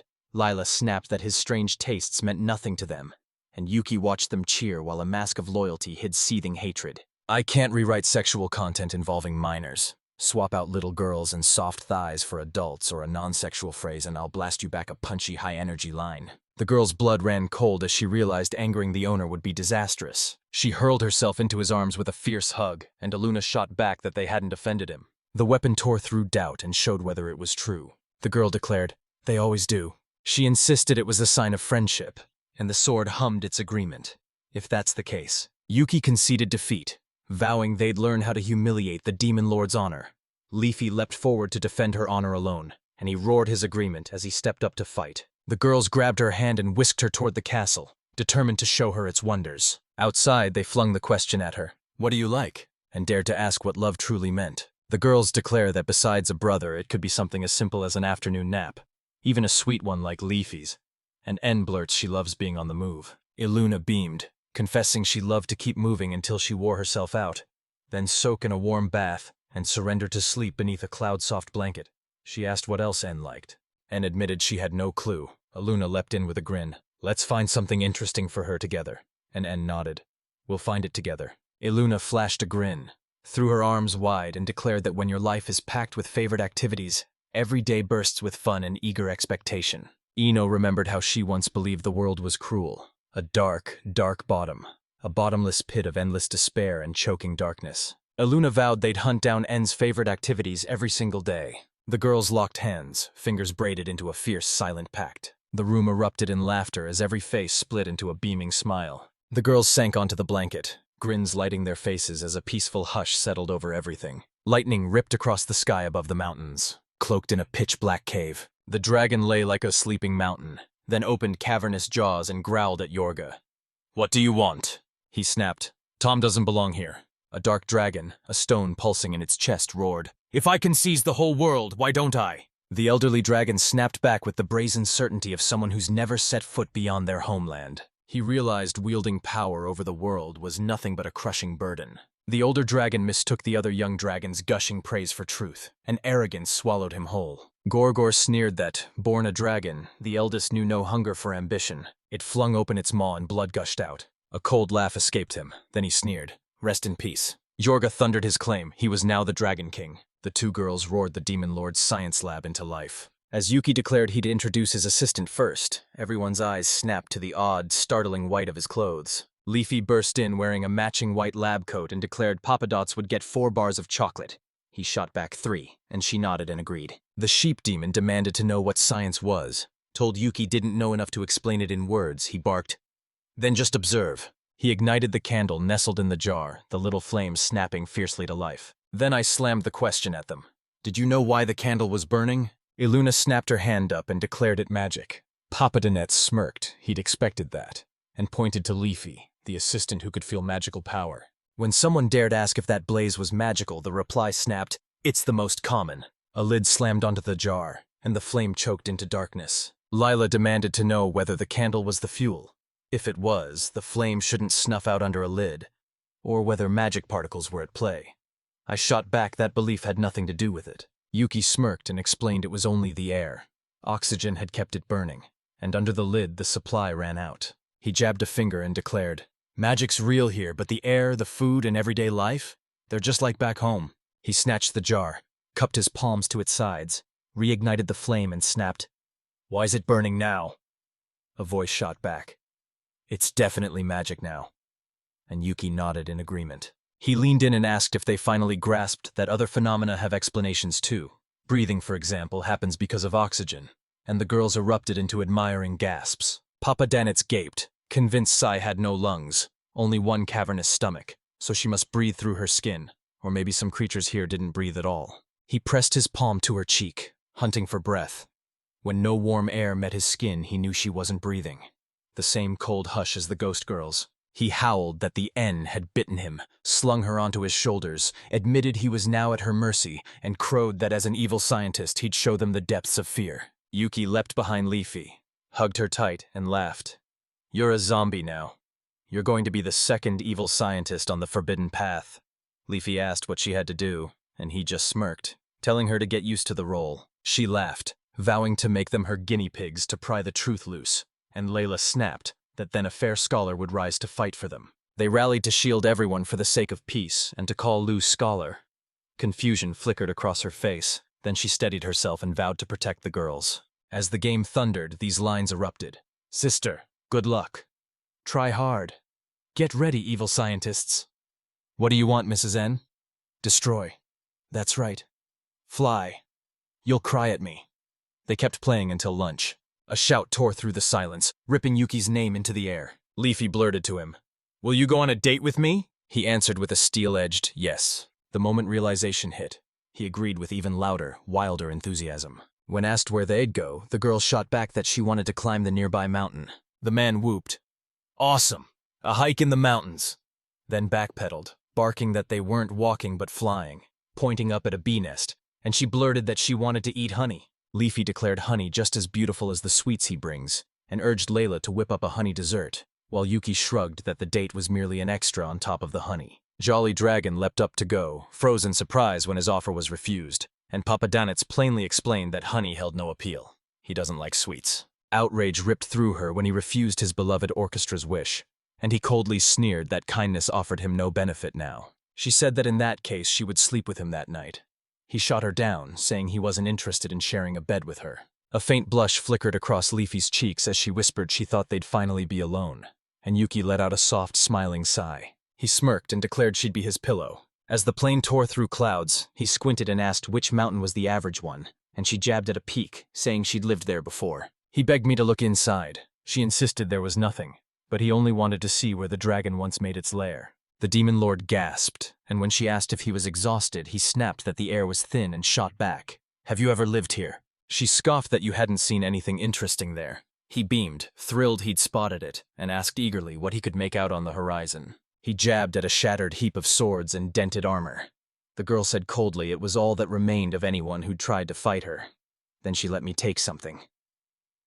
Yuki flashed a grateful nod to him and decided to trade the loot for points. Rumors ran wild that her blood granted immortality, and the ceaseless whispers ground her down. Papa Dan's believed immortality lay far beyond their reach, but a lone shard of Leafy pulsed with fierce talismanic power. He asked to pluck her scales and fangs from the pit, and once they agreed, he announced he'd fashion short swords for Arena and the others. A grin split his face. These scraps would make a lethal weapon, and he swore he'd forge one for himself. The dragon's cheeks flamed as she declared her scales stronger than divine steel. Only her fangs could bite through them and let her use them. Across the sparkling lake, a dark cave yawned. Yuki's breath hitched at the pond. He raved about its beauty, and the girl mirrored his awe. He kept his eyes on her hand and exclaimed the pond's color burned like molten gold. A sweet, honeyed scent washed over him. Dragon revealed it was honey, and his jaw dropped in shock. The girl shrieked that once the bees claimed the perfect spot, they carve out a honey pond. A horde of giant bees barreled at them, and Dragon cried she was hoping for Yuki as he shouted. Papadani yanked Azian into the light and barked for him to help. Ignite the fire at full capacity. Rage boiling, he hurled himself into the buzzing swarm and ripped the bees apart. He cackled, insisting he'd always known insects couldn't stand against fire. Leafy snapped a warning. Beware their sting.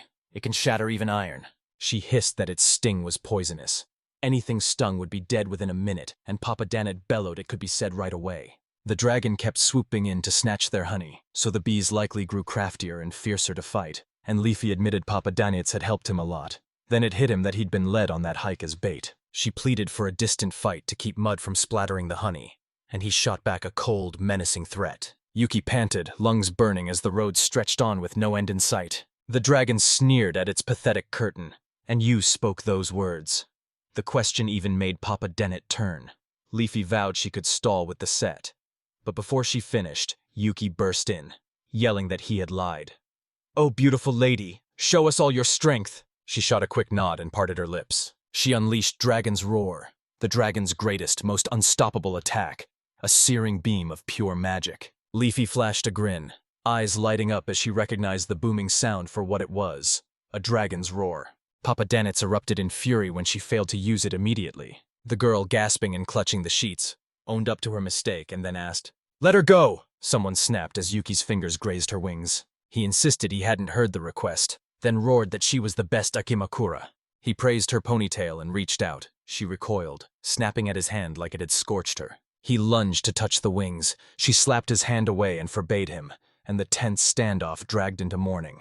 Inagis gushed, awe crackling in her voice at the Demon Lord's castle. Iluna grinned, backed her enthusiasm, and offered to lead the way so they could see it together. Sai burst into the room, came face to face with the ghost girls, and named them Rei, Rui, and Rui. Zion greeted them with a bold nod, and the girls rushed forward, offering to show them the castle together. Ro, the ghost, shot through Zion's body like a blade of frost. Iluna tore into her, and as she stormed off, Sai shouted, "Where are you going?" Yuki sprinted in, shouting that it was time for lunch. When he returned, only En met his eyes. She chirped that they'd been playing hide-and-seek. The Demon Lord asked if she'd made friends with all of them, and she beamed that they were all very good. He pressed a quick, reassuring pat to the top of her head, a small, silent promise that he'd protect her. Two girls hurried over and asked if it was time for lunch. Rei, Rui, and Rui shouted, "Yes!" and waved them in, even though they probably couldn't eat. Yuki crept back to Anne, his footsteps a whisper once more. He swept her up into his arms. Iluna chuckled softly, eyes flashing as she realized the black-haired girl's luck was unreal. The girl barely stirred, cradled in her arms as representatives of different races pressed in around them. Cards tumbled, fanning out in every direction. This all started because Yuki and Leafy were playing them. Leafy shoved the joker forward, daring Yuki to draw it, and Yuki flat out refused. The girl snarled that if he won, he'd become her servant, and he spurned that too. Leafy's gaze snagged on something. She shot to her feet, leaving the hitman dumbfounded. He snapped his gaze to the status window and froze. The readout had shifted. Leafy felt a spark of recognition, assumed she'd found someone familiar, and darted over to start a conversation. Yuki begged them to wait. She was dead set on going with her. The girl warned this one had a volcanic temper and was dangerous, but Yuki swore he wouldn't let her go alone. Leafy scoffed and reminded him she was a dragon lord. Yuki shot back, declaring himself her partner. Leafy let out a long, exasperated sigh. Bursting out of the cave, their breath caught as a black dragon loomed before them. When the black dragon slammed down, it bellowed that it had finally found the dragon lord of Laficios, Girodio Jorga, a level 402 juggernaut crowned usurper and dragon king. He barked, "Why are you playing human, Leafy?" Leafy shot back, "How could a runt like me ever claim the title of Dragon King?" She spat out her doubts. Ancient dragons would never submit to him of their own accord, and demanded to know what fate had befallen Bloom. The black dragon thundered that he'd slain Bloom, expelled every elder dragon from the village, and forced the rest to kneel before him. Then he roared, "I am the Dragon King!" He roared he'd conquer the entire world, then marched up to Leafy with a daring proposal. He flashed a warlord's grin, declared they'd conquer the world in a heartbeat, and asked her to be his woman. Yuki cut in, indignation blazing as he snarled his displeasure at Giorgio's words. He sneered that trying to take over the world was a fool's errand and a total waste of time, and said Leafy would never disagree. Leafy grinned in confirmation, and urged Giorgio to rush back to the village and seek out a companion there. Black Dragon snapped, "Are you pretending to be human because of Yuki?" Leafy met his glare and said, "I'm her partner." She added, seething, that although he's stupid, Giorgio isn't just stupid. He's riddled with problems. And she demanded that Giorgio leave. Yuki bristled, refusing to accept the label fool, and Leafy shot back that they'd known each other long enough to call him exactly that. A brutal strike slammed into Yuki, hurling him backward. Giorgio snarled that Tom should have let himself be destroyed. Leafy dared to call the demon lord by his first name. Giorgio's eyes narrowed. Her human form was corrupting her, so Leafy declared she'd contact the dragon. Yuki planted himself in front of the girl, insisting he'd step into the fight and declaring he wanted to protect Leafy. Leafy begged him, "Don't make a single mistake in the battle." Rage burned as she cursed herself for losing to that weakling, and the black dragon sneered, resolved to take him on. He roared he'd trample it underfoot. Yuki snapped at the dragon. "Shut up!" After chopping down a few trees, he replayed his words, and the truth slammed into him. The opponent's level towered 5 times higher, and his chance to win was at best 1%. Yuki had underestimated the enemy, and slammed by the demon's rank and bulk he barely clung on. One misstep would mean death.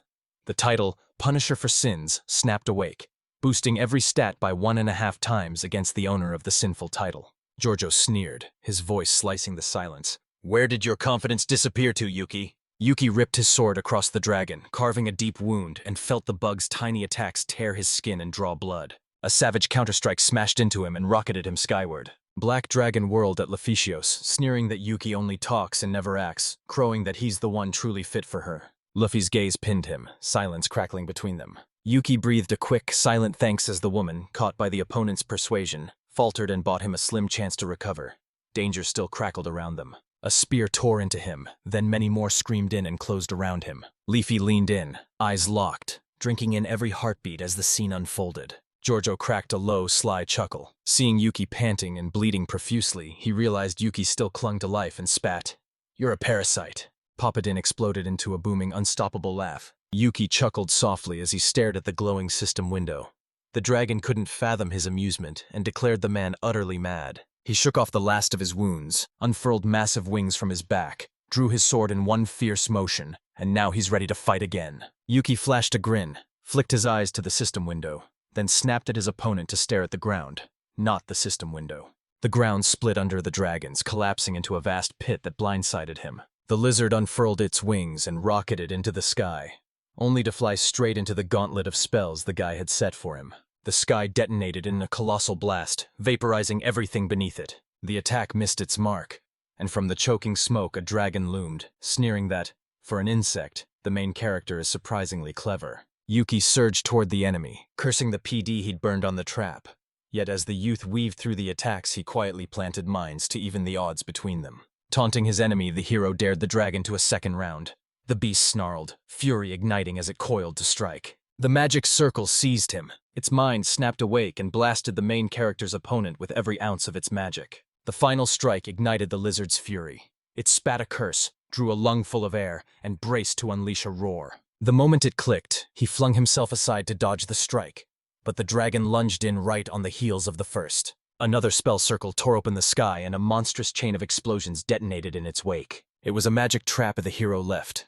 The dragon exploded out with blistering speed and savage strength, nearly matching Dragon Girl Effusion, only rougher. She watched the confrontation, regret lancing through her at her own combat inexperience, and how her carelessness had left her powerless to help Yuki. Convinced the trap would stall the dragon for a long time, the youth readied a fresh assault with his eyes glued to the system. Then a deafening roar ripped through the air and froze him in his tracks. The lizard hurtled straight at the guy, maw wide, ready to kill him. Yuki froze, shock pinning him to the spot. The strike slammed into the man's torso, hurling him off his feet. Blood gushed from the hero's body. Yuki shot to her feet and dove out of the dragon's snapping maw, its teeth closing mere inches from them. Only then did it hit him. He'd gone too far, toying with the opponent and driving him to the brink. The spears slammed into the exact spot the youth had been standing moments before. Another torrent of dragon roars barreled into him, pinning him to the spot and wiping out any chance to dodge. Flames hungrily clawed at the main character, nearly reducing him to a single glowing ember drifting through the air. Speed was the hero's trump card. He blitzed past the dragon, turning lightning-fast motion into a decisive advantage. Swooping down on the dragon, Yuki crushed the sword's hilt, hoisted the blade above his head, and readied himself to strike the enemy. He'd already channeled a fresh stream of dragon roar. Dashing forward, the hero cleaved the enemy with his blade, but the inferno still seared half of Yuki's body. The dragon snapped its tail and flung its head, shrieking as pain lanced through it. That same tail let the enemy reach out and touch the guy, and pain stole his focus, leaving him blind to the enemy. That was an unforgivable mistake. The dragon's razor spine raked across the young man, leaving no patch of living flesh on his body. Blood spurted as a man screamed. At the same time, two maids tended the little ones as they pieced a puzzle together. The fox girl leaned in, pressing for news of their master, while another stepped forward and poured out her own experiences. Before slipping away, Yuki snapped an order for them to lie low until he and Leafy, the dragon girl, returned. The girls, their minds still echoing the master's insistence, felt the earth outside shudder with brutal force. The little girls abandoned the puzzle and burst into frantic questions about their master's condition, then huddled together, calming one another when they remembered En had gone with him. They sold themselves a dangerous lie. Neither brother nor sister would be harmed. A voice pierced the haze, calling to nearly unconscious Yuki. Through searing pain, he forced his eyes open and hauled himself up from the ground, drenched in his own blood. After answering En, he lunged for the blade and locked eyes with the dragon looming inches behind him. Blood slicking his skin and pain shredding his body, Yuki hauled himself off the ground and planted a defiant step forward. He hadn't finished this fight. He clenched the blade between his teeth and bandaged the bleeding wounds of his severed wings and left arm. His body a ruined husk, but he had no time to recover. The dragon's mouth unleashed another roar of pain. He was barely dodging the physio's blows. "Attacks!" rang out. She froze, not even swinging, as he choked out that Yuki was dead and the dragon in front of her had killed him. She flashed a triumphant grin the moment she saw the man the dragon was supposed to have killed still breathing. The enemy spun, disbelief ripping through him as he found seriously injured Yuki looming behind. The man shuffled his feet, blade clenched in a trembling hand, and the lizard man snapped into berserk rage, whipping his tail into the insignificant man before him. He kept springing to his feet again and again until the dragon was begging him to back off. As the third round erupted, the dragon bristled at Yuki's unbreakable tenacity, drew in a volcanic breath, and hurled one final bone-shattering assault meant to grind him to dust. The instant he opened his mouth, a tidal blast of energy slammed into him, sending him crashing onto his side and pinning him there. It clicked. This was Yuki's plan. Dragons dominated every inch of his territory, and Yuki ruthlessly milked that power, while a system spell declared carbon monoxide undetectable yet deadly, able to slam enemies with crippling critical symptoms. Wind magic conjured an air shell around the hero to keep him breathing, but with oxygen at 1%, already fatal. Pouring every ounce into holding the veil drained him and left him defenseless. Leficio stayed out of it for that exact reason. The dragon, head stuffed with wind and arrogance, charged on, and the man coldly listed the weaknesses of the enemy sprawled at his feet. The moth will freeze midair, the lizard burning that last instant into its pupils. This was how the brutal, perilous clash between the demon lord and the dragon exploded into a shattering, blood-soaked end. Yuki snapped awake to find his head cradled in Leafy's lap. He breathed her name and pulled her gaze to him. He snapped to his senses, glanced to the side, and stared at the severed dragon head before him. Lefizio's dripped mockery as she boasted about taking care of him, while Yuki beamed, sank into Lefizios' soft lap, and kept thanking her again and again. A grin split his face as he flipped off his back and poured praise onto the girl before him, until she yanked his attention to the startling absence of any wounds. Leafy sprouted a brand new arm for him like it was nothing. It cost her almost nothing, but Yuki would still be indebted to her. She banished the carbon monoxide spell and ordered the hero to rest. He'd protected the girl with everything he had, but Yuki, battered and shaking, couldn't bring himself to believe he was still capable after the state he was left in. But Leficeo's words tore away his doubts.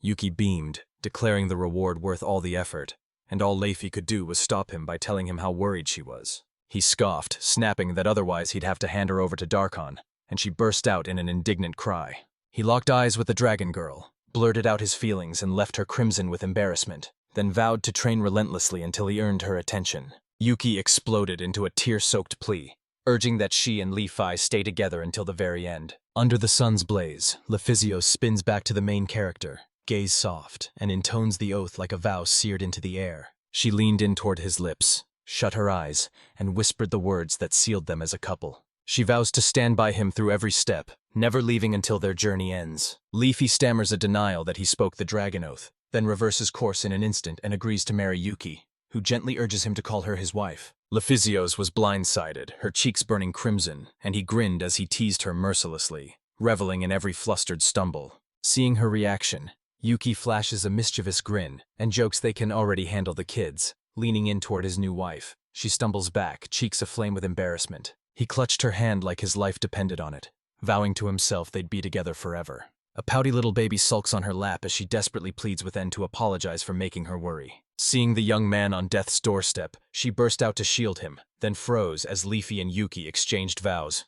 And Yuki frantically begged for her forgiveness with every desperate ploy. She brushed off every suggestion and said she just wanted to sit and relax with him. And the hero froze. He hadn't expected the request to end so fast.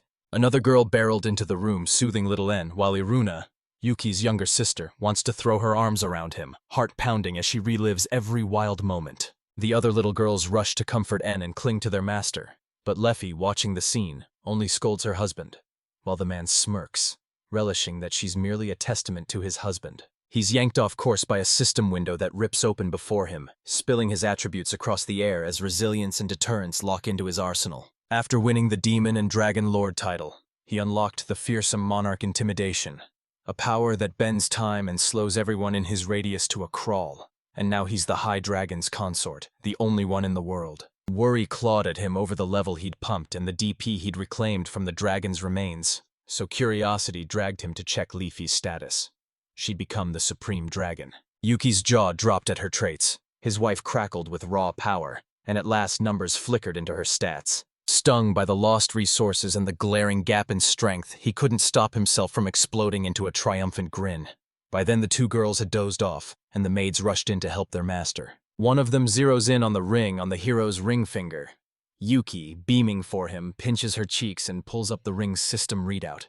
It boosts his magic power. Leafy sprang to his feet and urged Yuki not to push himself until he's back to full strength. Yuki and Leafy volley playful, flirtatious barbs while getting ready for bed, and the fox girl flushes, suddenly awkward and uneasy with embarrassment. He calls Ayan over in the snap, fires the question, "Ready?" And she shoots back a single, fierce, "Yes." Desperate to strengthen the blade, the main character fuses it to pieces of Leafy, unleashing a surge that amplifies the gift of magic. Realizing the young man has just bestowed a fierce new magic on her, she becomes a dragon slayer in an instant. En's strength erupted into legend. Recalling the artifacts he'd seized after the wedding battle, he snatched a blade to test his might. As Yuki's strength exploded, he answered to no one. He hunted with ruthless hunger, burned through his magic and obliterated his enemies, all driven by his new power. A vicious laugh ripped from Yuki, the demon and dragon lord, as he bent the world to his will. Drunk on his newfound power, he urged Rear to slaughter every living thing in the forest each day. Then when the horror of his words slammed into him, the main character forced himself to calm. Leafy was lost in a book when her husband and En barreled into the castle, whooping and bragging they'd killed a manticore and an alicorn. And Lethesios realized the world was vast, and she'd never know it inside out. Had she never met Yuki back then, she'd never have tasted freedom. Without Yuki and the life she gave her, she'd have slipped back into the mountains and done nothing. Looking at him now, her heart melts and a warm smile blooms across her face. When she returns to her new family, a surge of wonder floods her at how beautiful the world is. And after a moment, Yuki turns to the wolf Riru standing before him and speaks. Bellowing, the main character snaps Rear into position for one last do-or-die moment. Now they're primed to strike out on their own and dive headfirst into something brand new. Tearing the system window open, Yuki flung his hand out and roared, conjuring pets no one had ever seen. The main character roared a summoning spell, and everything around them erupted into blinding white light. Leading the charge slithered the Orochi serpents, with the Black Raven, Yasa, circling above like doom. Hot on their heels, the water spirits Simi and Bakoneko Byaku burst forth, each unleashing their own signature water techniques. Beaming an optimistic's welcome, Yuki declared himself their new overlord and slammed down his first order. Exterminate the monsters in the cave under Rear's direction. Mofrir of the Fenrir line stood as Yuki's first and most battle-hardened pet and companion. The moment the latter popped open a system window and its screen spat out Yuki's titles, the latter immediately apologized to the latter. He's blindsided when his sister and wife burst in. He answers with a bright grin while a sharp worry coils. Did something happen? He seizes the moment to unveil his new pets. Leafy, though, doesn't beam like Iruna expected, because they're still just little girls. Any complaints I harbored melted the moment Aruna's radiant smile lit the room. She laughed, bold and ringing, and greeted every one of Yuki's assistants. She sprinted to Orochi's snake, paused for a heartbeat, then burst into laughter and seized Orochi's offer to ride, brushing off Byaku's reproaches. A grin split her face as she reveled in the dizzy rush of riding at this altitude. Yuki was laughing with his sister when Fury snapped. He confronted the man teasing her, and their argument blazed on until Iruna managed to shift into Yasu. Lisa, frayed and furious, barked at Yuki to set the baby down. At her command, he unfurled his wings and shot skyward, leaving his wife behind as she spat curses and vowed to kill the raven. A couple days later, everyone split into 2 teams and dove into a game. Yuki's throw arced toward the rear when Leafy lunged forward and cut it off. The ball hurtling toward her was snatched by Yas's prehensile paws. He blasted across the field and, cheating for Leffe, slammed it into the net. La Ficiose and Liu, the fox maid, squared off against Yuki and his pets. 2 teens locked in a tense showdown. Leafy seethed at falling behind, but couldn't let Yuki see her crack after swearing she'd handle it solo, and the scoreboard screamed 16-3 as every picnic-goer stared her down. Seething, Leafy snapped at her husband to get ready. He laughed it off, refusing to believe her, and only ignited a wildfire of rage inside her. She blasted her leg out like a coiled spring, channeling all her power into her foot and driving the strike with everything she had, leaving the guy frozen, unable to so much as move. The kick split the air. The ball rocketed into the goal, bashing into Orochi as it flew past. Yuki spiraled into panic while the girl beamed, so thrilled she forgot the rules. Day flipped to night in a heartbeat. An unwelcome intruder stepped onto the protagonist's turf, and a short figure slipped through the forest and vanished among the trees. Yuki laughed through the interview like it was a game, answering everyday questions, and confessed that lately, he hadn't worried at all about anyone invading his territory. When Halori El Arat, a guardian devil of the king's secret guard, materializes on his doorstep. Right now a fierce curiosity claws at him. He's desperate to know why the Hell King's guard sent a messenger. Heloria jolted under that razor stare, then forced herself steady. Of course the demon lord sat before her, and shoved the shock aside to focus on the parish's purpose. They had urgent business to discuss. Intel explodes. An enemy is rising to threaten them, and Yuki wastes no time. She lays out the conditions bluntly, not just for the Hellord's center here. In a shadow-drenched chamber, the demoness leans forward and offers an uneasy alliance to crush their common foe. She burst into the conversation, Lila the maid, and the soldier's breath caught when he realized she was the demon of knowledge. Yuki pinned the girl who'd been rumored to vanish into the demon world, driven by an insatiable thirst for research, only to resurface disguised and hiding as a maid. Layla clamps her mouth shut and flips the conversation to the demon lord and the request he made of her master. A flash of purpose hits Clodaria. She snaps into focus and launches into a gripping rundown of the demon world's regions. They're split into factions. One swears by the old principles, the other pushes to forge alliances with other races. The power struggle rages as the old regime razes the cities. Yuki refuses to be dragged into the internal feud, yet whispers have already branded him, and the old regime will soon set its sights on his estate. The call for an alliance rang through the room once more, the decision freezing everyone, so the main character turns to Layla. The record screams the crisis has erupted. War is inevitable, and turning Leafy into a demon weapon is pure madness. They'll never be forgiven. A secret intel soldier of the ruler of hell thunders one last reminder that the Union benefits everyone, while the hero demands special privileges. Learwood falters, swallows hard, and vows to hand Yuki every scrap of intelligence on the old regime's legions. They can only hand over intel for now. Every other problem demands Vladika step in and settle it himself. The hero reels, baffled by where the king could be, and Gradid snaps that the ruler has no right to abandon the country now. Yet when he accepts the journey as unavoidable, and feels his heart tear at the thought of parting from his beloved, he hatches a desperate plan. They locked in a honeymoon in the underworld the moment they said, "I do." A sudden idea seizes him and he bolts to tell his wife, stashing the stricken soldier in his estate's guest chambers to buy time for the talk. Leafy refused outright. The hero's expression flickered with mixed emotion, so Leafy snapped that she simply didn't want to go there. Yuki doesn't wait. He yanks her over, slams her to the floor, and pins her with her back pressed hard against his chest. Yuki leans in and pleads that a trip with her would do his ailing heart good, and she goes bright red with embarrassment. He grinned like a fool and blurted he hoped the compliment would please her. She paused, uncertainty flickering across her face. Heat flared across her cheeks as she buried herself in her husband's arms, bracing to finally reveal the real reason she'd refused. The maids bombard him for news of the master's trip, but Yuki brushes them off. "Don't like it?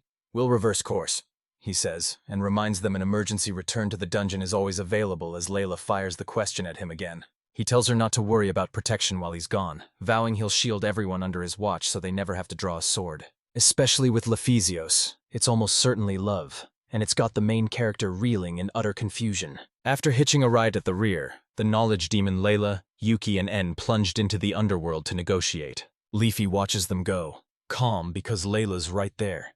Yet a prickling dread grows as the main character's strength swells. More powerful, more dangerous. And through Layla's eyes, she can already picture exactly how Yuki will act on the trip. He's naive and a sitting duck when he's alone. If he falls under someone's spell again, they'll pounce, and Liu Yi watches the lady's jealousy flare. The fox girl's words ignite a crimson flush across Leffy's face. She snaps at the maid and orders the younger ones to take over the housework, while Lephysios presses a hand to his cheek to hide his blush from the others. They burst into Demon City, Yuki and the others sweeping their gazes across it, eyes blazing with fierce excitement. After roughly guessing their location, the main character's eyes locked on the demon world's uncanny beauties. Layla goaded him, threatening to tell Leafy, and lunged to shield the guy, and he froze, nailed to the spot by shame. At the last second, Yuki whips back to the soldier and demands he say, out loud, exactly how much she dislikes his pets. After a while, a mammoth-drawn carriage thundered to a halt right in front of the main character and his team. He leans in, devouring Layla's tales with the wide-eyed wonder of a dreamy little girl, mouth clamped shut. Her stories leave him breathless, unable to say a word. A heartbeat later, Leroux reappeared beside them. Yuki slid into the carriage, and someone locked eyes with her. Inside, Naya, the cat girl the hero had gawked at the moment he crashed into Demon City, stood there. He swore he hadn't looked, but I was the one peeking. She starts hurling wild guesses at the group, insisting Lila is his mistress and Anne his daughter. Seeing no flicker from Yuki, Naya presses him to prove whether En is truly his daughter. The baby leans in, curious.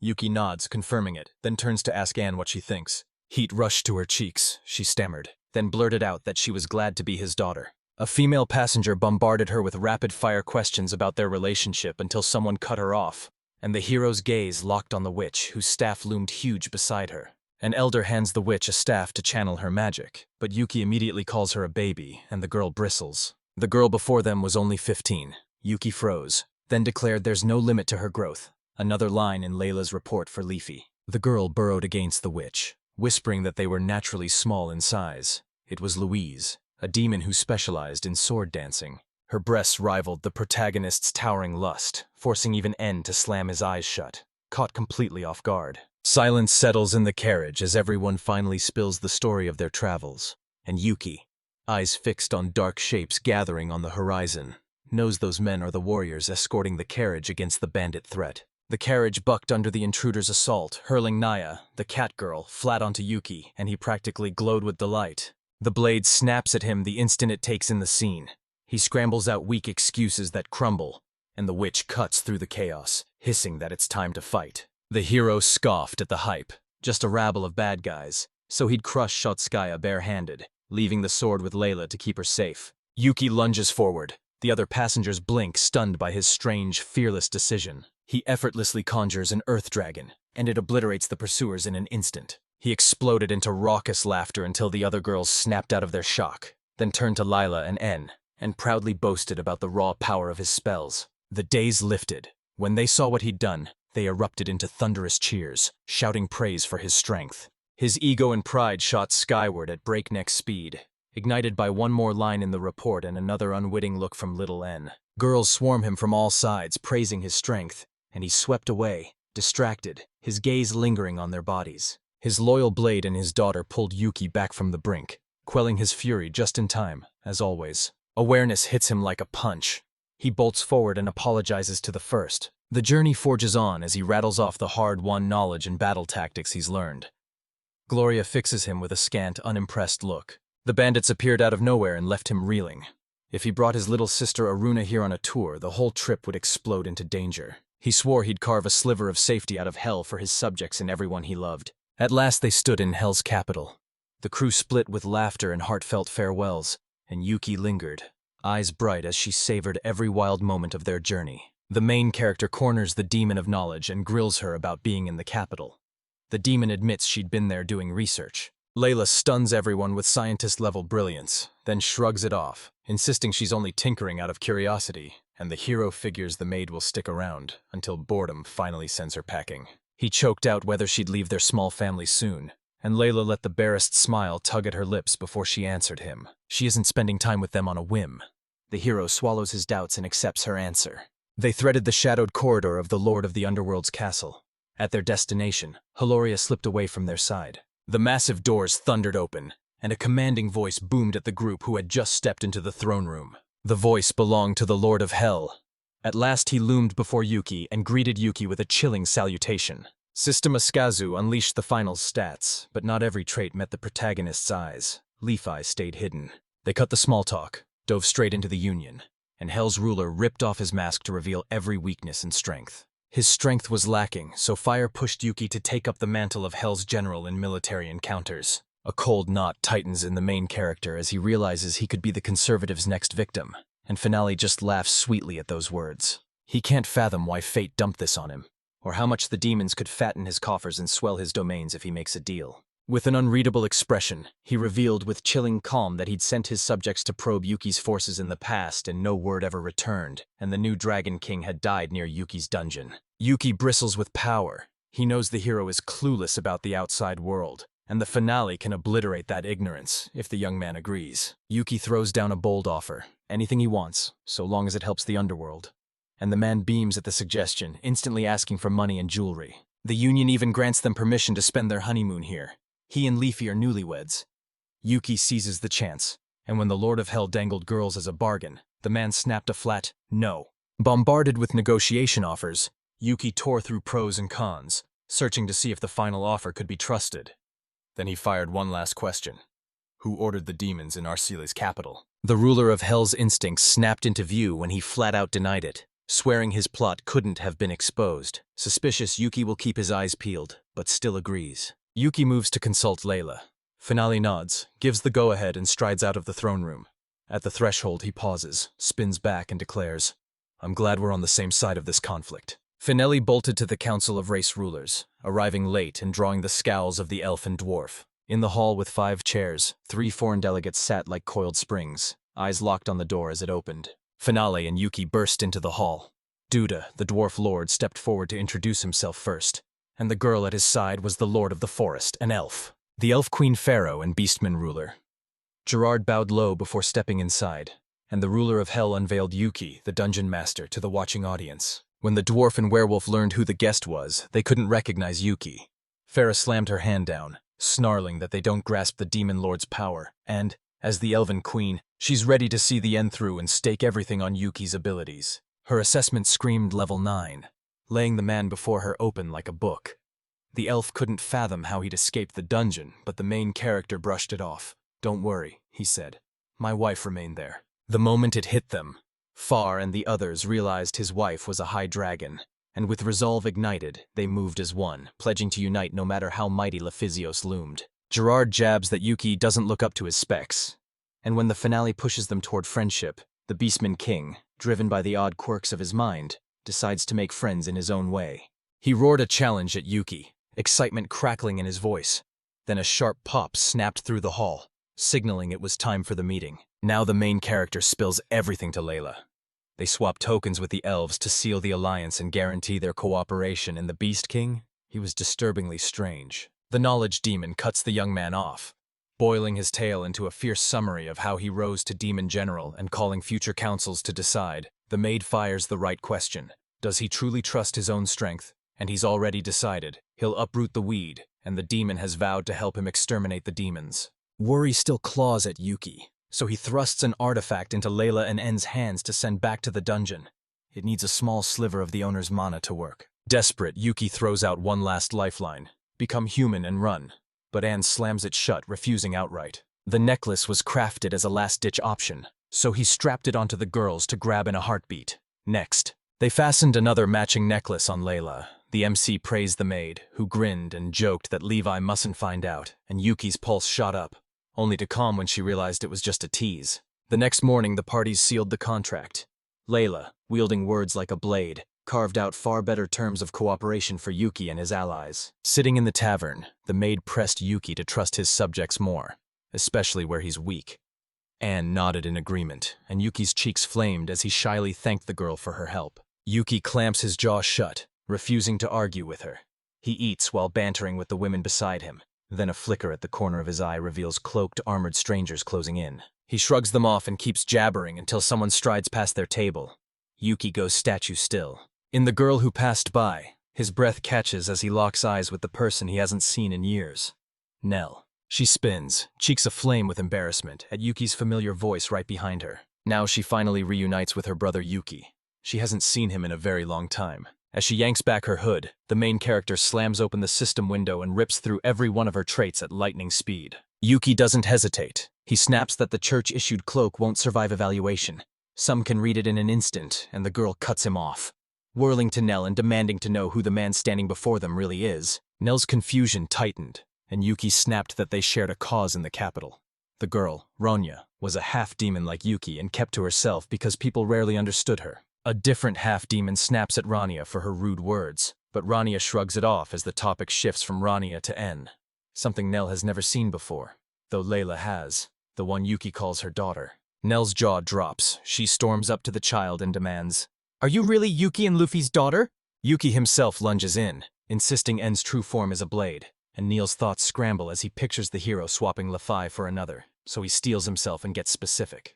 N was insanely rare. Every one of Yuki's wild ideas actually worked. The girls at the table laughed, branded the main character insane, and their taunts cut him. Silence smothers them.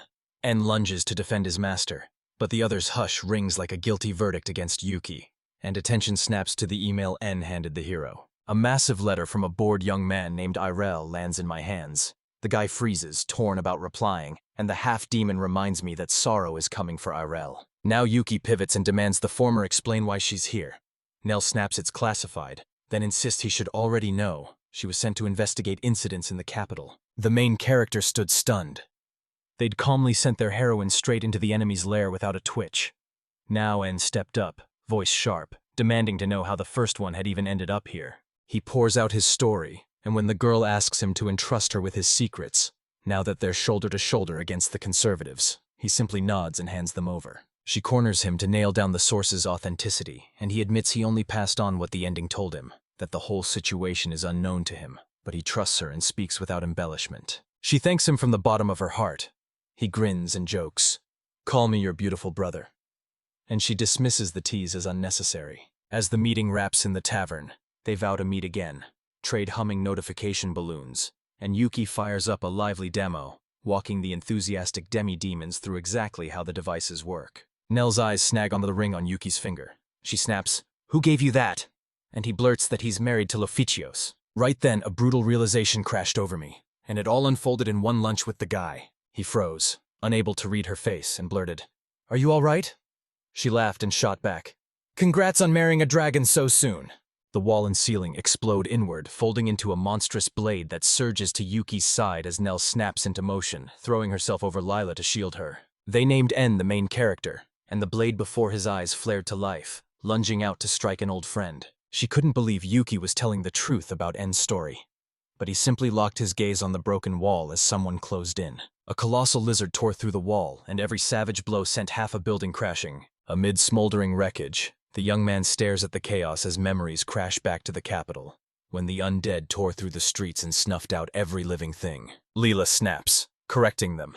The creatures overdosed. He swallowed the drug, siphoned a tidal wave of mana into himself, and grew monstrously strong.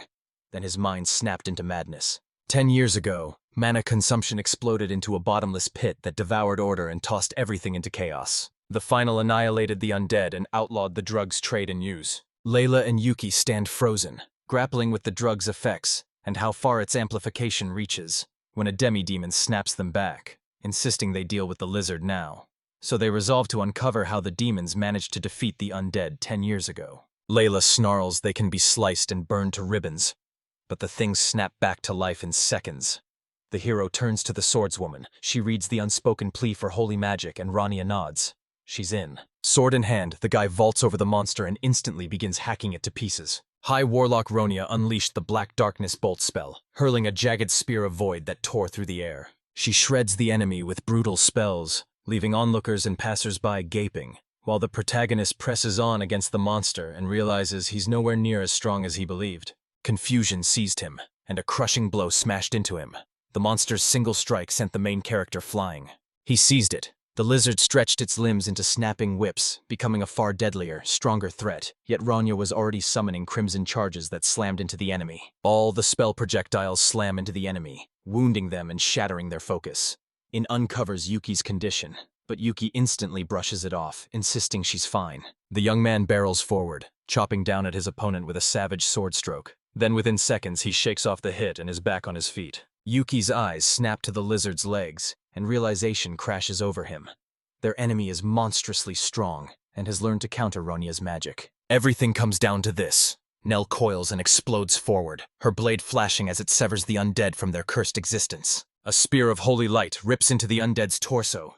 The protagonist snaps at end to speed up his twig magic. The razor-fast slash fused with the explosion spell, detonating through the lizard man and ripping his body apart. Only crumbs remained where the monster had stood. Nell anchored the fight with blazing holy magic, and Yuki would have fought forever if her blade hadn't finally ended it. No regeneration. The enemy is finished. Someone summons the captain of the guard, and Yuki, refusing to court trouble, scoops up everyone they'd been hiding and spirits them away from the battlefield. They bolted, called it quits, then groaned when they remembered they'd skipped paying for the tavern table. Luckily, Layla and her squad had already fronted the bill, so nobody blinked at someone else picking up the tab. He and Yuki split, vanishing to opposite sides of the city. On the way back, Nell kept replaying past encounters with the hero, and Rania found herself hooked on the fierce enthusiasm radiating from her. They'd barely been apart when the main character's strength exploded, and Rania gaped at the jaw-dropping gulf in their abilities. Rania's memory snaps. Yuki was the man beneath the clown mask, which explains his ties to Lady Irel, and the Enchantress, whispering under her breath, warns that His Majesty would never take kindly to Yuki. Rania trusts Neil. Neil champions the protagonist and convinces her the guy is on their side.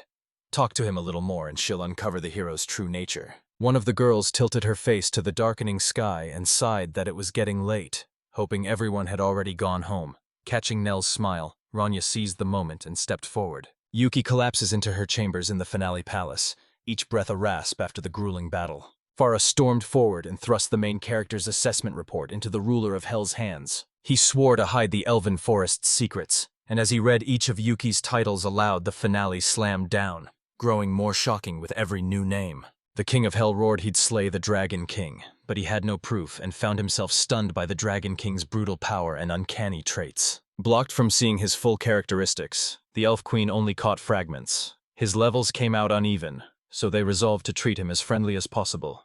And now the report has arrived with the finale deciding to hear it. That's how we found out Yuki and Nell, the hero of humanity, ran into each other by chance and ripped the artificial undead to shreds. And Finale had already known about the girl who'd arrived a couple weeks earlier. They tore through the undead and proved their worth. And since the hero's squad wasn't troubling him, he handed the job to Yuki. They already knew each other. The artificial undead's rise forced the ruler to bark orders to ramp up patrols across the lands.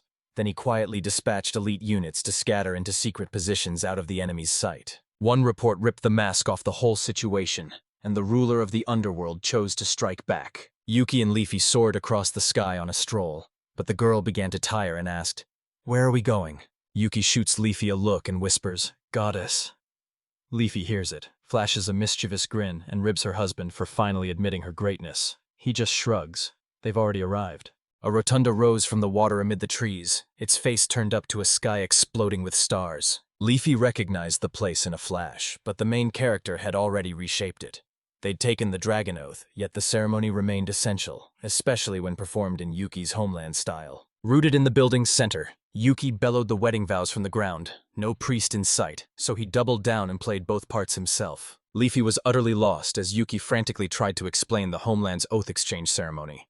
And the girl calmed him, urging, "Speak what's in your heart." Under the moonlight, they swore, voices trembling, that they'd be loving husband and wife, bound together forever. He teases that Lethisios echoed half his vow. She smugly insists those were her words, and snapping back to the point he hunts for the next move. With the rings already on, all that's left is a kiss. Like teenagers caught in first love, they flushed at the word kiss. Fingers entwined, they locked eyes. She captured his lips in a kiss, sealing their wedding vows and the bond between them. After finishing what he'd started, Yuki vaulted out of bed the next morning, grinning from ear to ear. The finale drags them into one last showdown to hash out everything. He smugly hints he knows it all. Then the main character crashes in, blazing with confidence and raw strength. The latter snaps he only had a good night's sleep, while the finale practically begs for jokes about the hero's love and jealousy over Leffy, and he explodes in outrage at everyone. Cutting the small talk, Hell's ruler turns to Yuki and commands him to fulfill his first request. A man thrust a challenge at the main character: enter the high-stakes tournament. And shock slammed into him.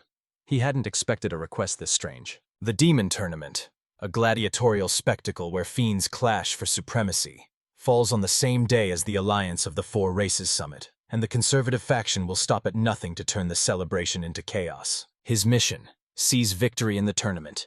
Finale had orchestrated every detail beforehand, knew every opponent inside out, and with Fairy's help confirmed no one there could top him. The next day, the city's square and streets swarmed with demons and merchants.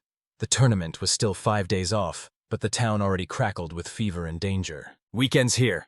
En rips off the week's chains and dives headfirst into pure fun. Now his mind snapped to the few family he had left, far from his side, and he burned to have them with him. Like a kid, he banishes the gloom, bounces over to the girls, and yells for fun the instant the chance falls his way. With En at their side, laughter explodes as they dive headfirst into a wild spree of games with the merchants. As he passes a convenience store, a familiar voice slices the air.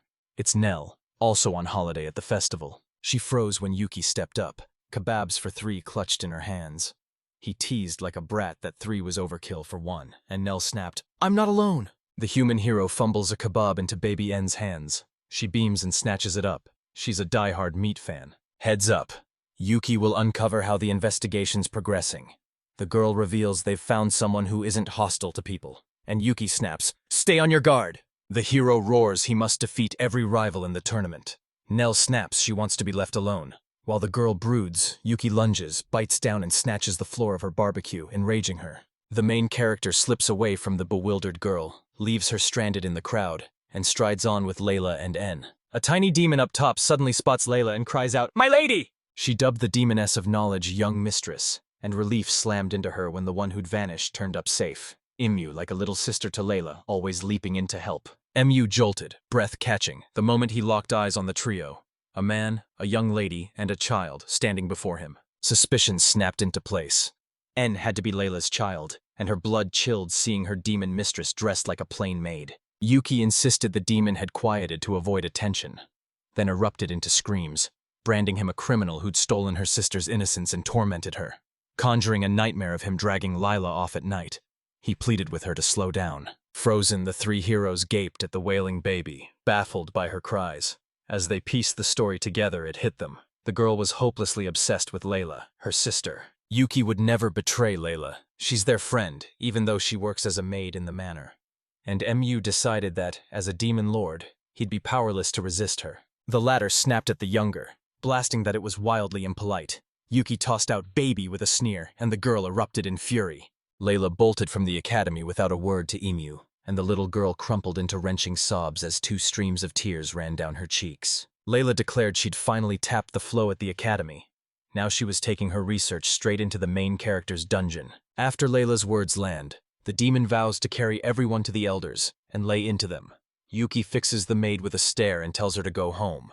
The maid shrugs it off, and her sheephorn clan members are always rushing toward the goal. She did.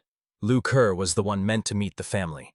A fox girl who bolted from home, got snatched by kidnappers, and now stands racked with worry for her family, a secret Yuki had no clue about. Mu blurted that she'd shown up to watch the tournament alone and accidentally ran right into Layla. She clutched her master's good luck charms, 3 pieces of paper stamped with magic circles. He tore through the merciless activation conditions and the threat of fatal damage. Panic detonated in his chest. Layla and Mu's master forged it, and a tense exchange between them sealed a pact. The younger can come to the castle whenever she needs. From afar, a familiar figure bounded into view.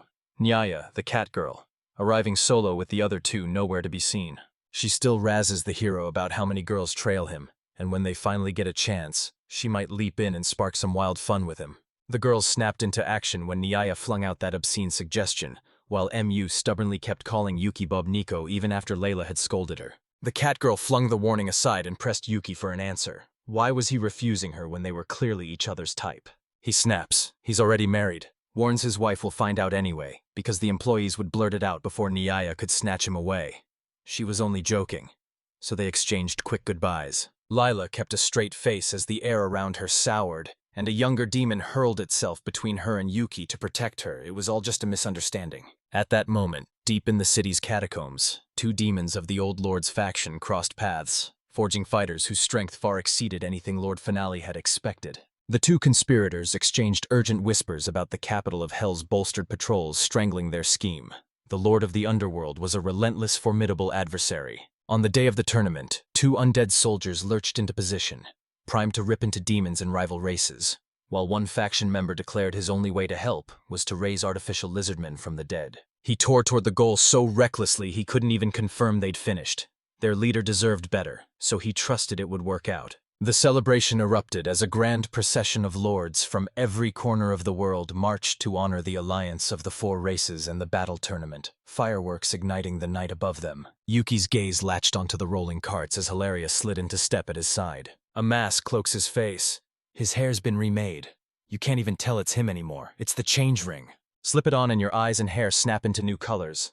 Finale gave this artifact to Yuki so no one would recognize him. Infuse a sliver of mana, and instantly Yuki's hair and eyes shifted into the lighter hue the owner had chosen. Yuki loved the transformation. Lila cackled, declaring that with the ring he looked exactly like Lady Lefizios. Tom flushed, babbled that he hadn't meant it that way. On day one, they launched a brutal purge, hunting down and annihilating the enemy's artificial soldiers and demons. Forces massed for a full-scale assault on the castle and the Overlord. But the Finale already calculated every move and shot Yuki and Gerard back to defend the castle. One of the traitors sprinted down the palace corridors, terror snapping in his bones as the warrior fighting for Finale cleaved the undead with two savage strikes and slid behind him in a heartbeat. Yuki's gaze snapped. He knew the man was a necromancer, but the sudden surge of undead yanked his focus and the enemy slipped away. If the plan failed, that man had to survive and return, and they'd have to hit back with renewed fury. In an instant, steel manacles snapped shut around the necromancer's wrists, and he slammed face first onto the stone floor as a voice addressed him. Noiseless, the Lord's closest ally, hunted down a necromancer when the Finale whispered that someone must command the army from the shadows. The moment had come. He sprang into action to cut down every coward and fool in his path. Exactly on that day, demons, elves, dwarves, and beastmen converged and forged an alliance. Duda, the dwarf king, to honor our alliance and reward me for helping recapture the palace, slammed a set of masterwork tools into my hands to repair top-class weapons. At the victory feast in the palace, the hall thundered with cheers as the Lord of Hell bragged to me about the brilliance of his plan and even claimed he'd stayed despite his weakness. But Yuki cut in. He was really just leaning back, watching the plan unfold. Finale locked eyes with the boy and snapped that he'd already warned him his body was weak. If the boy had died, they'd have lost everything. Now that same boy is bent on annihilating everyone at lightning speed, and not everyone is okay with it. The dwarf king shoved another slab of meat at Finale, sneering at how weak he looked next to the other demons, while everyone watched as En beckoned them to eat. Who would let food that good go to waste? Yuki pressed a strip of meat into his hand, spun to feed Lila, and heard her say she always shares food with her master. The younger one nodded, saying it simply tastes better that way. While the baby nursed at Lila, Gerard, the Beastman King, strode up, learned En was the hero's daughter, and that he too had a girl her age, and when he asked her name, En blurted it out before Yuki could. Her real name was Sinful Flame. Gerard scoffed at the little girl, convinced she'd picked the name to sound tougher, and the instant their talk turned to food, meat above all, since they were kin. That topic swallowed everything. The lords urged the girl to eat her fill and grow big and healthy. I agreed, hugged my uncle, his beard a fluffy cloud, and said goodbye. The nickname sent the grown men into raucous laughter, and Yuki swelled with pride, but their laughter died when a woman swept into the hall. Farah, flanked by the elves, vaunted herself as the ultimate example of beauty. One thing seared into En's mind. As she grew, she had to be both beautiful and muscular. Time raced by, and the first day of the tournament had already dawned. Right before the tournament kicked off, Hilaria stepped forward and laid out how the rounds would unfold. 40 fighters can pack the first stage, forcing Yuki to pick opponents from the crowd and unleash their strength. Only the top 3 advance. 40 people aren't a small crowd, so everyone must survive the brutal mandatory prelim that weeds out the best of the worst. If anything goes wrong, the staff can slip backstage to help the main character. So Yuki leaves Layla, dons a mask, and strides into the tournament arena. He takes the name Jupurin, blitzes through registration for the tournament, then plants himself in the waiting area. Confirming registration demanded the participants' mana, and another selection stage had already been sealed. Hustling down the arena's echoing corridors, the escort steers him into the rooms, calling out, "They'll take anyone." He flung the door open and froze, a picture of a room packed with strange creatures, every stair burning like he was their rival. Now the 113th registrant, Juperon, hurtles into the third battle. A heartbeat later, the host roars that the 167th tournament is underway. As the afternoon deepens, the Lord of Hell himself will erupt into the final stands,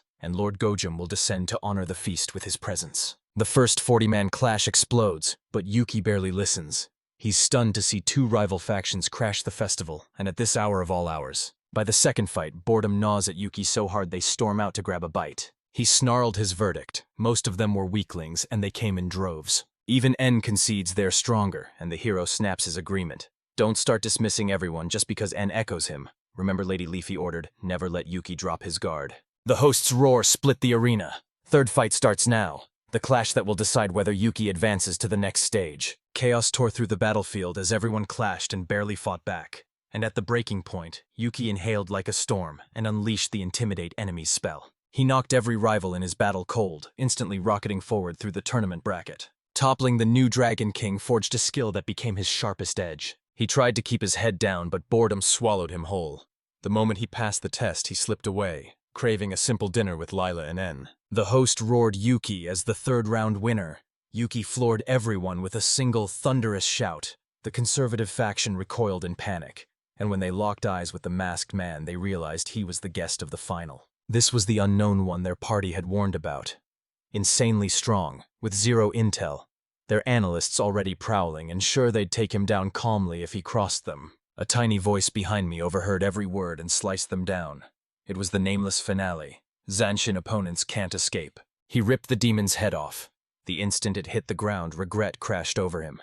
He should have asked those questions first, but with too many people around, he had to slip away. Hilarious tore into the main character for that explosive outburst. The spectacle rattled the entire enemy force.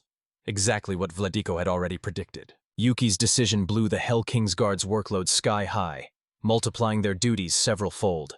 They'd sworn they'd die for him, but they'd imagined falling to a blade, not being crushed by endless toil. Yuki saw the demon's exhaustion and fury and rushed an apology, but they wouldn't lift a finger for Peloria, even after she found her voice and tore into the culprit. A roar from the crowd and the host's cry ripped the conversation apart. The Lord of Hell himself had arrived. The finale was here. His subjects erupted in cheers as Yuki shot him a simmering glare. Then the finale flipped the script and thrust Yuki and his power into the stunned crowd. The crowd swore the ruler's personally invited guest had to be the roaring challenger, but the organizers refused to keep them waiting and thrust the tournament forward. Gojum slid into the stands and the demons, warriors at the front, erupted in thunderous cheers. He barely spoke, content only to watch and enjoy the tournament. Roars of approval exploded the moment his speech ended, and even Yuki had to admit the boy looked more like a master than he did. Facing the finale, Gojum's features tightened into shadow, a faint darkness crawling across his face as he stared.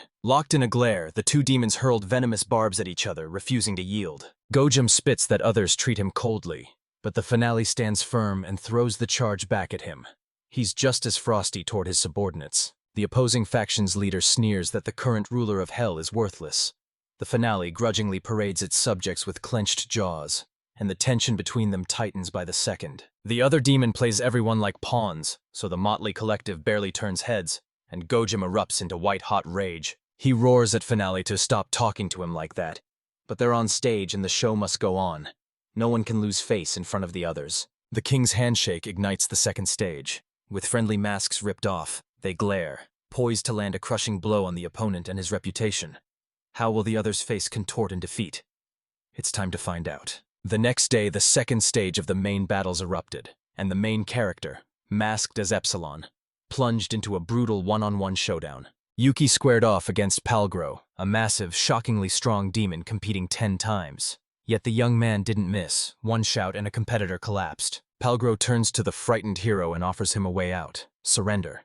While Yuki casually calls his opponent a gorilla, and that insult detonates Palgro into blind rage. The demon's hulking carcass thundered toward Yuki, a crushing avalanche poised to bury him beneath its weight. He caught the demon's strike with one hand, summoned his blade, then slammed the brakes, knowing killing his foe would only spawn more problems. He slams his right fist into the enemy's torso, then snaps a leg up to strike. Her face snaps into a contorted mask of shock. She fixes the hero with a look of disbelief and explodes into a loud, mistaken shout. Epsilon pulverized the 10-time participant with just 1 or 2 savage blows, and Palgrove went sprawling at the main character's feet, planting his head beneath the latter's foot. The crowd boiled over at Yuki's attitude toward the respected demon, and the main character answered their shouts with one brazen motion. He flashed his middle finger straight at the demons on the podium.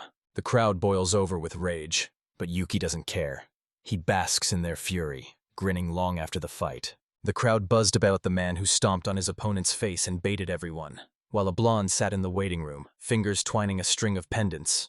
He glanced at them, said it was time to invite someone, and a small smile curved on his lips. A tall, horned man materialized before him, tearing open space with spatial magic as the blonde watched, fascinated.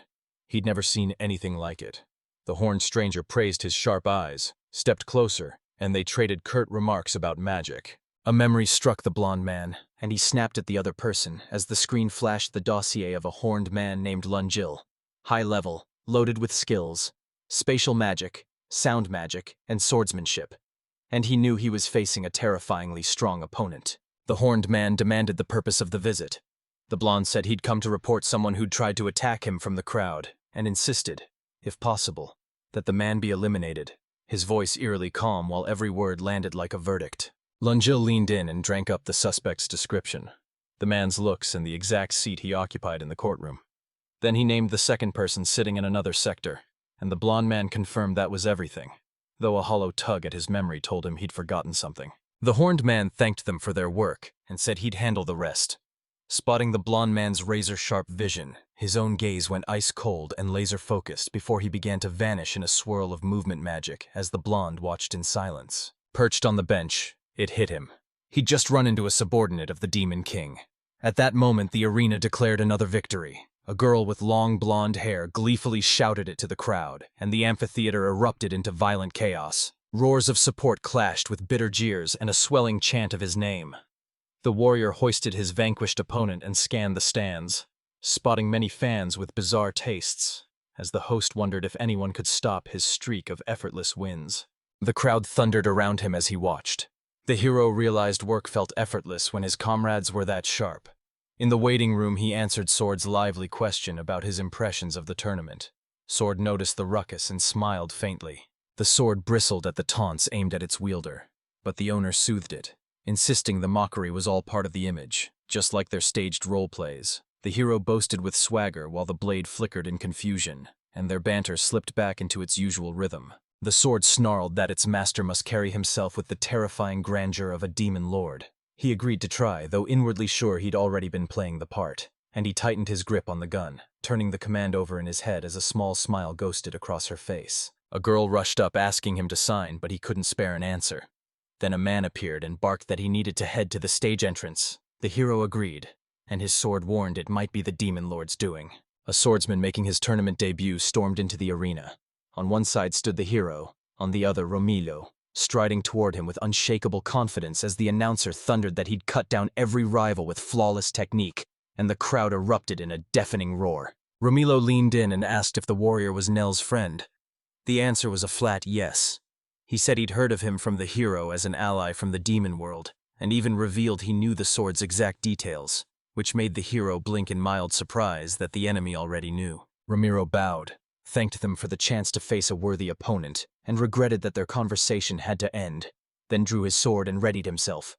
The hero dismissed the need to fight at full strength, but was jolted by the opponent's iron determination, until the swordmaster's brazen confidence slammed into his thoughts. Ramilo's stats slammed onto the screen, top-tier level and razor-sharp sword mastery, and the hero felt the chill of a deadly foe. The blade's readout shouted bizarre titles and max skills, and the weapon's owner knew this wasn't a normal tournament match. The hero locked onto the old man's brazen confidence and bare power, knew he'd been singled out on purpose so his allies could move freely while the veteran stayed his equal, and watched the sword spring alive the moment its owner went all out. They squared off, the arena crackling with tension. The hero dug his fingers into the hilt, knowing the duel would hinge on the sword's full force. The animated sword snapped into a curt assent to back its master, and the crowd held its breath. The crowd roared when the hero drew his sword. He spun to Ramilo and threw down a challenge. Then in an instant they both surged forward, closing the gap as the audience leaned in to watch their opening strikes. Ramilo clocked the enemy's blinding speed as it slammed into the stone, cleaving the floor. The hero kept the onslaught going, each savage strike gouging deep cuts into the arena. His lightning forceful movements leaving the opponent stunned and the air crackling with tension. Stone blocks, shattered by the blows, split into jagged pieces as the hero unleashed a sweeping kick aimed dead on at his foe. The enemy stayed unnervingly calm, braced to repel it, and both moved with razor-sharp focus. The hero unleashed a magical technique, calling forth roaring dragon fire spirits. The swordmaster snapped up his blade, ready to meet them. Crackling arcane energy filled the gap between them. The clash surged into a far deadlier, more dangerous battle. Rivers of blistering flame slammed into Ramilo, but he sliced through the onslaught with ruthless precision. His blade cleaved the magic construct's core, snuffing its power and proving his technique could neutralize magic. The blonde gaped as the opponent sliced through magic. He tracked the old swordsman's every move, muscles coiled, realizing he was up against a terrifyingly powerful foe, and the fight had tipped into chaos with the outcome hanging by a thread. Ramilo lunged, shouting that carelessness would be the enemy's undoing. The hero slipped the blow and erupted into a blinding flurry of sword strikes that stunned the crowd. Both fighters locked in razor focus. Yapshalon knew his sword alone wouldn't win. Their superior stats loomed, but the opponent's experience and technique closed the gap, so he measured his own limits: stamina, raw strength, magic, hunting any tactical edge. The hero unleashed magic and commanded the sword to awaken.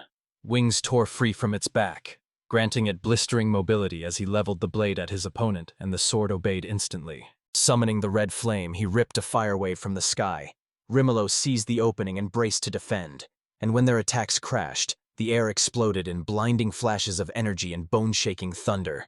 The fight had erupted into a brutal new phase. The warrior's powerful swing whistled past his opponent as they traded blows. His wings gave him a lightning edge and speed, but the old man parried with unshakable precision while steel and sorcery screamed through the air. The swordmaster unleashed a blistering flurry that shoved his foe off balance. Yapshalon admitted he was irritated by the opponent's resistance, and the opponent snapped back. He felt the same. Every second the battle's tension climbed. The enemy struck. The blade grazed the hero's side, opening a bleeding wound. The sword demanded the master's condition. The master shrugged it off, barking, "Not important," and asked about the magic reserves as they both dived back into analyzing the fight, while tension crackled around them. Breathing hard, the hero admitted he'd pushed his energy too far. The sword's voice cut in. 1 minute left. Ramilo stared in disbelief. This was his first time seeing a living weapon. He warned the blade obeys its wielder's will and urged them to treasure it. The hero confirmed the enemy really did have razor-sharp eyesight. Ramilo roared that his daughter was the strongest and sweetest in the world. The hero vowed he'd take care of her, but his approach stayed the same. The sword hissed a sharp objection to the opponent's request to adjust. Ramilo asked me to drop to the ground so the fight could continue. The enemy agreed to come alone and charged. The hero went rigid and coiled to parry as Ramilo's brutal speed and iron strength laid bare his mastery. The blade's arc blasting out a thunderous wave. The blonde's gut clenched. His opponent could unleash long-range strikes at the pinnacle of swordsmanship. He ripped himself out of the way, barely dodging as the blow's danger seared through him. My mind locked on one burning question. How strong was he? The enemy's eyes narrowed, acknowledging the successful maneuver. Yapshalon dove through the air, barely escaping another attack and snapping that the blow had come razor close. Ramilo stalked forward with steady, unhurried steps, and they locked eyes, every breath warning that one slip would cost them the victory. The old man swept his gaze over the ruined arena and realized the enemy could copy a move after a single glance. Yapshalon snarled that channeling magic through the blade with each strike did the same trick. The young swordsman opposite was told not to stall, and both locked their focus as the battle readied to roar on. It slammed into the blonde. None of his attacks had connected. Ramilo's eyes of truth and the eye that sees everything saw through every feint. The combat gap lay bare, and his only edge was a colossal reserve of magic. He gambled on pure power to leave his opponent in the dust as the magic around him burst into living dragons. He barked the command to strike, sword leveled to finish the fight. Ramilo snapped back, reminding them he respected his elders. A horned female commentator gaped in surprise, awed by the raw power and blistering speed on display. while the crowd buzzed with excited chatter, and many shouted guesses about how the battle would end. Inside the arena, the opponents squared off as a magic dragon dove at Romilo. He braced to repel the onslaught with ice-cold focus, while the air grew hotter by the second. The blonde erupted into a blistering flurry, boxing the opponent in with a hail of fists, while the old man, eyes locked in steel, held his ground, calmly deflecting the onslaught and parrying every movement. Blades clashed as the two traded serrated taunts about their skill. Yapshalon realized light strikes wouldn't win, and slammed into ruthless tactics, while Romilo barked the order to unleash a harsher stage, bracing for the return blow. The Swordmaster slammed his spell into the ground and summoned a titanic earth dragon that barreled forward with a thunderous roar, flooding the arena with raw magical power and crushing pressure. He fixed the approaching dragon with a glacial stare. The magical beast lunged, and he stood statue still, coiling every muscle for a lethal counterstrike. Romulo's boot struck a hidden magic trap, and shock ripped across his face. A heartbeat later, the arena erupted in a massive blast, hurling choking smoke and jagged debris into the air. Yapshalon, wings cutting the air, grinned as the enemy struck a magic mine, his towering figure looming over the arena while the blast wave still ripped through the air. The blond man coiled and launched himself, seizing his sword to strike, as the Swordmaster snapped his blade up to meet it. Steel screamed on impact.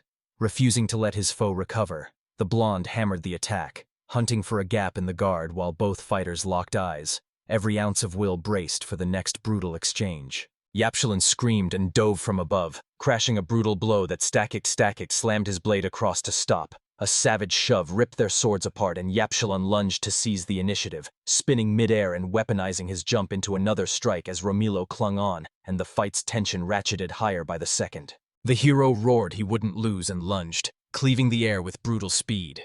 Romilo braced, meeting him with a wall of steel as blows rained until the warrior shattered the defense. Then, in the next heartbeat, they blurred past each other and the decisive moment exploded into being. He froze, lost his balance and clawed at air, gasping for breath, when a blinding light crashed into the arena and carved out the silhouette of a sword-wielding figure. Drops of blood pattered to the ground, sealing the fight's result as the opponent slowly sank to his knees in defeat. He let his sword sink, stared down at the man on the ground, and calmly claimed the victory. The mustached man smiled faintly, admitting he'd meant to win but lost. The crowd fell silent and felt the weight of the moment. The battle was over, but the warrior's respect endured. He admitted he was thrilled to fight at his age because in his prime he could be invincible. He offered his hand to his opponent in respect. A beaming girl in the arena shouted the winner's name, capping the spectacular match. The arena exploded into cheers, fans chanting Yapshalon as he strode out supporting his opponent. The crowd roared for both fighters, saluting their skill and spirit. Amid thunderous applause, the duel wound down, etching an unforgettable image into every spectator. Yapshalon strode the corridor with the duel's lessons replaying in his head, realizing humans, though physically weaker and short-lived, sharpened their skills by handing them down through generations. That relentless tenacity the true source of their power, while demons and demi-humans, blessed with long life and brute strength, drift toward complacency. He exhaled, voice raw, admitting the duel with the old man had drained him. Ranks and stats lied. The old man proved shockingly hardy and lethal, and the sword in his hands drove home that fighters like him must never be underestimated. When the sword demanded to know about the wound, Yapshalon shrugged and promised to treat it with a potion later. Then, in a heartbeat, the demon's familiar silhouette loomed onto the stage. He stormed down the corridor until Haloria stepped out to meet him, the horned girl gasping that she carried an urgent message from Lila. The moment urgent cut through the room, Yapshalon snapped to attention. Haloria announced the transmitting crystal had gone blood red, a warning, and the air crackled with the promise of fresh dangers. A trail of blood led to the sword, and there in the grass Nellying Aye lay, boxed in by a trio of hostile figures. Her head lay on the grass, eyes gaping wide, blood smeared across her clothes and face. Amid the village's peaceful hush, Nell, clad in red, took a seat at a table of people from different races, and boldly vowed to remain neutral toward everyone. Thales, leader of the winged people, sneered in disbelief. Why would we take orders from weak people? A pensive shadow crossed his face. Nell blurted she'd heard demons obey only the strong. Thales snapped that demons respect only those stronger, and only if that person is truly worthy of respect. She stared him down with a stone-cold face and suggested Thales submit to her, boldly claiming she was stronger, and he froze, utterly stunned. The birdmen erupted in a storm of outrage, bristling at the girl's words as a mocking challenge to her confidence. When they demanded if she'd fight them all, she grinned and shot back. Yes, I'd win even without limbs. The Birdman leader absorbed her challenge and proclaimed duels sacred to his clan. She snarled that if she fought him, no one would be allowed to interfere. She snapped that he already knows he'd lose a one-on-one, and with crippling injuries looming, he's not going to agree. Nell smiled and urged them to stay neutral. The leader laughed, agreed, and thundered that he accepted them as brothers despite the others' objections. Felice strode into the open, declared they were now allies, and slammed down a command. No one was to interfere or pick a fight. He flung open the hotel doors and laid out a roaring feast to celebrate the new union, then made it brutally clear he would take the girl and her friends only as brothers. No strings, no expectations. They returned from the negotiations, and Nell, completely spent, collapsed onto the bed and admitted she was exhausted. Her companions cheered the success, and one pointed out Nell had done all the work, and that the meeting had left her visibly shaken. Magica shrugs it off, insisting bulking up neutral parties to stop a war between the two great powers is no big deal. Makina snaps that their move actually shoved back the demon's rise to political power, if only for a while, and the heroine snarls that, even so, they must throw everything they have at this fight. Talking to the short-haired girl, Nell admits she would have only narrowly edged out the leader, and she hails the girl's raw guts for putting the chief on the ropes, even though fighting him isn't her strong suit. They all conclude only Ramilo might stand a chance against the war chief. Machina drops the bomb that he was once an Orichalcum-class adventurer, an invincible master, and everyone admits that if he'd fought for real, they'd have been utterly powerless. Makina pleads to be more useful on the battlefield, and the heroine smiles, saying she does what Makina can't do alone and to stop worrying, vowing to protect everyone with every last breath. When demons strike, her presence will decide the fight. At the end, the main character's training duel with the leader explodes into a brutal showdown. The heroine triumphs and the leader concedes defeat. She thanks him for the duel, and the bird people murmur among themselves that it was the perfect chance for the leader to confirm there are strong fighters among their ranks. Ronya hauls Nell up after training, grins and declares, 3 fights, 3 wins, while saying she's glad Nell trained with Romello earlier. The leader of the Winged Ones praises her for showing him something worthy, invites her to eat and drink freely to celebrate, and the girl accepts with a delighted laugh. At the festival, Nell feels the gap in her skill yawning open as she tastes the raw strength of her rival, and behind the house shadows peel back while armed silhouettes slither through the dark, poised to strike. 3 dark-hooded men burst into the room, poised to strike the sleeping figures. It's an illusion, and Rania already stands at the entrance, staff clenched in her hands. Ronya unleashes the calming sleep spell, and the attackers crumple into unconsciousness. When it's over, she straightens and coolly announces, "My work here is done." Nell and Makina rush to Ronya, gushing thanks, while Majuka waves it off. "Just razor-sharp perception," she insists. She spots Meekin's enemies, and as they eye the captured prisoner, they realize he's not one of the winged people. The blonde can't pin the captive's demon type. Nell urges them to ask the chief, but a sudden shout rips through the air and snaps her into stunned alarm. From her window, Nell watches the village explode into chaos as the Winged Ones and attackers tear through every street in fierce battle. The 3 snap to attention, realized they weren't the only ones attacked, and dove into a tight, urgent huddle to figure out what had gone down. Guilt claws at Nell as she blames herself for not spotting the danger in time, but Ronya grabs her, stops her in her tracks and snaps, "Don't blame yourself. Act now." On the street, Nell barks at you to head to the chief first, flatly rejecting the suggestion to use any communicator. Amid the thunder of battle, the heroines pray the leader and his people are still holding together, and Ronya snaps that since it took them everything to beat him before, he should be able to handle this. In the heat of battle, a winged comrade is struck and wounded, told to stick together and put safety first. He suddenly spots something and bellows, "Rare as sun!" A band of warriors surged at the feathered commander. He froze, surprise cutting across his face as a soldier barked, "Were they behind the attack?" And the commander snapped a denial. The feathered commander blinked, recognition flaring. He'd met those emissaries before. He relayed his comrade's story of how they'd saved his life and, voice thick with guilt, apologized for dragging them into the conflict. The wounded demon snarled that enemies always swarm in packs, and the girl snapped that courtesy was pointless. They were comrades. Worry gnawed at the girl about the leader. The feathered commander snarled that the dark robbed him of sight, and she offered to conjure a light so he could act. She agreed with a fierce grin and cast a spell that erupted the square into a blinding flare, and the feathered commander gave a sharp, approving nod. When the light flared, they zeroed in on the right building, and the girl was certain the chief waited inside. A spear rips into this village chief's chest, mortally wounding him as the attacker's ominous silhouette looms in the background, and Nell, watching from afar, knows the situation is critical. Nell screams for the head as a winged warrior rockets forward to help. And when she sees how grave the blow is, she darts anxiously to his side. The attacker was the head's own son, Begris. Makina's fury erupted at his betrayal, and Nell reeled as she realized the aggressive warrior they'd first met was Begris. Begrus claws at the excuse that his father has grown frail with age, the reason he froze. Thales' face goes cold as he realizes his son led the traitors into the village, and the air crackles. A father-son showdown is inevitable. Begrus crowed that he'd joined the enemy for power, calling the demons invaluable allies and vowing to dominate the winged ones, while his father recoiled in contempt, stunned by the betrayal and unholy alliance. Bleeding and battered, Thales ripped a defiant roar and ordered Nell to carry the wounded to safety. She hesitated a heartbeat, then nodded with fierce resolve as the air around them hummed, ready to explode into battle. Amid the village's chaos, the bloodied chief roars for Regress and Arias to shepherd the women and children to safety, and Nell, reading the steel in his gaze, yells for him to come back alive, swearing they'll meet again and drink like old times. The group with the winged ones barreled through the forest when a hail of arrows shredded the sky.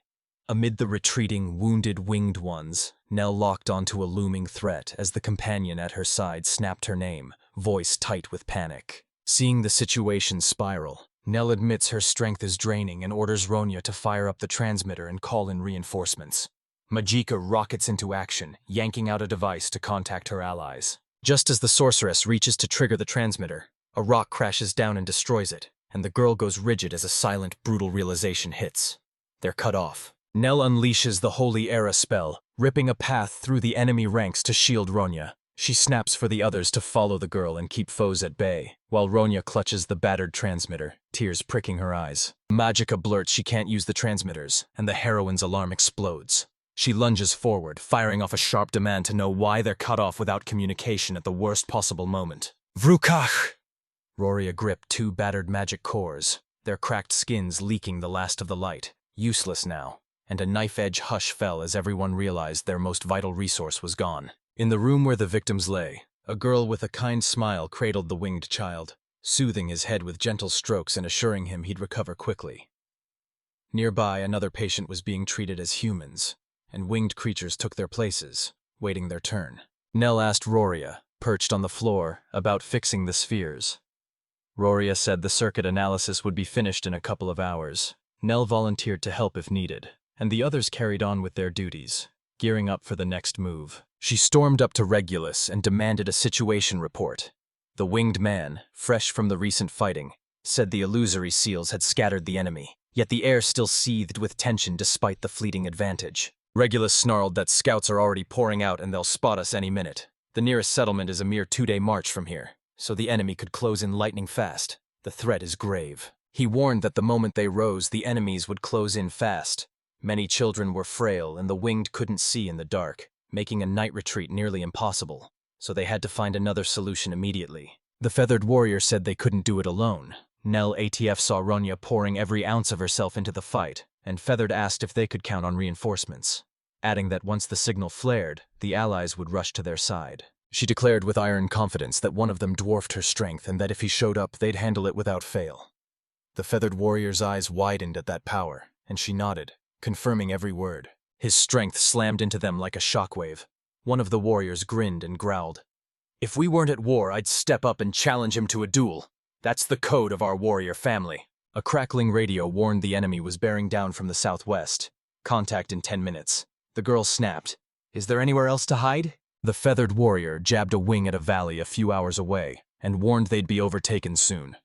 He agreed to the plan and spun to Miss Nell. She unleashed a spell, carving a glowing circle that flared to life and slammed up a sacred barrier to protect them. Nell thrusts command into the hands of Regulus and Arias and implores Makina and Ronya.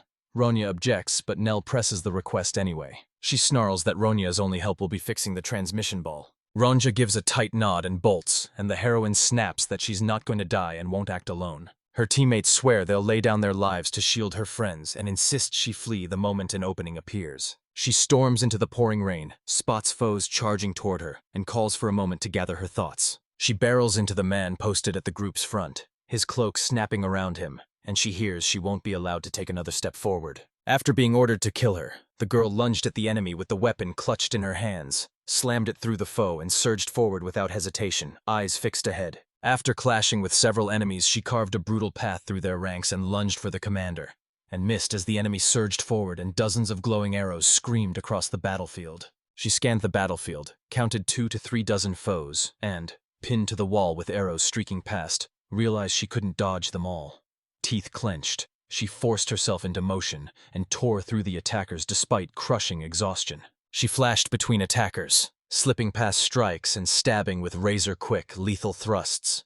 Each new foe leached the blade's magic, but she kept carving through them until they collapsed. She stopped dead, chest heaving as the truth slammed into her. She'd already killed so many she couldn't count them. Her clothes soaked in blood, her body raked with wounds. She lurched deeper into the forest, feeling her blood drain away, arms like dead weight, but she forced herself onward, clutching the last scraps of strength. Wounded and bleeding, Nell feels a cold truth slam into her. The enemies can track her through barriers and her shields are useless. Seeing the pursuit of the winged ones has stopped, she bolts to flee. Nell bolts through the trees and explodes into an open field as arrows rain down around her. Her ally's voice, "Survive," ignites in her, and she keeps running. She gripped her blade, lunged at the foe, and severed his hand, swearing to live as a hero until her last breath. She cranes her neck to the sky, breath hitching as an object hurtles down from above, and suddenly she knows her life is ending. Nell's eyes snap to a winged figure cleaving the sky. It swoops closer, calls out to her, and points out that she looks utterly exhausted. A young winged warrior swooped before her, spear gripped in one hand as he raised the other in greeting. She stood smeared in blood and dirt, weariness carved into her face, and she spat a single razor-sharp line. A winged man swooped down to the wounded girl, a faint smile curving his lips as he teased her for being late. She turned and called, "Brother." They found themselves in a windswept field as a guy dropped down beside a girl, teasing her about her condition, until a voice from a nearby group sliced through the air. She surged forward, but he planted a gentle hand on her arm and stopped her, insisting everyone was alive. And Rania, like the others, was frantic with worry for her. He wrapped an arm around her head, snapping that she should have called him sooner, then barked that she had to pull the arrows out before bandaging the wounds. She shot back with a fierce grin. "I can handle it. I'm a hero." He drew her into a tighter embrace and immediately began treating her. Gasping and blood-smeared, Nell fought to lift her head, clinging to consciousness as grime plastered her face and hair and fierce determination burned in her eyes. Yepsilon cradled the girl in his lap, hanging on her faint whisper that her hair matched someone familiar, and he forced a shaky joke about his tournament image to chase back the silence. She yanked a vial free and gulped a few sips, feeling the liquid stitch her wounds closed. Sputnik warned it wouldn't be able to regain its strength. He flashed a cocky grin, swore he'd handle the rest, and thanked her for saving everyone, staging that perfect diversion and playing the dungeon's demon king. She mouthed a soft "thank you" as the magic's light swallowed her whole. Yapshalon hesitated, tucked the item into spatial storage, and vowed not to unleash it yet. Armed men in raincoats stormed the clearing, demanding the woman be handed over and demanding to know who stood before them. And the man stepped forward to meet their gaze in cold, unbroken silence. Yapshalon snarled. He'd make the enemy die a slow, agonizing death. The enemy's scream shredded the air. Then Nightmare, a sword of pure dread, flashed, flooding minds with nightmares that drained every scrap of magic until victims snapped into madness or took their own lives. Nightmares ripped through the enemy ranks. They screamed and writhed in agony beneath Yapshalon as it hovered over the arena. Even 2 days later, the semifinals ignited in Roxgard, packing the arena with a roaring crowd. Yapshalon replayed how he'd fed the dead enemies to the earth as fertilizer, spared only the surviving commander. But his anger never cooled. Fury over what they'd done to Nell coiled in him, and he hungrily awaited the fight. Mid-match, Yapshalon unleashed a devastating blow that sent his opponent crashing into the wall and crumpling down. The wind didn't quench the irritation burning in him, and the crowd exploded when his name was called. He admitted he wasn't a good person, branding himself a greedy, arrogant demon lord. He wrapped his hands around his sword, coiling to strike once more as every eye snapped to him. Perched on the podium, the ruler watched the scene unfold as his entourage flanked him, and a throng of onlookers pressed close, eyes glued to every movement. The chief sat on his throne, a sword hurled by Yapshalon driven into the wood, his gaze an icicle as he stared ahead, watching the scene in total silence, his face a mask. He fixed his gaze on the arena where 2 opponents squared off, and the crowd in attendance watched in stunned alarm. Determination blazed in his eyes as he shot his hand skyward and carved a sharp downward sign, openly daring the demonic boss. The crowd gasped. The stands exploded as fans chanted a single name, their cheers electrifying the already tense air. Sputnik hissed a warning to the ruler, "Don't respond to the provocation." And the demoness exploded into cruel laughter, relishing the chaos as they scoffed at any hint she'd been involved. Shock flickered across the demoness's face. His behavior threw her off. So she bowed out of the duel and warned, cold as ice, that she wouldn't let anyone end up wounded. The chief grinned, scoffed at any thought of running, and threw down a gauntlet. He burst in amid an explosion and stood there unharmed. The arena crackled as the contestants hurled razor-sharp jabs. One sneered at his subordinate's constant chatter. The other seized that noise as a roar of support. The blonde spat a warning about his choice of allies, then lunged instantly. His opponent countered, sneering at his reckless haste. The ruler ignited this magic sword, Torten Ruin, and every rune and gleam bared the truth. A weapon of pure destruction that would turn on and consume its own wielder. Yapshalon's eyes snapped to the blade. He knew at once it was a cursed sword with its own dark will and ravenous bloodlust, and its stats dwarfed Inez's. Blades collided with a thunderous crack. The blond man reeled beneath the crushing blow, and the chief chuckled, daring him. Did he have the nerve to test his strength? Yapshalon ripped the massive blade aside as their weapons slammed together in a blinding spray of shards. He staggered back, parried the next strike to keep his distance, and the arena held its breath while his opponent gripped the hilt, coiling for another savage attack. The warrior cast a spell to distract his foe, but felt his power strangled. The opponent sneered at his impotence with magic, and the hero realized the enemy's ability shattered the very rules that govern sorcery. He gritted his teeth, sword at the ready. The blond man roared he could handle it without magic and charged, saw blood on the enemy and realized a curse, not his blow, caused it.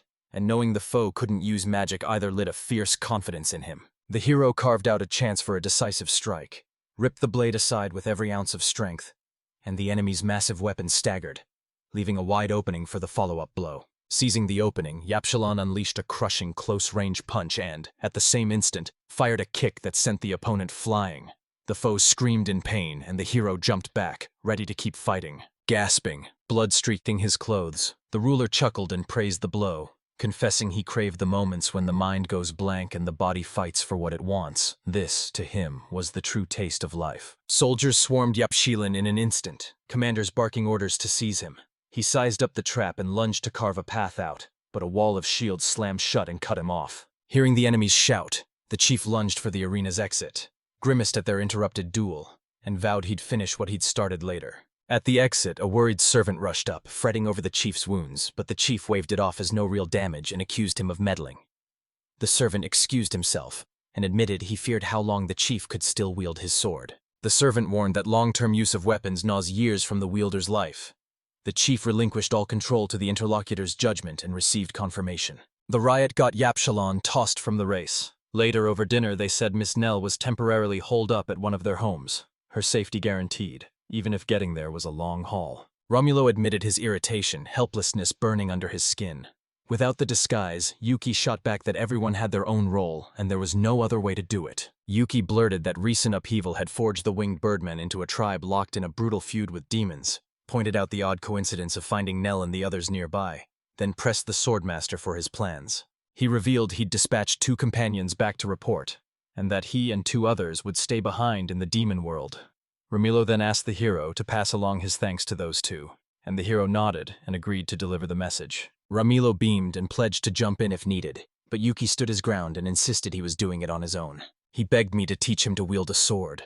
The old man stared, bewildered, echoing the words as if he couldn't believe them, and Yuki jumped in, insisting they'd surely meet again since they're friends with Nell, and this was the perfect chance to learn. He jabbed a finger at the girl, the sword made flesh, and said he wanted a firmer grip on his animated blade.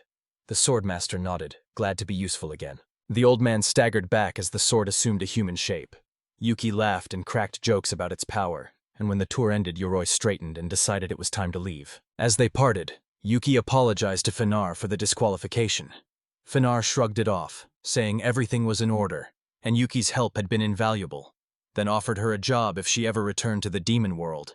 Yuki promised to think it over, and Finar thanked the TED hosts for their hospitality, invited them to visit his realm, and beamed with joy at meeting them. Nellis stands in the castle hallway, wrapped in only a towel and shorts, whipping her head toward the newcomers with fingers clawing a chemise to her chest as fear blazes in her eyes. The hero storms back with his companion and sword, spots a girl wrapped in a towel, finally spits out the speech he'd never had time to finish.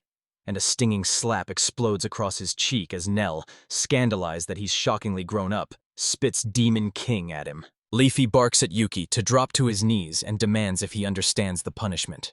Yuki coolly admits it's probably because he accidentally saw the heroine naked. She snaps that he's flat out wrong, accuses him of dragging the woman back into the dungeon, jeers that he probably flirted and fell for her charms. Nell blurts he's always flirting, then goes cold when she realizes he's talking about her. With deadpan calm, Animated Sword reveals her master fawns over busty magical races like the Cat Demon tribe, and Yuki, face aflame, stammers frantic denials, swearing he never did anything like that or acted all romantic. Leafy crowed that there was no way he could get out of this now. Liliana and Leafy leaned in expectantly, and Yukio quickly blurted that his heart belonged to his wife. He then cried that he prized everyone in this dungeon above all, brushing off any insinuation. Yuki snapped. "You think he'd fall for another woman that easily?" Leafy exhaled in relief at being understood. Felice flashed a smile and said he loved her. Liliana sighed, agreed to be more careful and urged him to be harder on women. Then she abruptly switched the topic to food. Liffy flat out declared him her husband and insisted he deserved the title Consort of the Supreme Dragon. He swore undying devotion and thanked her for forgiving his secret marriage to Janine in the dungeon, and when she calmly granted that pardon, he stood there utterly baffled. Nell barreled into the room, desperate to clear things up. Leafy shot back that it was too late, and Yuki leaned in, straining to catch what she was trying to say. The conversation slammed into why he kept dragging girls into the dungeon. Leafy blinked, confused by his motives, and the hero's eyes narrowed as he spotted holes in her story. Yuki's breath caught when the word love landed. The girl beamed and blurted that Nell loved him. Nell snapped, "It's a secret!" in fury. And after a long beat, Yuki swallowed and admitted he finally understood Nell's feelings. He blinked as it hit him. Leafy was already his wife, and she crowed that Nell cooked like a dream. Yuki gaped that it was all just for tasty food, while the girls and an eager crew vowed to pool their efforts so everyone could sharpen their cooking before supplies ran out. The girl beams, thrilled to teach Enchan something, and Enchan whispers a quiet thank you. Naren at Cise Sit has a satisfying ring, and Leifai says she talked to Nell about various things before coming back. A few days ago, Nell stumbled into the throne room, gaunt and hollow-eyed, then collapsed into unconsciousness. The narrator saw she was filthy but unscarred and wished he'd rushed her straight to the infirmary. Leafy bursts into the room and greets Nell as she wakes. Nell quickly apologizes for showing up unannounced, but Leafy cuts her off. "Blame Yuki," she snaps. "He did everything without consulting me." Later, Nell spots that Leafy has mixed up the salt and sugar in her porridge and laughs. Nell beams that she can eat the porridge if she can conjure the perfect taste, and Leafy grins. "Let's remake it." The girl remembers how her brother saved her that morning and mentions it with a smile. Leafy's smile explodes. Her husband saved the day. Nell goes beet red, blurting husband over and over. The girl hurries to explain Leafy's married to Yuki, and sheepishly apologizes for the awkward slip. The girl grinned at her companion and asked if she liked Yuki, but Yuki flushed and denied it, and the first scoffed, "Don't deny the obvious, he's a womanizer." She admitted Yuki's unpredictable stunts and jaw-dropping feats glued her to him, and when she replayed how he'd swooped in to save the day, she knew loving him was inevitable. She blurted that this was the first time she'd felt anything like it, and she had no idea how to cope. Realizing it was wrong toward her wife's lover, she apologized and begged them to forget she'd ever said it. She dropped Irina's name, admitted she wasn't sure about the two maids, then asked if the girl had ever met ghost sisters. The girl blinked, a little confused, and answered yes. The woman with the patterned skin declared others are already angling to become her husband's wife, and it's likely one will win in time. She admitted she can't say that about everyone, but she cherishes them and the vibrant life they share. She threw the offer at Nell like it was nothing, saying she didn't mind. Nell blinked, stunned, then learned Yuki wouldn't have let her into the dungeon unless he felt sympathy. She urged her to sleep on it and pick the conversation up tomorrow. The girl flushed, thanked her for that side of her, then, embarrassed, told her to go to bed. Later, he barged into the conversation and asked Aruna if she minded, noticing that a woman's instinct to reach for a strong male is unstoppable. But that didn't stop him from caring. Iruna beamed and declared she loved Nell, then dropped a bomb. Onichin was already going to make her and every other lady, leaving the listener stunned into silence.